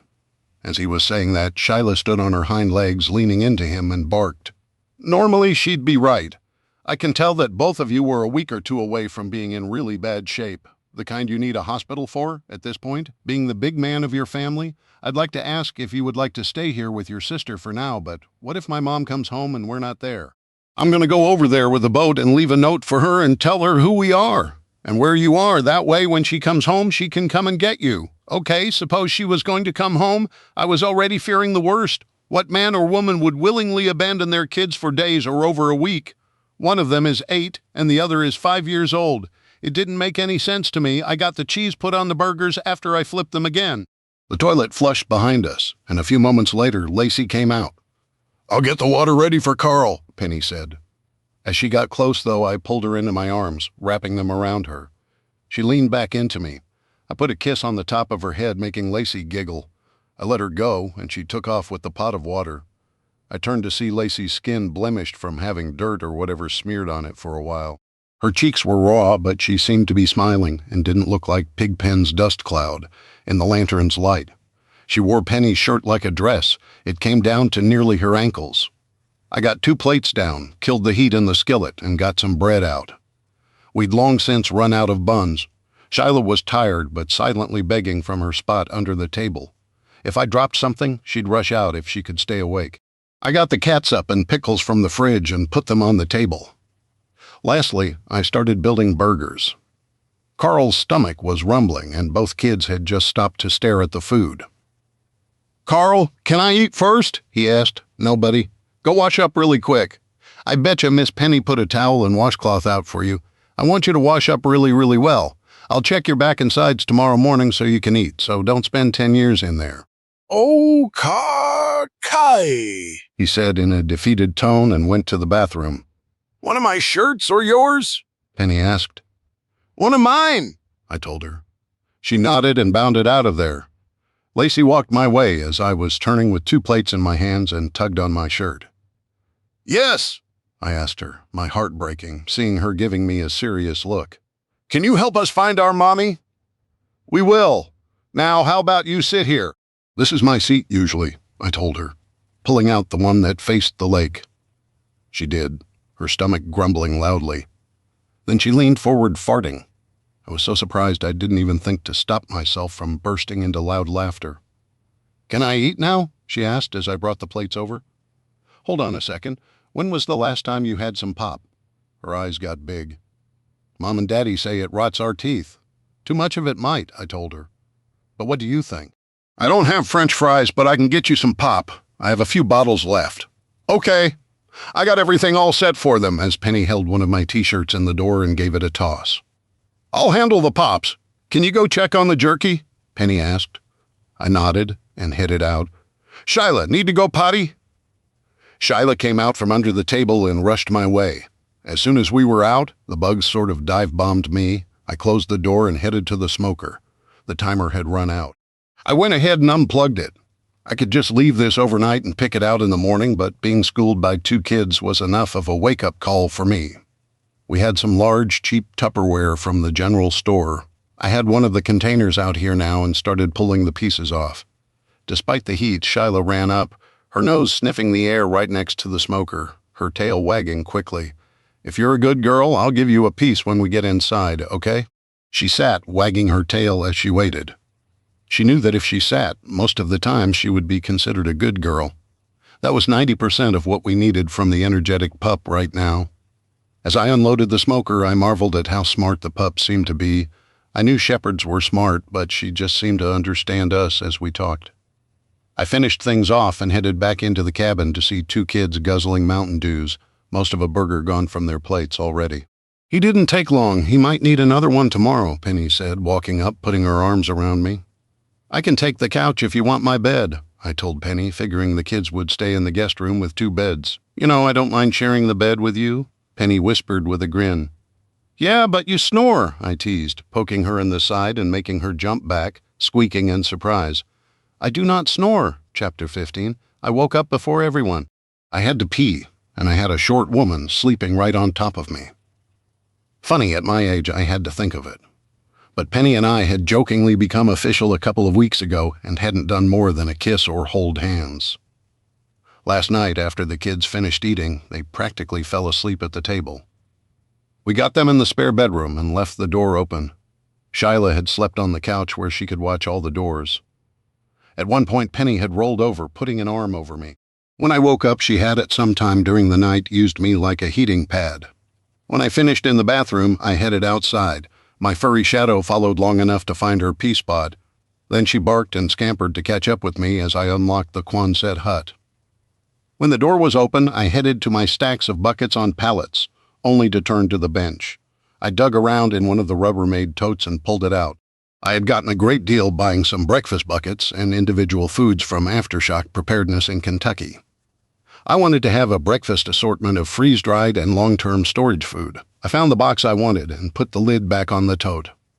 Shyla was walking around sniffing at things, and I realized the kids probably needed the vitamins from fruit as much as filling foods. I put a few apples in my pocket, then closed and locked the big door. Shyla barked at a bird that took off flying. She barked and chased for a few steps before giving up. I got the door open without dropping anything until Shyla darted in from between my legs. I almost lost it, but not quite. I put the box down on the table, unloading everything. Maple oatmeal in bulk pancake, mix in bulk, 5 of powdered scrambled eggs, 5 of bacon bites, 2 or 3 different kinds of breakfast potatoes. The rest I added myself was a ton of cheap generic syrup. It was mostly corn syrup with maple flavoring, but that was fine by me. The syrup lasted forever, and it'd give the kids a big sugar kick their bodies probably craved. I went ahead and filled the kettle and heated it, then got the stuff out to make pancakes, a big bowl, a hand mixer my grandparents left behind, and a ladle to dip the batter. I would also be making eggs with the rest of the cheese from the fridge and the bacon bites, but we were going to have a buffet before I started the day. It was already nearly 80 degrees this time of the morning. The only reason we were wasting our time blowing propane right now was the heat. If we tried cooking on the wood stove, we would fry ourselves out of here. It didn't take long for the kettle to get hot. I killed the heat to that. I would use that for tea and coffee, or if anyone wanted oatmeal on top of or instead of what I was cooking. It also helped reconstitute freeze-dried egg powder when it was hot or warm. My measuring cups came out, and following the directions, I made all my mixes and reconstituted the eggs to cook. I was almost finished cooking when Lacey came out of the bedroom with her dirty blonde hair, which was all crazy. She looked confused at first, then saw me. I forgot your name, she said quietly. I'm Jordan Daniels, I told her quietly. Thank you for the burger. My tummy feels better today. No problem, Toots, I teased back. You want eggs, pancakes, oatmeal?" Her stomach rumbled, and she bent over as it did. Then she let out a one-cheek sneak and stood up laughing. "Does that mean you want all of it?" She nodded, smiling. She didn't say anything else until she had the bathroom door closed. Good, I knew she was 5, but I did not want to help a kid with bathroom stuff. While I waited for the egg powder and water to mix together, I went ahead and got Shyla's food and water bowl refilled. She had wandered off somewhere in the cabin and was not underfoot for once. I heard the toilet flush just as I was mixing my first batch of pancake batter. I had cleaned up my big skillet last night, so I gave it a little bit of oil and got it heating. Then I mixed the egg slurry until it more or less looked like whipped eggs. I got the cheese out and added salt and pepper, the cheese, and a handful of bacon bites to the mix. I had hopefully done enough to feed the 4 of us the protein side of things. I was going to go heavy on the carbs and sugar this morning as well. Lacey was coming out of the bathroom just as I started scooping my first pancake batter ladleful into the skillet. My experience told me this would make a pancake that would just about cover an 8-inch paper plate. I planned to make a dozen or more pancakes. "Smells like deliciousness," Lacey said, now sitting in the same spot as last night, her legs kicking. "You like eggs and bacon?" I asked her. She was nodding her head big time. I know their eyes would be bigger than their stomachs, but I was imagining that the most they could have been eating was canned food or veggies. Plenty of salt, but low on carbs and proteins. If we had to eat this for lunch, I wouldn't mind. Knock, knock. A voice called from the front door made Shyla come out of the bedroom and bark. It was not the happy or playful bark she normally let out. It was the "I'm going to eat your face off" bark. I had only heard from attack dogs on TV. The problem was that it changed when she saw who was at the door. "Come on in, Jennifer," I called. She came in and looked around. "Late night? Looks like you have guests." "Yeah, come on in. I hope you're hungry," I told her, getting another pan oiled and on heat. Sure, always. She said. Like the rest of us, she looked like she'd lost weight, but she looked a little wobbly as she walked. I had read about the apocalypse diet, but seeing it in person was jarring. That's when I heard Penny walking out this way. "Furball, what are you up to?" "Oh, hey, Jennifer. Hi, Penny," she said, smirking at the bedhead before turning my way. "You sly dog, you." "Of course," Penny blushed, but I just grinned. I flipped the pancake and poured the egg mixture into the pan, which was quickly heating. I grabbed a handful of cheese, poured it on top, and returned the bag to the fridge. Now that the pancake pan was hot, I would have to move fast. I started cooking as Penny explained to Jennifer what had happened. That was when Carl finally woke up. He walked out of the bedroom into the bathroom without acknowledging anybody. I cooked, made pancakes, and let the little girl talk to the ladies while I shuffled food onto the waiting plates. Penny had gotten out while she was speaking. I started spreading things out on plates, planning to put all of the eggs on one plate to be eaten after the pancakes. When the toilet flushed and Carl came back out, he stopped dead in his tracks like he was trying to figure out a mystery. Jen looked up and her head tilted as she stared at him. Her hands were trembling. "Aunt Jen?" Carl asked. "Is that you?" Jennifer's jaw dropped. "Wait, you're Carl and Lacey Green, Jasmine's kids. Yup, that's us. Mama was going to see DJ, but she never came home. Can you help Mr. Jordan find her?" Jennifer had turned very pale, and her lip trembled as she suddenly tried to fight off tears. She got up and walked over to Carl, picking him up, hugging him tight to her chest, and then putting him back down. She looked a little unsteady on her feet now. "I didn't know she was missing." "Didn't your dad get out of jail, though?" Jennifer asked him, putting him down. "Yeah, but he left the day after the power went out. We waited a while, but Mama said when we ran out of food she was going to talk to DJ. She hasn't been back." Jennifer wobbled hard, so I walked over and caught her as she slumped. Penny rushed over and I scooped Jennifer up in a princess carry and carried her to the couch. "Is she okay?" Penny yelled. "Save the food, I can tell you in a minute." "I have to check on something." I put her on the couch and opened the windows, looking out at the lake behind her. Then I made sure the door was open. I went to the bathroom, got a washcloth out, wet it, came back and wiped her face down. She started coming around right away.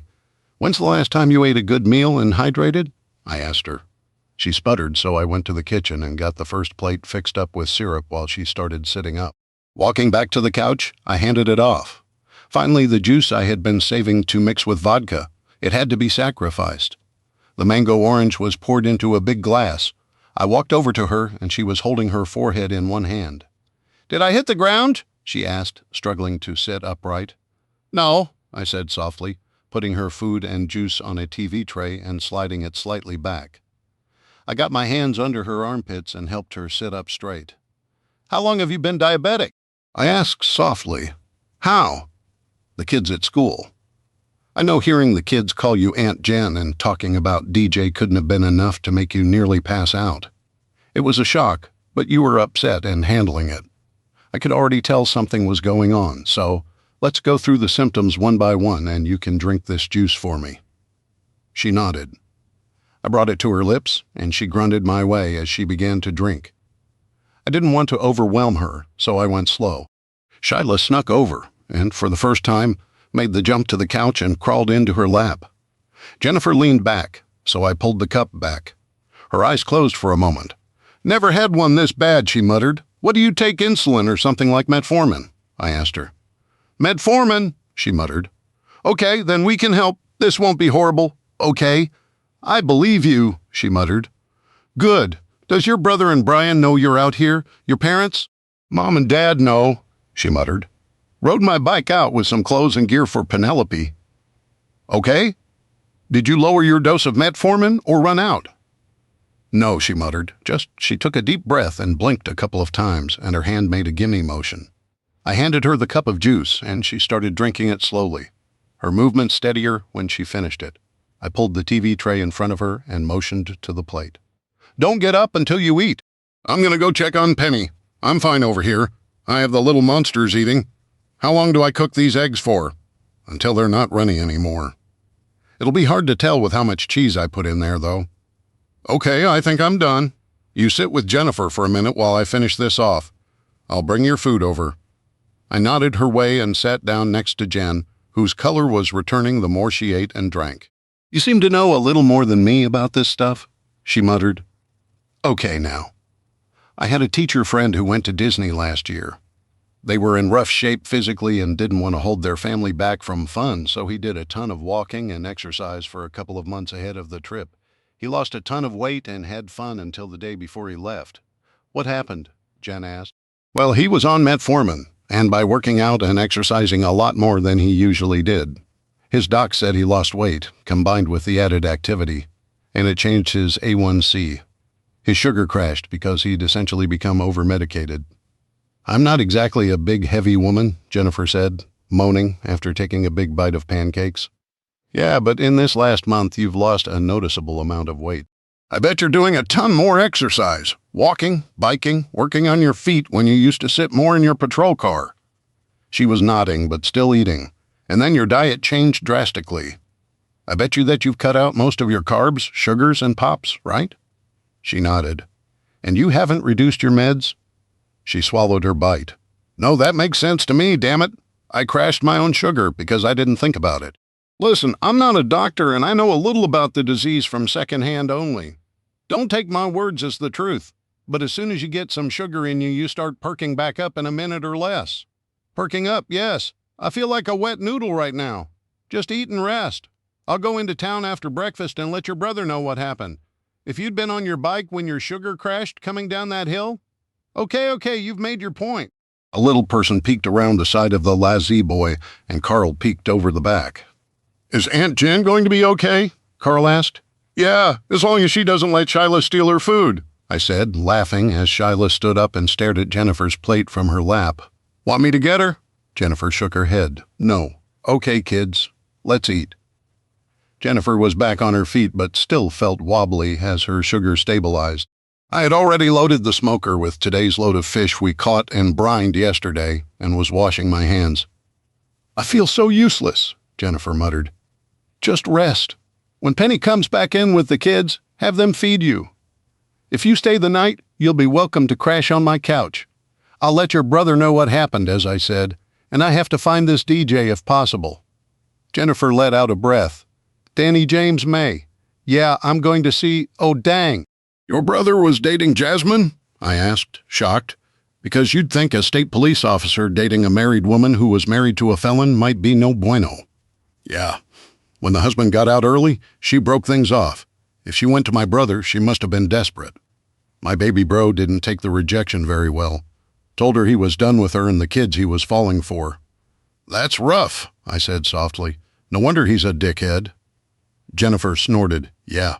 I don't know. I think Jasmine knew he was pretty well stocked. He had the whole family pretty well prepared, to be honest. Okay. Well, I'll make it a priority to talk to him. You be good? Okay, and if you're feeling up for it, maybe we'll set you up a lawn chair, a couple of fishing poles, and a bucket of water for your catch. Putting me to work already? Jennifer asked. Nah, but it'd be something to do if you wanted. That jerky we'll be sending you with is full of salt, sugar, and protein. Her eyes went wide. "Honestly, I figured when I ate the fish that it was your recipe. I felt better for a few days while I had the fish," she said with a shrug. "Okay, so I'm not a doctor at all, but I think if you can't use a meter to check your blood sugar, you need to go by how your body feels for your meds. I'd ask the vet in town here before you do anything drastic, though. He'd know more than me." "That's a good idea," she muttered. "In the meantime, rest. I'll get fishing stuff set up for you if you want a lazy day in the shade if you're feeling up for it. That way the rest of us can sort of keep an eye on you as well." Jennifer ran her fingers through Shyla's fur. The puppy was loving the extra attention. "What are we going to do about the kids, though?" she asked. Probably stuff them full of food. Get them picking up apples, a fishing rod, Or maybe putting pieces of wood in the wheelbarrow. You're all about the hard work, she said with a grin. You've lost weight too? Yeah, I always jokingly called this part the apocalypse diet, the best way to lose weight. Unfortunately, for a lot of people, eating differently and having to do more physical labor than their bodies can currently handle is probably hurting or killing some of the elderly. Jennifer nodded, frowning. We've seen that already. It's that and the people who normally have to rely on medications like me. You're type 2. You just have to keep your A1C down, but not let your sugar crash too low. She gave me a quick nod. Help a girl stand. Penny and the kids had finished eating already and had gone outside. It was just my doggo, Jennifer, and me. Still in here as the heat of the day started compounding, I moved the TV trays and offered my hands. She tried, but when she could not pull herself to the edge of the couch, I leaned down and put my arms around her. She put hers around my neck, and I helped her stand up. Thanks, she said. Feeling a lot better, but still weak. Takes a little bit for your sugar to stabilize. Bathroom, I asked. Bathroom, she agreed, once she was up and out of the comfy spot on the couch that sucks everyone in. I walked beside her. Shyla observed us as I got her to the bathroom doorway. Call if you need me, I told her. Okay, Will, I won't be long. While I waited, I took stock of things in the cabin. For sure, I was running low or out of almost all cheese, fresh produce, eggs, and bread. We had tried not to get into the canned veggies, choosing to stretch what we could by foraging until the wintertime. Where goods used to be on the shelves were bags of dehydrated mushrooms, fresh ramps, some kind of garlicky-smelling stalks, and something we had just started harvesting after trying once. Cattail roots were rhizomes, just like potatoes. This time of year, they were a little bit of a pain to dig up, since the ground was dried out along the edges of the water and the ditch to the side of the driveway running down the hill. Both Penny and I had known about it in theory, and that you could even eat the inner heart of the stalk and the seeds. But quick experiments so far had us focusing on the roots when they were cleaned, scrubbed, and peeled. They could be boiled up like potatoes to mash up. They didn't taste too different from potatoes. If you added some seasonings, that would be a fine substitute. Right now, we are testing a couple of different things. Once dug up and rinsed, did you need to let the outer skin harden up like a potato at first for storage? Or could you just refrigerate? We knew we could always prep a ton in advance and freeze them, but I had a lot of room in the Quonset hut, and I'd like to use that up whenever possible. We found the inner stalk and heart of the cattail root to be starchy was the best we could describe it. It was fibrous and not enjoyable. I think it'd be better to boil the starch out and let it dry, using that as needed. Jordan, Jennifer called out as I heard the faucet going. You okay? I called through the door. Yeah, I think I'm going to take you up on that offer to fish in a little bit. I'm still a little bit wobbly. Well, come on out and we'll fix you up in the hammock so you can rest until the food catches up with you. The door opened and Jennifer looked a lot better. She put a hand on my shoulder and we both left the cabin. I held the door for her, but Shyla, not wanting to be away from her people, shot out first. Almost tripping Jen, she made a beeline for Penny and the kids who were near the water. Just sit on this hammock sideways, I told her, moving the mosquito net's clothespin and pulling it all to one end. I held on to the edge of the hammock as she lowered herself. She smiled when she got in and was situated. "This is a nice view," she murmured. "Yeah, it doesn't suck," I told her with a grin. I found Penny and pulled her aside. I told her everything I told Jennifer. It was a guess on my part, but I knew Penny would bully Jennifer to check in with the horse doctor no matter what. Then I told her my plan to go into town and find Danny and that he was DJ. Penny, being much smarter than me, had figured that out right after Carl called her Aunt Jen. "You should take some apples into town to barter for stuff," she said, when I laid out the rest of my plans. Chapter 16. Penny and Jennifer assured me they had everything in hand, including Penny's threat to sit on her if she didn't take it easy. She was already looking a ton better when I left. I had loaded up my military pack with apples and then loaded a paper bag on top of that. I loaded the paper bag in the front basket on the bike, on top of the lock and chain. Not ideal, but we figured we had more apples than any few families could eat quickly. Things were quiet. Occasionally we'd hear gunshots, but overall I figured that was people hunting or putting meat on the table. The hill going up and into town made me work for it quite a bit. But when I got in there, I saw the usual crowd in front of the general store. Funny enough, Brian and Danny were standing outside the store with their arms crossed. "He's all out of food," Danny told the crowd. "That can't be true," George screamed, the old man shaking his fist in front of the men's faces. "It is what it is. Have you seen any delivery trucks? Didn't you walk around yesterday and not see anything you wanted?" "I know that was the case because I walked with you," Brian told him. "What the hell are we supposed to do?" Somebody else shouted. Brian saw me and started walking my way. When he got close, he peeked in my front basket's bag and then looked at me with wide eyes. "You might want to be careful with that," he whispered. "My pack is full too. Do you think it's worth bartering? And is the store fully closed?" Mr. Davis closed the store. Most folks want food now anyway. "It's not been good." "Hey, I thought Jennifer was going to your place to hang out," he said, giving me an odd look. "Her sugar crashed, so I have her taking it easy," I told him. Knowing what that look was for and why, I decided to be as honest as possible with him on this. "Is she okay?" he asked suddenly. "Yeah, she's good. We figured it out, and I started her out on some juice, then some carb-heavy food plus proteins. Honestly, I think with the change to her diet and the weight she's lost, she's over-medicated. I'm not a doctor, though, so it's just my shoot-from-the-hip thought. She did respond like her sugar had been too low, so I'm pretty sure I'm on the right track anyway." He let out a sigh of relief just as Danny walked up. He peeked into the bag, grabbed an apple, and bit into it. I gave him a smile and a nod. "Hey, folks, anybody want an apple or two?" I called loudly. Some folks turned, and it wasn't a few seconds later that they were grabbing them out of the paper bag. Most got one at first, but I told them to grab however much they wanted as I put my kickstand up and removed the backpack. I opened the top and laid it out for folks. Sadly, people cheered at this. "Hey, man, is my sis driving you crazy already?" Danny asked, tossing his core over the building in front of us. "Her sugar got too low. We gave her juice and some food, and she's already feeling better," I told him as his mouth started to open in worry. "Also, Listen, maybe I should ask you this next part when we're not around a crowd." "No, man, no worries. What's on your mind?" Danny asked, seemingly unconcerned about his sister. "Jasmine's kids rode over to my side of the lake last night. Their mom's been missing for at least a few days to a week or more," I told him in a low voice. "Oh man, that's rough," Danny said. "She showed up right around that time frame here and talked to Brian and me. I told her I didn't really have a ton extra. Because of my parents, I never really could get them to prep as much as they should, so I bought extra for them and stored it at my place. Yeah, I told her that we'd heard from our scout that there were a few Walmart trucks west of here about 20 miles. The way going towards Grayling. She took off on a bike. She did mention that her husband had taken off a couple of days after the lights went out on their go-kart.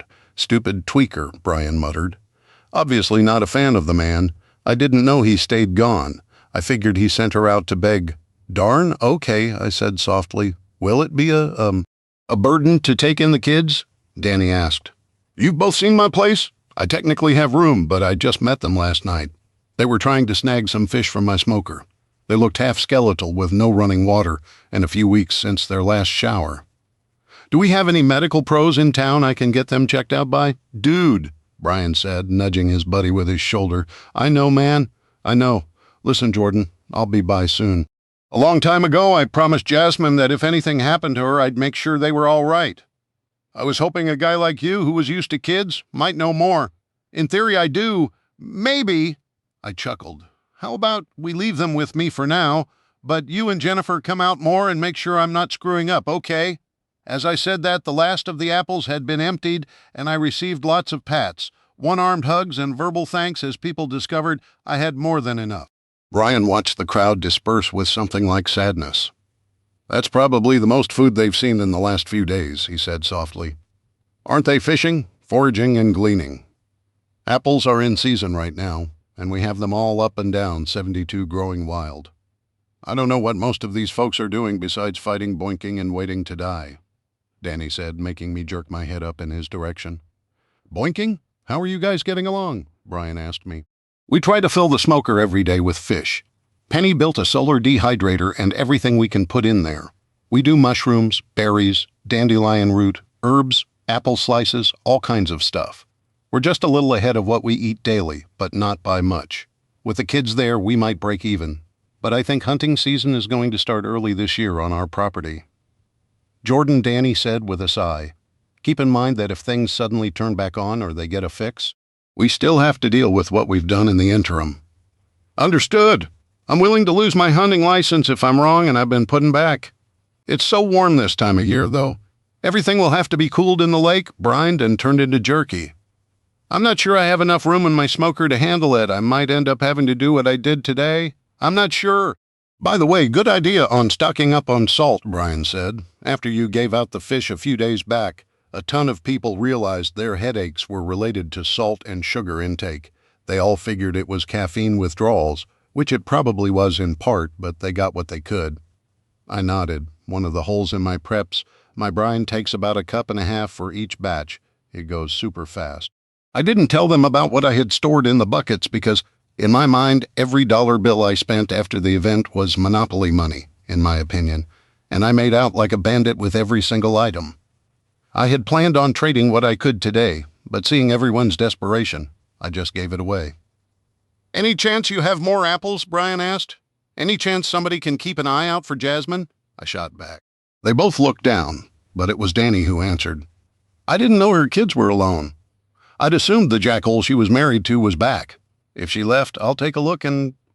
I get it, man. And yes, if you guys want to ride out, I have an old apple tree that's going to drop a ton in the next month. Maybe you guys want to stock up or get some to pass out? The ride up and down the hill sucks, but it's worth it. I told them both. These are what's just coming ripe right now. Keep an eye on his sister for us, would you? Brian asked, getting a smirk out of his partner. Last I saw, she was on a hammock and about to go fishing. I think she'll stay the night, but that's to make sure she doesn't have a sugar crash on her bike and crash out on the way back. They both nodded. Is your lady friend still looking for winter stuff? A woman asked. One I'd only seen in passing. Yes, ma'am, I told her. Boots and maybe snow pants. I think we got her a coat, but I'm not sure if that fits. Aye. If you'd bring me some apples tomorrow, I can spare some of our old things, she said softly. I doubted they were the same size nowadays, but they were the right height. Penny was on the short and petite side to begin with, and the apocalypse diet had smacked all of us around a bit. Then again, it might have been from a time before. Okay, I'll make sure to be up here tomorrow. Should I meet you here, or should I stop by your house so we don't get mobbed? If you don't mind, I'm about 4 blocks past here on the main road. Greenhouse, purple shutters. I know just the one. I'll bring a load out, I told her softly. She had tears in her eyes. Thank you. As she walked away, I saw she had at most 6 in her pockets and hands, holding the front of her shirt over them as a couple of younger kids peeked around her back. I made it home, my pack and bike a lot lighter. Shyla came running, barking up a storm, dancing all around the bike as I put the kickstand down. I walked to the cabin, dropping the pack by the door. Shyla was still dancing as I reached down to give her some love. I heard children's voices coming from the water, as did Jennifer's and Penny's. Shyla, what are you doing? Penny called, coming around the cabin from the lakeside. She stopped when she saw me, then grinned. I knew it! There are only two people she gets that excited about, you and Jennifer, no?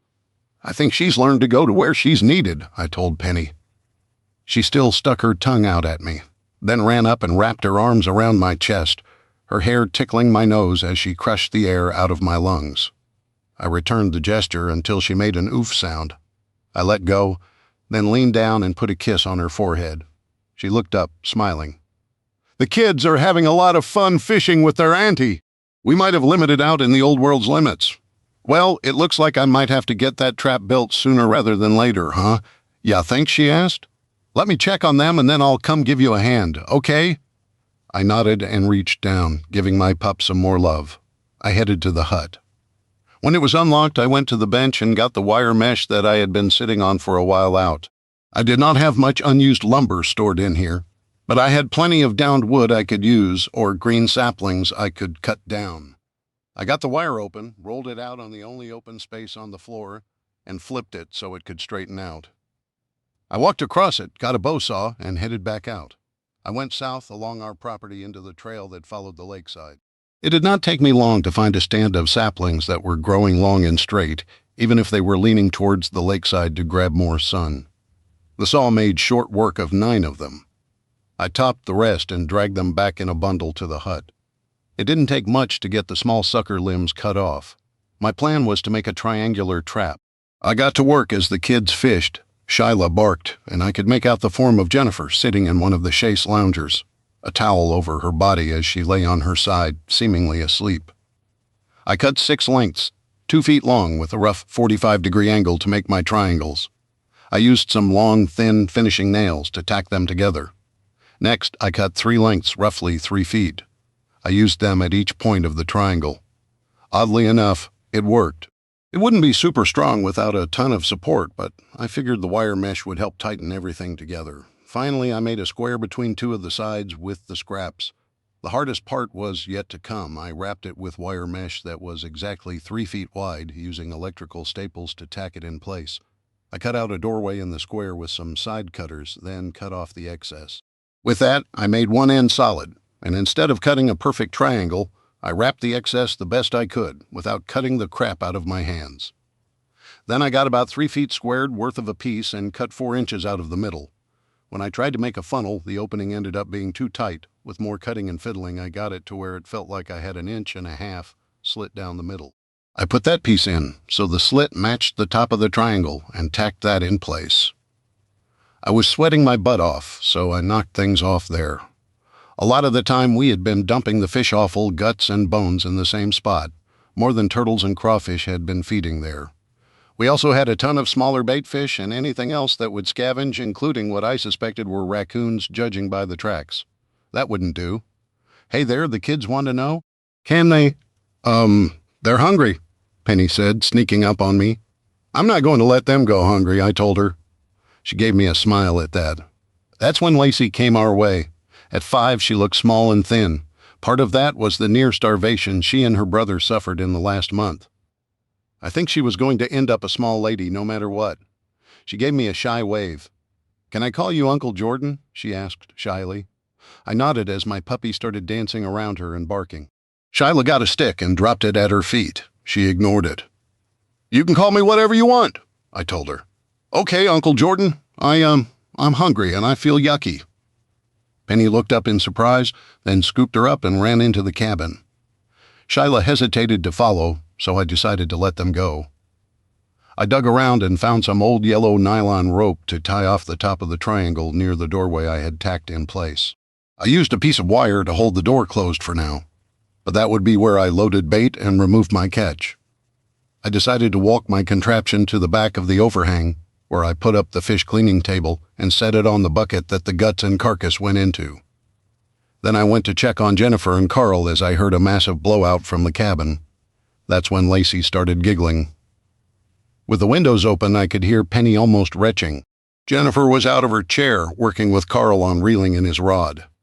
He had something heavier than the trout or perch we had been catching. I wasn't surprised to see him reeling in a walleye. I knew they were in there, but not very common. When they got it landed, Jen removed the hook, dropped it in the bucket where her chair had sat, and let him rebait the hook with. It looked like a big fat white grub. He cast it back out and waited.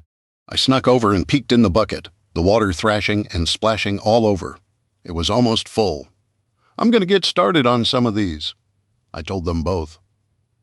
I dumped most of the fish into the sink side of my cleaning table, needing to use my belt knife to end the walleye. I got more water in the bucket for them and walked inside. I needed to get my fillet knife and sharpen it a little bit. I washed my hands in the kitchen sink, hearing distressing sounds from the bathroom where both ladies seemed to be. Part of me wondered if the girls' giggle fart stuff was a symptom of a larger problem.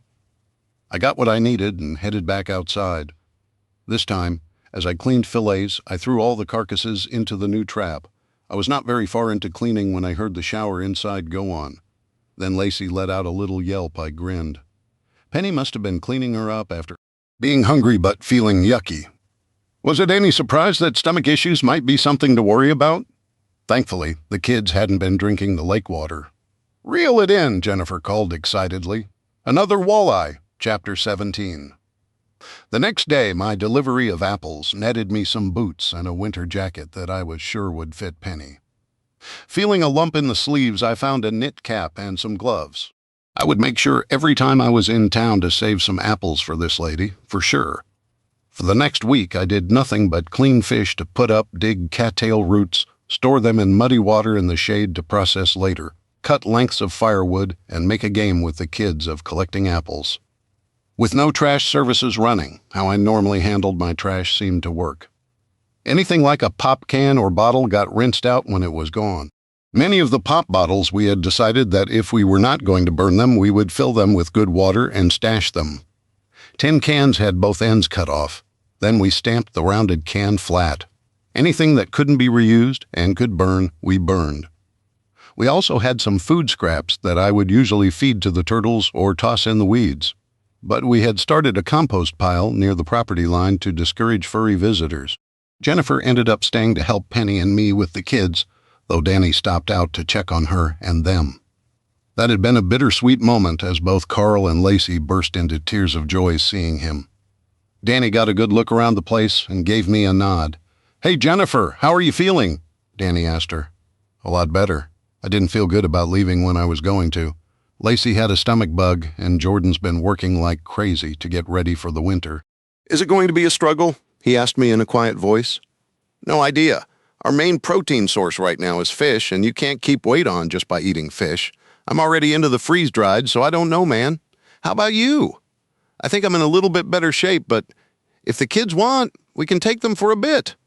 "That's not a bad plan."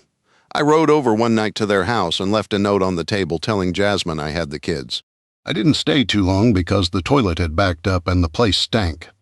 "But we should go in daylight to get some clothes washed. There are probably canned goods and stuff you guys can scavenge eventually if she doesn't come back once winter hits with no heat." "They'll freeze and burst," Jennifer said, her eyes going wide. I nodded, and that goes for anybody who's passed away, got stuck away from home, or has moved on. "I think we're going to have a rodent problem if we don't already." A moment later, Shyla proved me right by barking and chasing a squirrel that had shot up the tree next to where we were standing. "Leave it," I told her softly. She barked at the squirrel, then came and sat at my feet, giving me a doggy grin.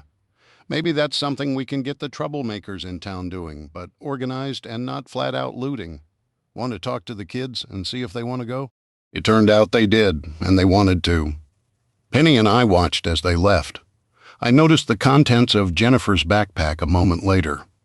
She always traveled with clean shorts, undergarments, and a shirt, but the rest of her pack had been packed with winter clothing.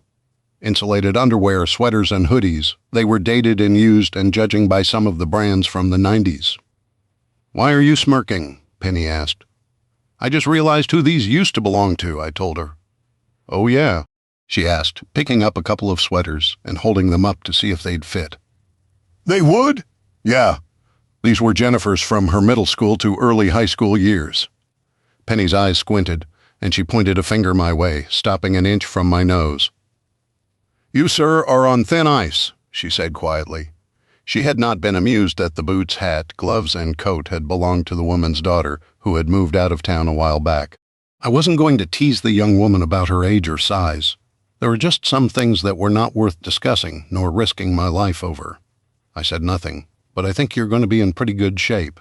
I told her, for clothes, I mean. You watch it, I'll sick Shiloh on you, she said, stepping closer. Instead of poking me, she put her hand around my neck and pulled me gently. I leaned down and gave her a kiss. Suddenly, barking and scratching had us both back up as a jealous Shiloh bounced between us. Also, I'm going to take a couple of days to see if I can't hunt something with a bit more meat on it, I told her. We also need to empty the food from up the hill and see if your grandpa has any hunting stuff. Archery, guns, ammo. She nodded. I can start going through that stuff. We're going to have a ton of food without breaking into your stores too much, but I'm already sick of fish, and for a girl like me, it's hard when it's all we eat. I'm going to set up near the old apple tree and let the apples on the ground sit. Then when the very dangerous snaggle-toothed deer sneak up for a bite, you schwack 'em and stack 'em. Hey, where'd you hear that? I teased. Jennifer had one of Angry American's books, the first in the survivalist scary, but interesting and if we were anywhere but a town of a couple of hundred people, it would be more realistic for us. I'm also going to grab the canning jars. I think we can wash, peel, and pressure can all those cattail roots that will keep our starches and carbs up through the winter, unless we get into those beans and rice. I'm afraid we'll definitely be getting into the beans and rice. But if we can add some fresh meat, more berries, and hopefully forage more greens when the rains start coming back, we'll be in better shape. I get her my thinker breaking. She started snickering when I fumbled my words and then just kept going with it to be a goof. Good plan. When do you want to start? Let's go ahead and get going. I'll bring the wheelbarrow up with the cooler, and we can start using both to get stuff down the hill. That took us the better part of a day. It turned out Catherine had close to 5 dozen quart-sized jars, 10 dozen pint jars, and a huge box of half-pints that I didn't bother to count. All were wide-mouthed, and there were a ton of lids and rings to go with things. That took 2 trips by itself. The canners? 2 big water bath canners with wire inserts to keep the jars off the bottom. There were 2 different pressure canners as well. One was what looked like a brand new All-American. The second was an older brand, but it had silicone gaskets with spares, so I didn't think it was all that old. That was the next trip down. By the time I got that unloaded and walked back up the hill, Penny had the cooler half full of dried goods and canned goods. I could barely pick it up. We put it on the wheelbarrow and then filled the bottom of the wheelbarrow with more stuff. That made our 3rd trip.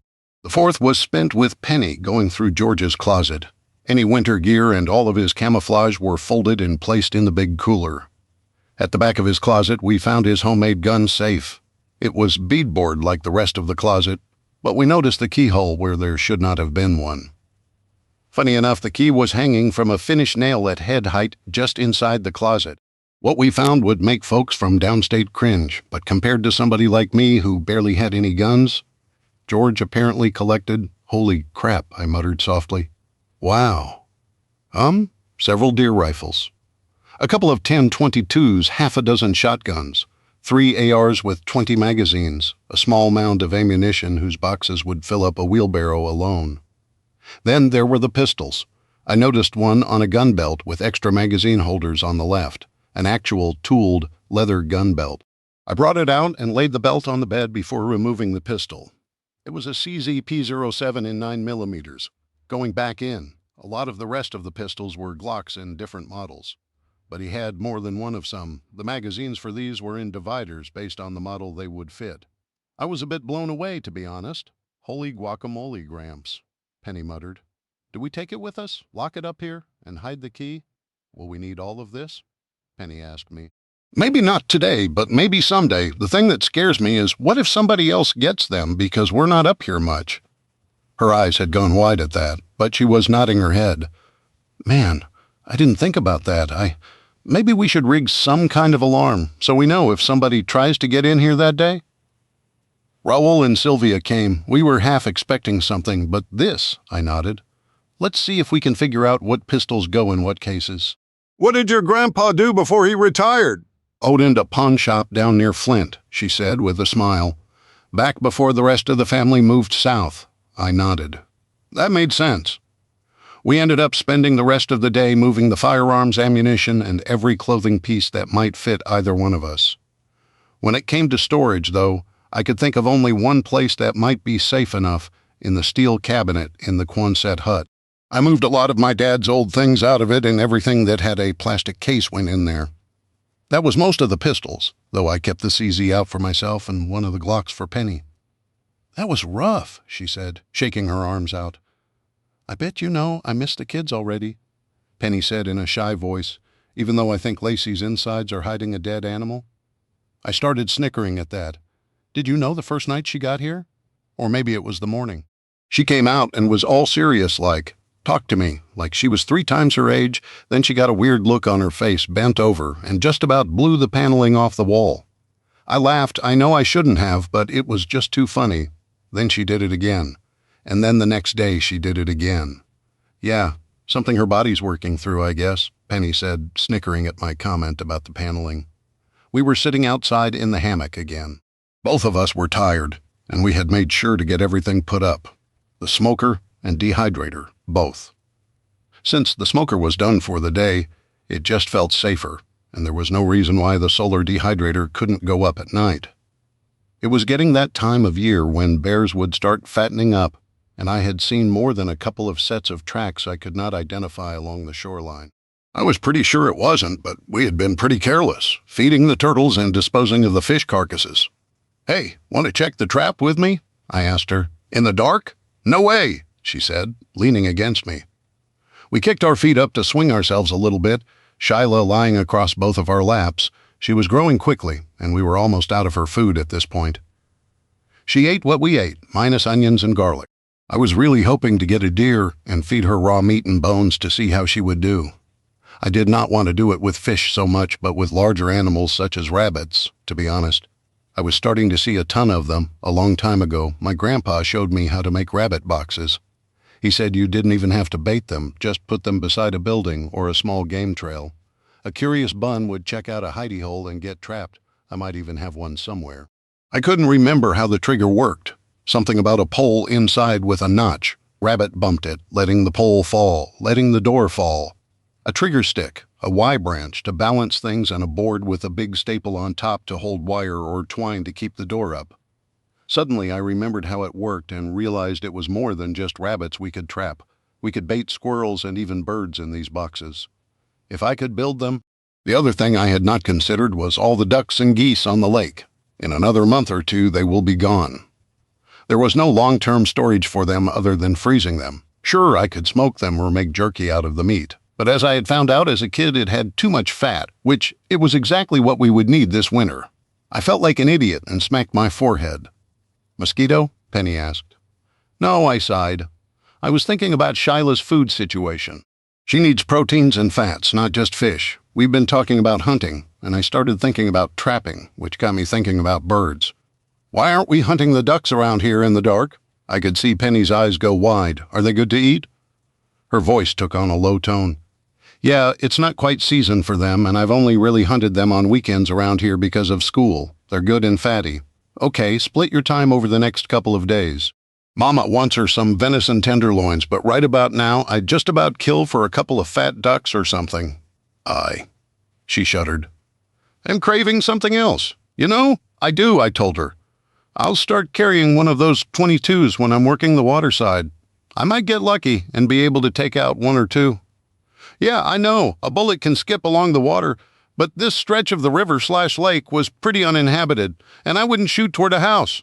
I wanted to avoid using a shotgun for the time being because the bigger boom would alert anybody and everybody around that we were doing something more than taking pot shots.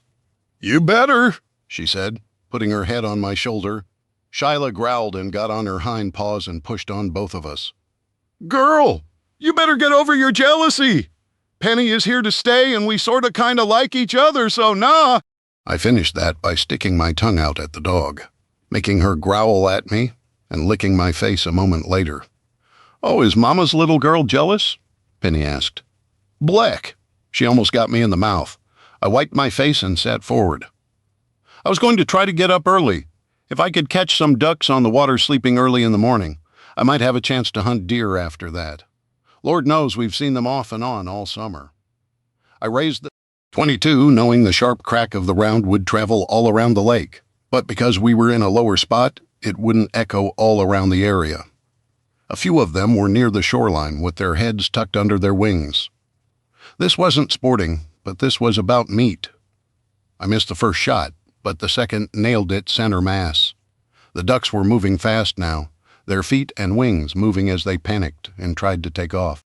I led the shot with the next one, hitting it, and it took 3 shots at the third one I aimed at. I was breathing fast and hard as excitement overwhelmed me. I could still hear the echoes of the 22s as the ducks made even more noise, honking and their wings whipping the air. I was going to go get my canoe and then reconsidered. The kid's rowboat was still in the low spot, with the anchor line wrapped around a pole. It was ready to go. I went ahead and put a new 10-round magazine in the Ruger and put it on safe. Then I rushed and pushed the boat out into the water and put the oars in the oarlocks. I didn't bother with a life jacket. In fact, I had the youth-sized 10-22 over my shoulder in a sling still as I paddled for the first of the downed bodies that the wind was pushing into the middle of the lake. I heard barking and cursing as Penny and Shyla made their way outside just as I picked up the first mallard, tossing him in. "What are you doing?" Penny called, rubbing sleep from her eyes. "Mama wanted a duck dinner." "Mama gets a duck dinner," I called back, using the right oar to drag and spin me so I could reach down and grab the next. I slung it in. Penny was nodding and smirking my way as I got to the third one. I reached for it when the water exploded near my hand. I yanked it back and realized I was hearing the echo of a shot from a hunting rifle. I looked around and reached for the duck, tossing it in the boat as another shot went off. This time I could see the puff of smoke from the shot and turned, unslinging the little 22. A man was across the lake west of the kid's parents' house at the old rundown fishing shack. He raised something to his shoulder, and I about crapped myself when I realized he hadn't missed by much and he wasn't trying to miss to make a point. I used my left hand to change the boat's direction as a shot went off, just missing me near my left. I stood and raised the .22 and started firing straight at him, then raised the barrel to account for the drop. The man fired just as something stung him, making the shot go wide. I ran the gun dry, then got the partial magazine out and changed it. "I shot 6 times before, so I had 3 or 4 in here." As the man rolled, I raised the rifle and fired the gun dry again. I saw it twitch as the second round hit him. Penny was screaming, the dog was barking, and I was seeing everything through a tunnel. I took a deep breath and kept watching. If the man stood up, I was going to jump into the water. I sat down and waited, my legs wobbly. "Are you okay?" was what finally got me to turn Penny's way. She'd been shouting the entire time, apparently. "Missed me," I said quietly. "Yes, I did. Who is that idiot shooting at you?" "I meant he missed me," I called. Now paddling back to the shoreline. She met me at the shore and I almost went over backward as she grabbed the handle on the front and dragged me up. Shyla jumped into the boat and gave the ducks a passing glance as she made her way to me, stumbling on the aluminum, her nose and tongue going to work as she checked me over, sniffing, licking her nose, poking all over. "I'm okay," I told her. "Let's get me on shore really quick," I said. He's, or whoever that is, they're not getting up," Penny said quietly. I grabbed the 3 ducks and headed to the porch, putting them on the cleaning table. My hands were shaking, and I felt my nausea rising. Part of me wanted to grab my deer gun and check whoever was out with the scope, but that seemed too impersonal. I needed to know who and see if I could figure out why. Was there a larger threat, or was this someone acting opportunistically? Or did they have something against us personally? "Yeah, this isn't good. I need to head over there, I think," I muttered. "I wish. We can't just call 911, Penny said, tears of frustration threatening to run down her cheeks. I took a deep breath and turned toward her. She looked up at me and I pulled her close, kissing her. Shyla went nuts at that, but I ignored her even when she pushed on us both with her front paws. When I broke it off, we were both breathing heavily. "I need to go over there," I muttered. "Will you and Shyla be okay?" She nodded. "I can keep an eye out with your 30-06. Wouldn't it be better if, honestly, nobody came running out when both of us started shooting? I'm not sure if there's going to be anyone else or if they all have their heads down. Either way, I need to see. We need to know more, even though I don't really want to." She nodded, the tears running down the side of her face now, Chapter 18. I loaded my AR and took a spare magazine. I had my dad's .44 in my gun belt and a speed loader in my pocket. Penny was watching from behind a planter on the north side of the cabin, using the scope to keep an eye out. I wish she hadn't gotten to see whatever it was I did up close, but I would be doing it in person very soon. Despite the pup's protests, We crated her for now. I just hoped that we wouldn't need her to watch over the driveway coming down from the road. I will say one thing about aluminum rowboats. They are solid, they are stable, but they are loud and slow. I could have made this trip with my kayak 3 times in the time frame it took me to row across the lake. By the time the front of the boat was pushing against the tall weeds and grounding itself, I could already smell the body. Unwashed butt, body odor, all of that, and mixed with loose bowels. I stepped off the boat, my rifle in one hand, grabbed the anchor, and dragged it up on the bank with me. I dropped it next to the body. It was a man in his mid to late 20s, scraggly blonde hair, wearing a blood-stained and just all over stained wife-beater, old cargo shorts, and some half-put-together shoes. It looked like the front toes had been reinforced with duct tape. I slung the rifle, knelt down, and reached for the gun he'd let go of when he fell. It was a bolt action, likely a 7mm from a quick look. I backed up and put it in the front of the boat. Then I walked up and approached the body, using my foot to roll it over. There were 3 shots I could see that had hit. One high up in the chest, one in the belly, and the third, which had only bled for a second, just to the side of his nose, high up by his eye, which had partially bugged out. I walked to the weeds and knelt down. I puked bile and heaved. I knew how I felt about the Bible and what the 10 Commandments said. Thou shalt not kill does not mean I needed to eat a bullet, but I could do what is necessary to stay alive. It means thou shalt not commit murder, though it doesn't say it quite like that. At least that's always how I felt right now. I wish I could have taken back what I'd done and tried a different solution, like jumping in the water instead of returning fire. In the end, I knew that wouldn't have worked. When I was done, I wiped my mouth, feeling cold, even though it was hot out. Whoever this was thin and had been on the apocalyptic diet as well. His pockets told the story all in their own. A baggie of white crystals, a glass pipe, a couple of lighters, a small ring of keys, and a pocket knife. I made a pile of everything before rolling him to his side again and checked for a wallet. It was disgusting, but I avoided getting anything on me while fishing the wallet out of his pocket. I quickly flipped it open and found his driver's license. Brody Green, the address was across the lake from me. This was Jasmine's husband, if I had to guess. I had not been expecting that. I pocketed the keys, the knife, and the lighters. I turned to our side of the lake and waved. Penny stood up and waved back, then crouched back down. She looked so far away, but it was barely 150 to 200 feet away. I suddenly felt thankful and foolish at the same time. I had unloaded something like 14 or 15 rounds this direction and only hit 3 times.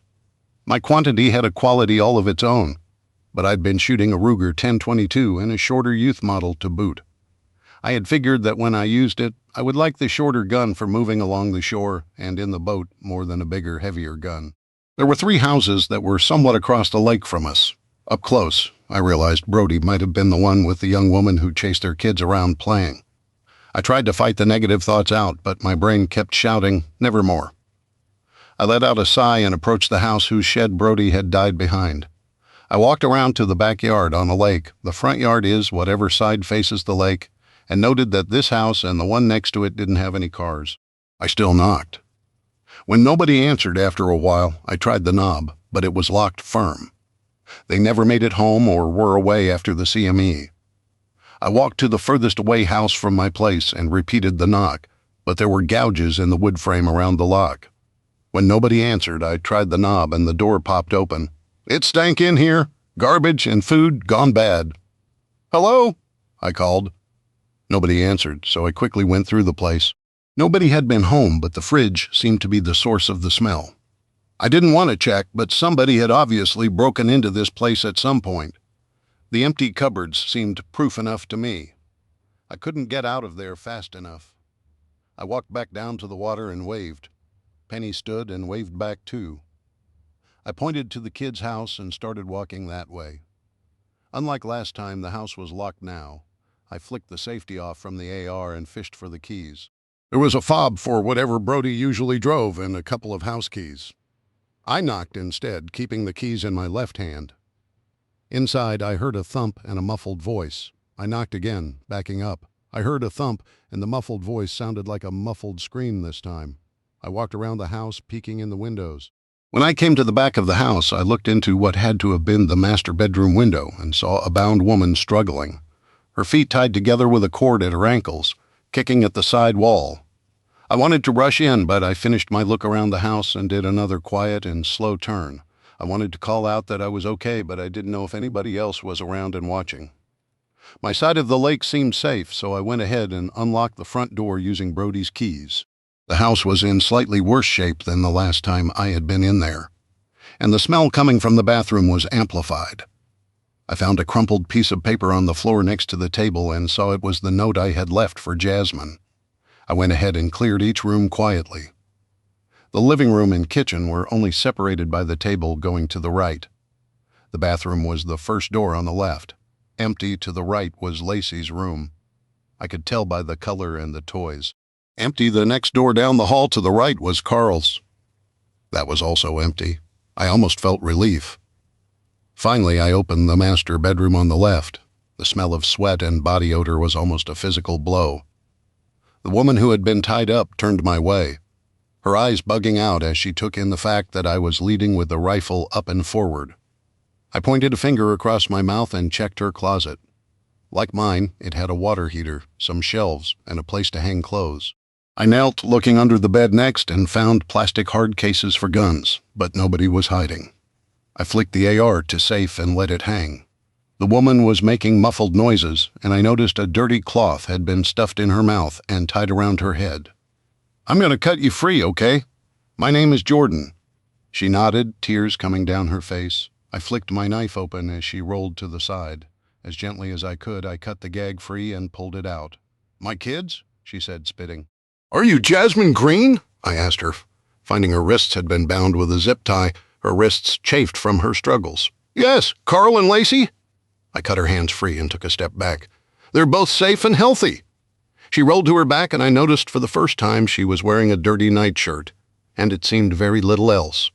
She rubbed her wrists, shaking her hands out. "Thank you," she said. "Are you the guy from across the lake?" I nodded. "And Brody?" she asked. I didn't want to tell her, but for all I knew, he was the one who did this to her. He didn't make it," I told her softly. "Good," she said, something fierce in her tone. "I can help with your ankles if you need. Looks double knotted to me." She shook her head. I saw the welts, the bruises, the near black eye, a bruised handprint high up on her thigh. I didn't want to imagine whatever situation she'd been in if she'd been missing and was suddenly back. I waited as she got them untied. She tried to slide off the bed, her nightshirt rolling up, exposing her bottom. The bruising continued, and I tried not to wince. She saw that, then told me, "They're not good people. They hurt me, not just Brody, but his friends too." I understood, but I did not want to hear the words. Instead, I told her, "I understand. Are his friends coming, or are they around?" "They're supposed to be by here tomorrow," she said softly. "For their turn again, and to get the rest of the guns Brody has under the bed. That's the reason they let us go. Their turn." Two horrible words. "Why was Brody trying to shoot me?" I asked her. "He said if you had enough food for you, that lady, that dog, and to take in a couple of brats, his own kids, mind you, that you'd have more than anybody else around here. Taking that bunched-up piece of paper became a priority, as did whatever guns the friends were coming to get." I knelt down, making Jasmine yelp and pull her legs back. "We can't leave these guns here knowing Brody's friends are coming for them." Are my kids across the water?" she asked suddenly. "Brody kept me away from the windows for a couple of days, and she started crying." I pulled out 3 gun cases. One of them was light. "Is this all of them?" I asked her. She nodded. "This would take a couple of trips to the boat, and I would need to stash the body so nobody knew what happened to him. I'll take you with me, and in a day or two we'll get DJ." "You know DJ?" she asked, her voice hopeful. "Yeah, and his big sis and his buddy Brian. They are the ones who stopped by to hang out with the kids, Jennifer and DJ." "Oh, thank goodness," she said, sobbing. "I can help carry these cases in a second." I didn't feel like she was a threat to me, but I handed her the empty case for now. "I need to move Brody somewhere," I said softly. "What happened anyway?" "I was hunting ducks this morning, and he started shooting at me. Almost took my hand off. By the time he fired the second time, I knew I was in trouble. I fired back, but he didn't make it. I hit him 3 times. "Is he gross?" "No," I told her softly. That's a shame. Mind if I get some clothes on? I felt my face heat up, but I shook my head no.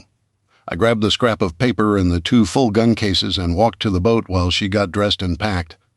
I loaded them into the boat, then went back to Brody. With a sigh, I started dragging him, using his wrists and arms. When I made it to the road, I looked both ways. In the summer, this was a barely used road, but it was a whole lot busier than the one my driveway came down from. It was dead now, and nobody was in sight. I dragged him across the road and dumped him into the ditch. It was not perfect, but it was not obvious that I had killed him from across the lake. As I walked back, I noted the tall grass and the tracks from dragging him and groaned. I went back to the ditch and found a 4-foot-tall sapling. I used my knife like a poor imitation of a machete until I had a leafy top and about 3 feet worth of a branch. As I walked backward toward the lake, I tried to brush the dry but tall grass, so it didn't look like a path. I don't think it helped, but it no longer looked like 2 heels had been dragged across the street from this lot. As I came around to where the boat was, I stopped. Jasmine had the rifle in her hands. I held my breath as she worked the bolt once, then twice, both times catching the brass cartridges. She worked it twice more, and then nodded when nothing happened. She had the empty case open next to her, and that's when she looked up and gave me a smile. "Sorry, I was clearing the gun. Are you any good with that?" I asked her. "This one's mine," she said with a smile. "DJ got it for me a while back. If you know him and Jennifer you know about." "I do." "Let's get you across the lake. I'm sure you'd love to get cleaned up, and we'll figure out what happens next." "Okay. I also got his meth and crack pipe you left on our table." "Figure on dumping it in the lake or somewhere else." "Can't leave it by the shore. His friends would probably find it and know something happened to him for sure. We get rid of stuff, and if they find him, they'll know it's a robbery and not necessarily somebody who offed him because he was shooting at him." I nodded, which made some sense. I pushed off and got on the boat. Both of us jockeyed around until I got to the middle bench and started rowing us back. I fired up the water heater for the first time since the event happened. It sounded like a jet engine the way it was working to get the tank up to temperature. She and Penny were in the bathroom, both talking, both ugly, crying. Penny was helping her clean up and making sure her many bruises and wounds wouldn't turn into something fatal. For now they had been using the cold water, but I told Penny what I was doing and why. She agreed with us breaking the norms for this instance. I was outside dealing with the ducks.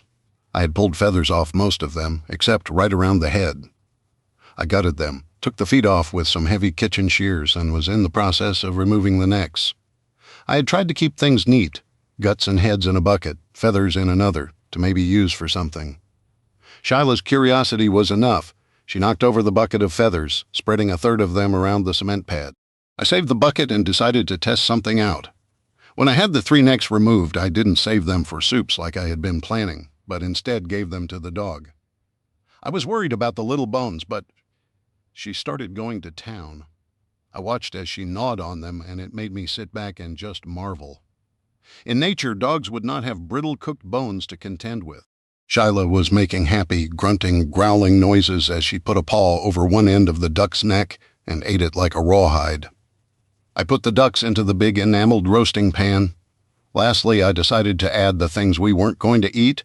I'd save the hearts and livers aside for slicing and frying up later and put those in the pan for now as well.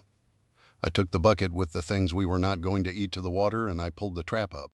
It had been empty the 2 times we had pulled it up, but now it looked half full. I shook my head as Shyla behind me was making crunching sounds as she devoured the raw duck. I pulled the trap to me, then decided I needed to switch things up. I ran in for a clean pot, went back out, and opened the trap's door. I started pulling crawfish out, ignoring the stings and pinches from their claws. It took me a while to remove them by hand, but the bait I had been using was not anything I wanted in the pot. It stank. Shyla finished at some point because she came over and started barking at the pot of crawling, rusty-colored crawfish.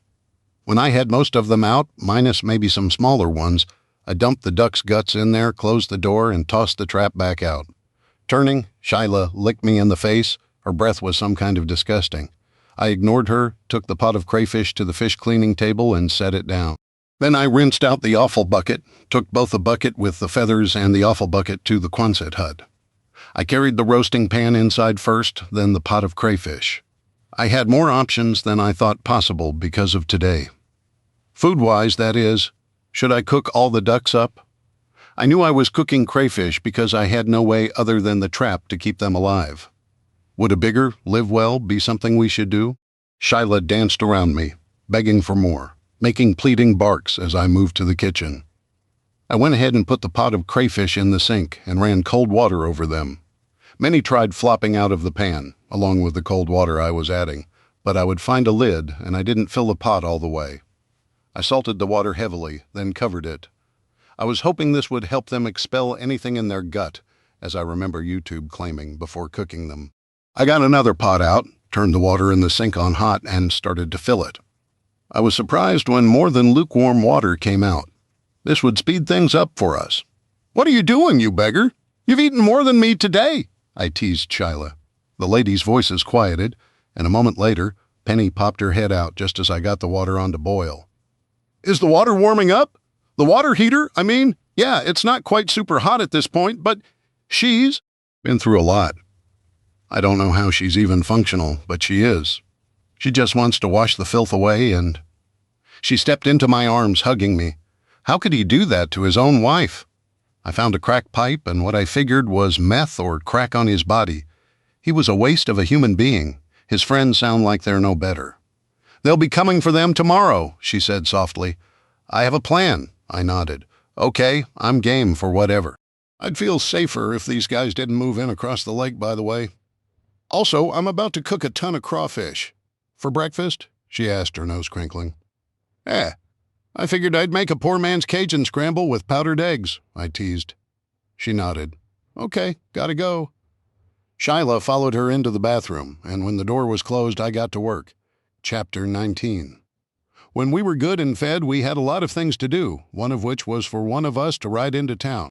I had no doubts about what Jasmine went through, but I did have doubts about leaving her alone with Penny.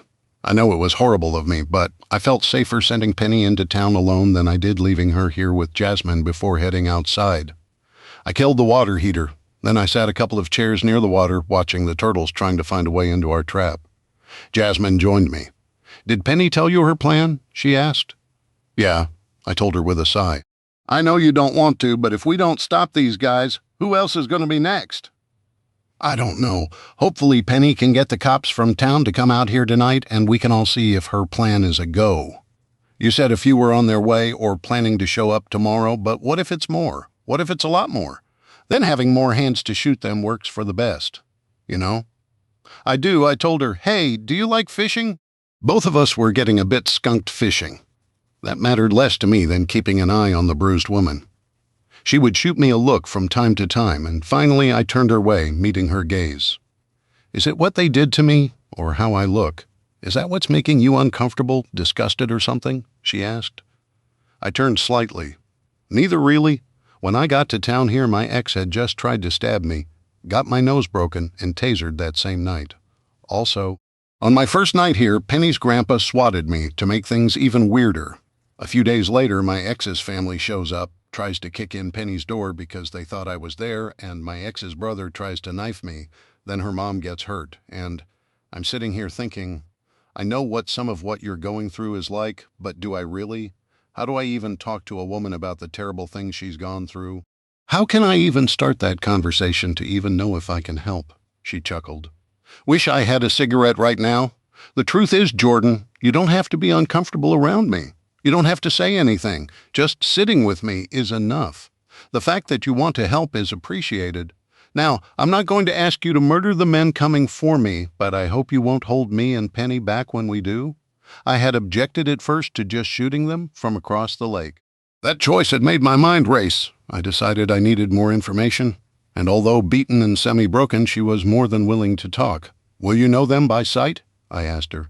"I know all of them." Her words were soft, spoken with vehemence. "How bad is it at their camp?" I asked her. "They think they've set themselves up like kings. They've got a few Walmart trucks they've claimed as a campsite and live nearby. You'd think they'd be out of stuff already, but they still have a good amount of stuff." I mean, they trade for drugs, booze, guns, or sex." The last word was a near whisper. "Sometimes they trade those too." See, think of any ridiculous movie and their worst-case scenario for a societal breakdown, then make it worse. Are they taking people? I asked her. Depends. Brody got to stay and started getting food and drugs again when he traded me. Others who show up and can't pay the ladies become the goods, and sometimes they let the men stay alive. I felt sick to my stomach hearing that. How far away are they? I asked her. You could get there in a couple of hours by bike. It's how we snuck back into town. With the go-kart, Brody lost to them an hour or less. His friends were always real scumbags. This is their idea of heaven, I'm sure. What kind of vehicles do they have? I asked her softly. Some funny stuff. Go-karts, mini-bikes, a few lawnmowers, some motorcycles, and this funny six-wheeled thing. Most of those they just killed the owners as they tried to drive by. If they stop and give up their wheels, most of the time they get to live for a little bit at least.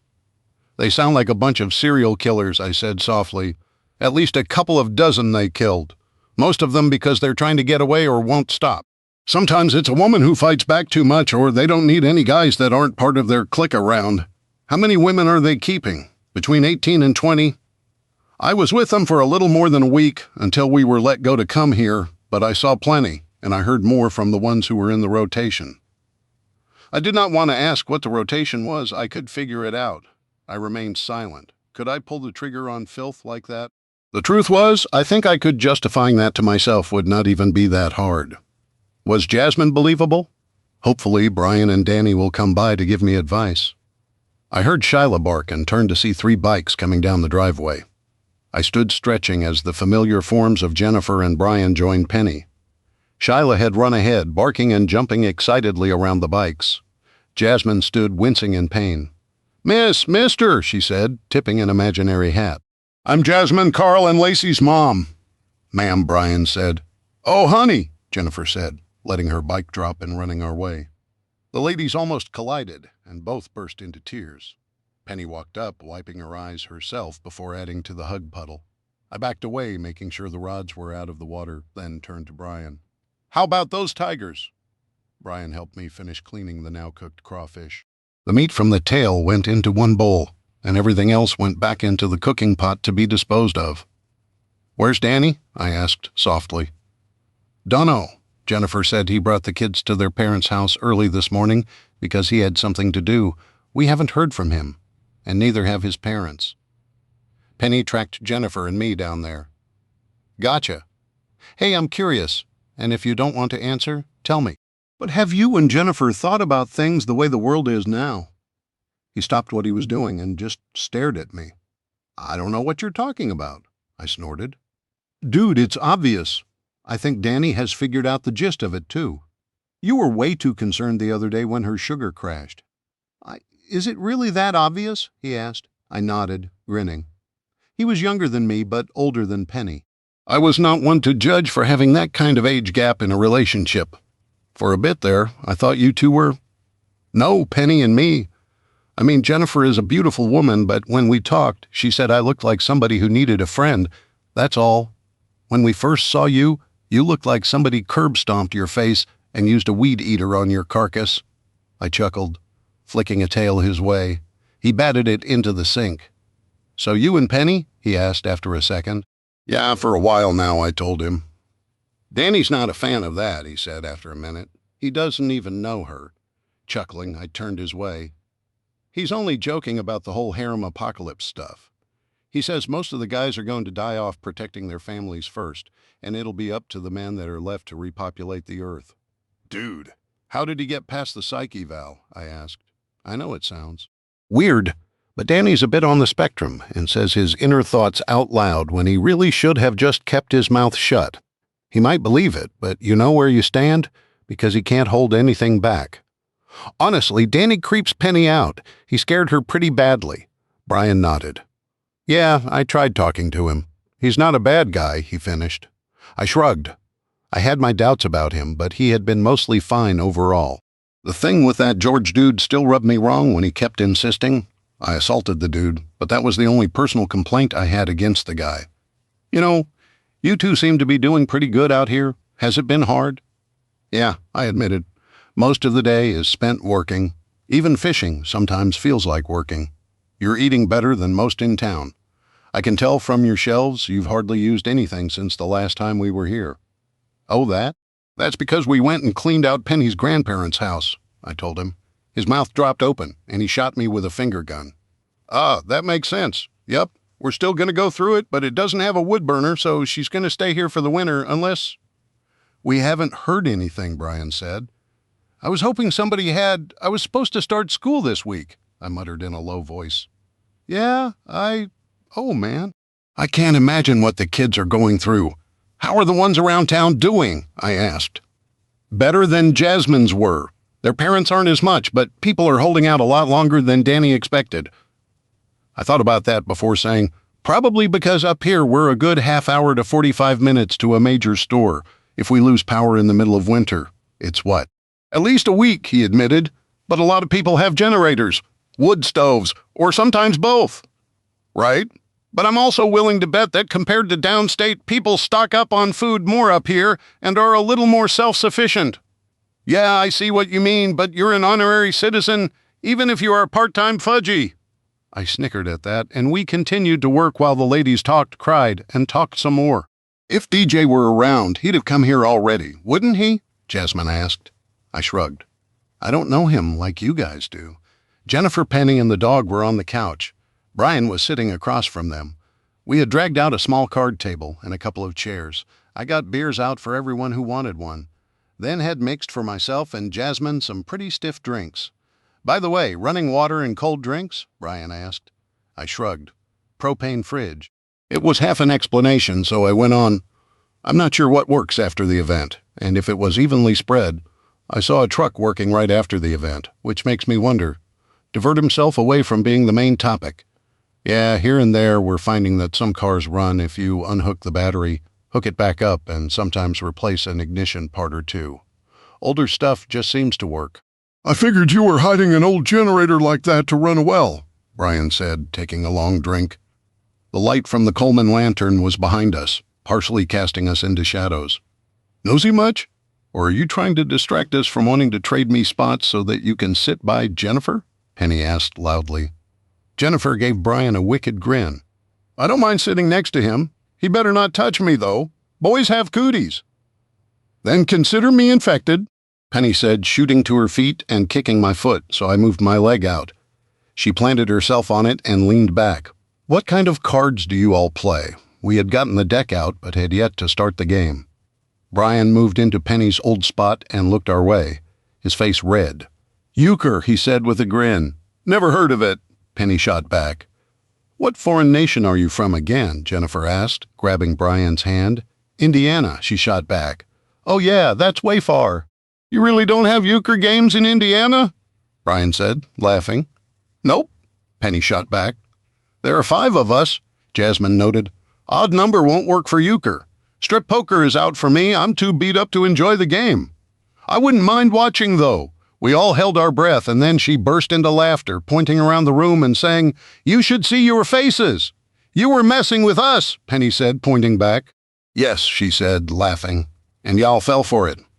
I had to get up, but with Penny on my lap, I instead downed my solo cup. Jasmine, Black Eye, and all winked my way and downed hers.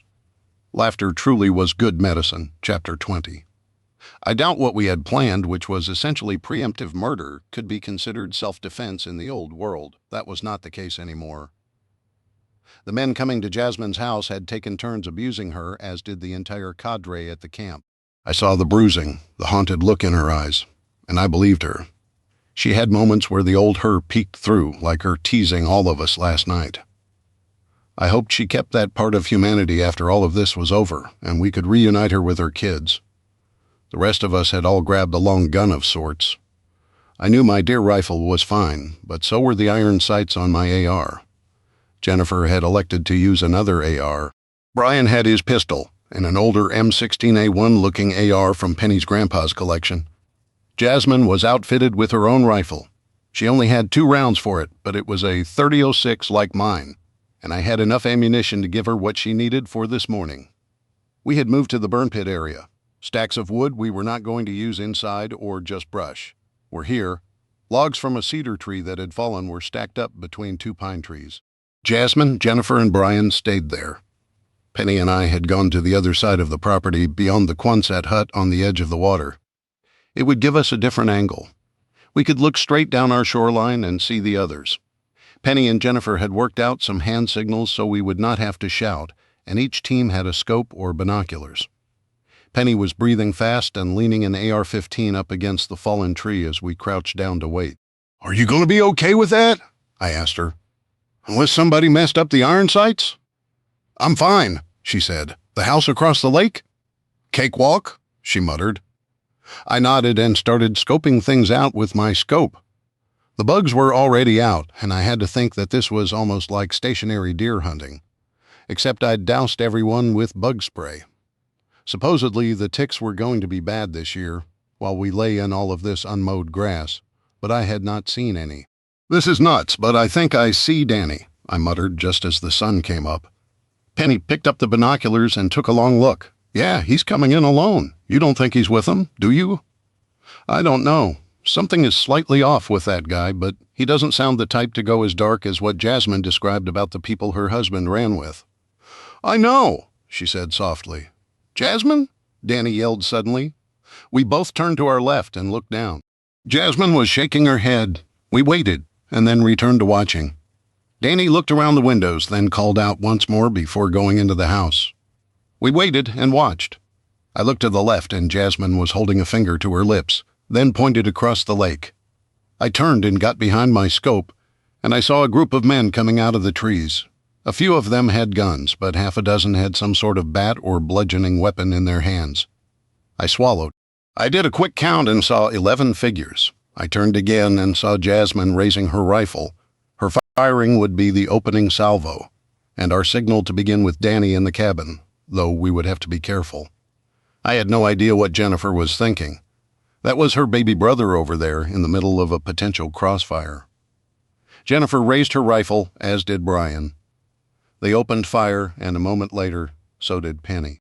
When we talked last night, we planned on firing on those with guns first and foremost. I was already finding the men in my scope, as half their numbers had already gone down. Man with rifle starting to aim our way. I let out a breath and gently pulled the trigger. The gun went off, and for a moment, I lost sight of him. Penny was doing a magazine change as I worked the bolt and took another look. Men were running, scrambling. More went down. Mine was missing a chunk of his head. The next one running was carrying a bat, but right in front of him, running away from me, was a man with a shotgun. By the look of things, I aimed at the base of his neck and pulled the trigger. This time, I was able to keep the scope on target and saw both men fall. What the hell? A twofer. Then the first started scrambling to his feet as I racked another one in the chamber. I missed him with that shot. That was when fast gunfire from across the lake had us both ducking down. Wood from the storm-damaged tree sprayed upwards. I rolled on my back, pulled some cartridges from my pocket, and started reloading the internal magazine of my rifle. More gunfire from the other side of the lake had us flinching, but this time no more rounds hit the trunk we were hiding behind. "Are you okay?" I asked Penny, my ears ringing. "My ears are ringing," she said loudly. "Jordan," a voice called from across the lake. "Penny, is that you?" "That's Danny," Penny whispered. "Let's go slow and not give them a target." Then I rolled on my stomach, my gun in front of me, and bellowed, "Danny, it's us. Are they all down over there?" "Yeah, what the hell is going on?" I let Jennifer and Brian handle rowing across the lake while Penny and I let Shyla out of her crate. She was not happy with being locked up for whatever it was we had done. She kept head-butting my legs and using her paws to smack my thighs. I knelt down and gave her some loving while Jasmine looked on, a sad look on her face. "That was all of them, right?" Penny asked her. "I recognized every single one of them. I had my scope on," she muttered. "Thanks for the ammo. That last bit was for me." I gave her a nod before telling her, "Not a problem. Why do you think Danny was over there?" She shrugged. "Probably looking for clues. He's a cop, so yeah, I understood that." As uncomfortable as the man had made Penny and annoyed me in the past, he was the one who popped up and fired at the man who had found cover and was firing at Penny and me. Jasmine had called over to him a couple of times, telling him she was okay now. I for once did not know what to do. It was morning. I had a trap to check and brass to pick up. Why I needed to do that was a pseudo reason. I needed to stay busy. I had crossed a line and was now having doubts about my actions. The guilt was starting to hit me. I started pulling the trap up, and Penny rushed into the house to grab the pot we had used to clean the crawfish the night before. When she brought it back out, I started picking through the bait, pulling out the big crayfish we caught. This time I tossed all the small ones back into the water. Penny knelt down behind me, putting her arms around my chest, her head on my shoulder. I took a deep breath, fighting back the image of the man's head, just gone enough that he looked headless. Jasmine walked over and sat down next to me. "Jordan, the guilt, the worry, the shame." "Yes, ma'am," I said softly. "It might not be the exact same reason why you're feeling it, but I do too. I don't know how to even talk to a guy who, in trying to do the right thing, made himself feel guilty." It was a play on words from what I had said to her yesterday. What I want you to know is that this world is a very unkind and cruel world. Sometimes, doing the hard thing hurts everyone, but the cost of not doing it is almost always even worse. Those men, all of them, did unspeakable things: rape, torture, murder, all of them. I was thinking earlier about the 10 Commandments. I know sometimes doing the hard thing makes you walk the line. Maybe crossing it for a righteous reason is forgivable, I told her softly. I think it's all about intent and what's in your heart also. That one's getting away, Penny said. I laughed as a big one that had been crawling upside down started escaping. I got him in the pot as well as the rest. We still had a big container of boiled tail meat from yesterday, but this was getting more for free, using things we already had. It was also a good change in flavor. I would process these and probably freeze the meat for another day. I was seriously thinking of getting some duck cooking somewhere. Inappropriate thoughts for the gravity of the post-shootout situation, but my stomach was grumbling, and I needed a distraction. But I had a great one, hugging the life out of me. "Thank you, both of you," I told them. It did not take long, but I emptied the trap and tossed it back in as the cops rowed back across the lake. So this time the boat was full of the few guns the group across the lake had and a bloody shirt that was tied into a bundle. I helped pull the boat up and wrap the anchor around the pole barn roof upright, as I had before, then helped everyone unload. Danny was the first off and was nearly tackled by Jasmine. The stoic woman finally cracked. Danny went down to his knees holding her, talking to her softly as she started coming apart. I turned back to the boat and held my hand out. Brian was next, followed by Jennifer. The bloody shirt sat there on the front, as did the guns. "You okay?" Jennifer asked. "Yup." "Just not expecting this," I said, pointing across the road where 9 bodies lay in the open. "We'll have to do something about them," she said. "But not just yet. We checked, and one of them that got away died just up the road. We found one in the ditch, but he matches the description of Brody, the last man. We have no idea where he went. He's not in those houses, nor in sight. I think he took to the trees. Was he armed?" I asked. "Nope. Our worry is that they might come back with friends?" Penny asked. I nodded. "Don't Brian, Danny, and I have an idea. We might need some help down the road, but we might not. I'm suspecting that once Jasmine and Danny go to Mom and Dad's for the kids, she might just stick around. She's a pretty good shot, too said. That was her rifle," I muttered. "Yup, and she's good with it. Depending on things, it might help her to join us in what we're going to be doing next." "What's that?" I asked.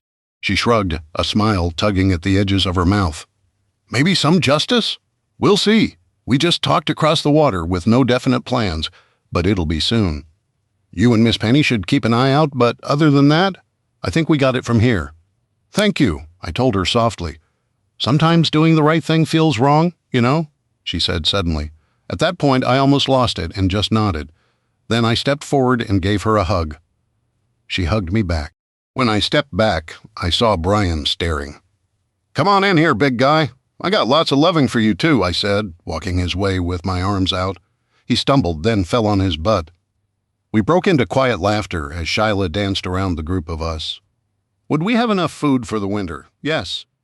"Would things get interesting or weird from here on out?" "Yes." "Do you think we're going to be okay?" Penny asked, stepping into my arms. I leaned down, putting a kiss on her forehead. "I do." She nodded, then reached down for a stick and tossed it. Shyla took off running, barking happily. That night, after everyone had left, I got my laptop and DVD collection out. We put the laptop about 5 feet away from the couch on a TV tray. We wouldn't let the screen be super bright, so we waited until it was dark and put the curtain down behind us. We needed normalcy, and I was honestly hoping this would help. Which do you like better, the Jeff Bridges version or the John Wayne version? I've seen the John Wayne one, but not the remake. Any good? I asked her. She nodded.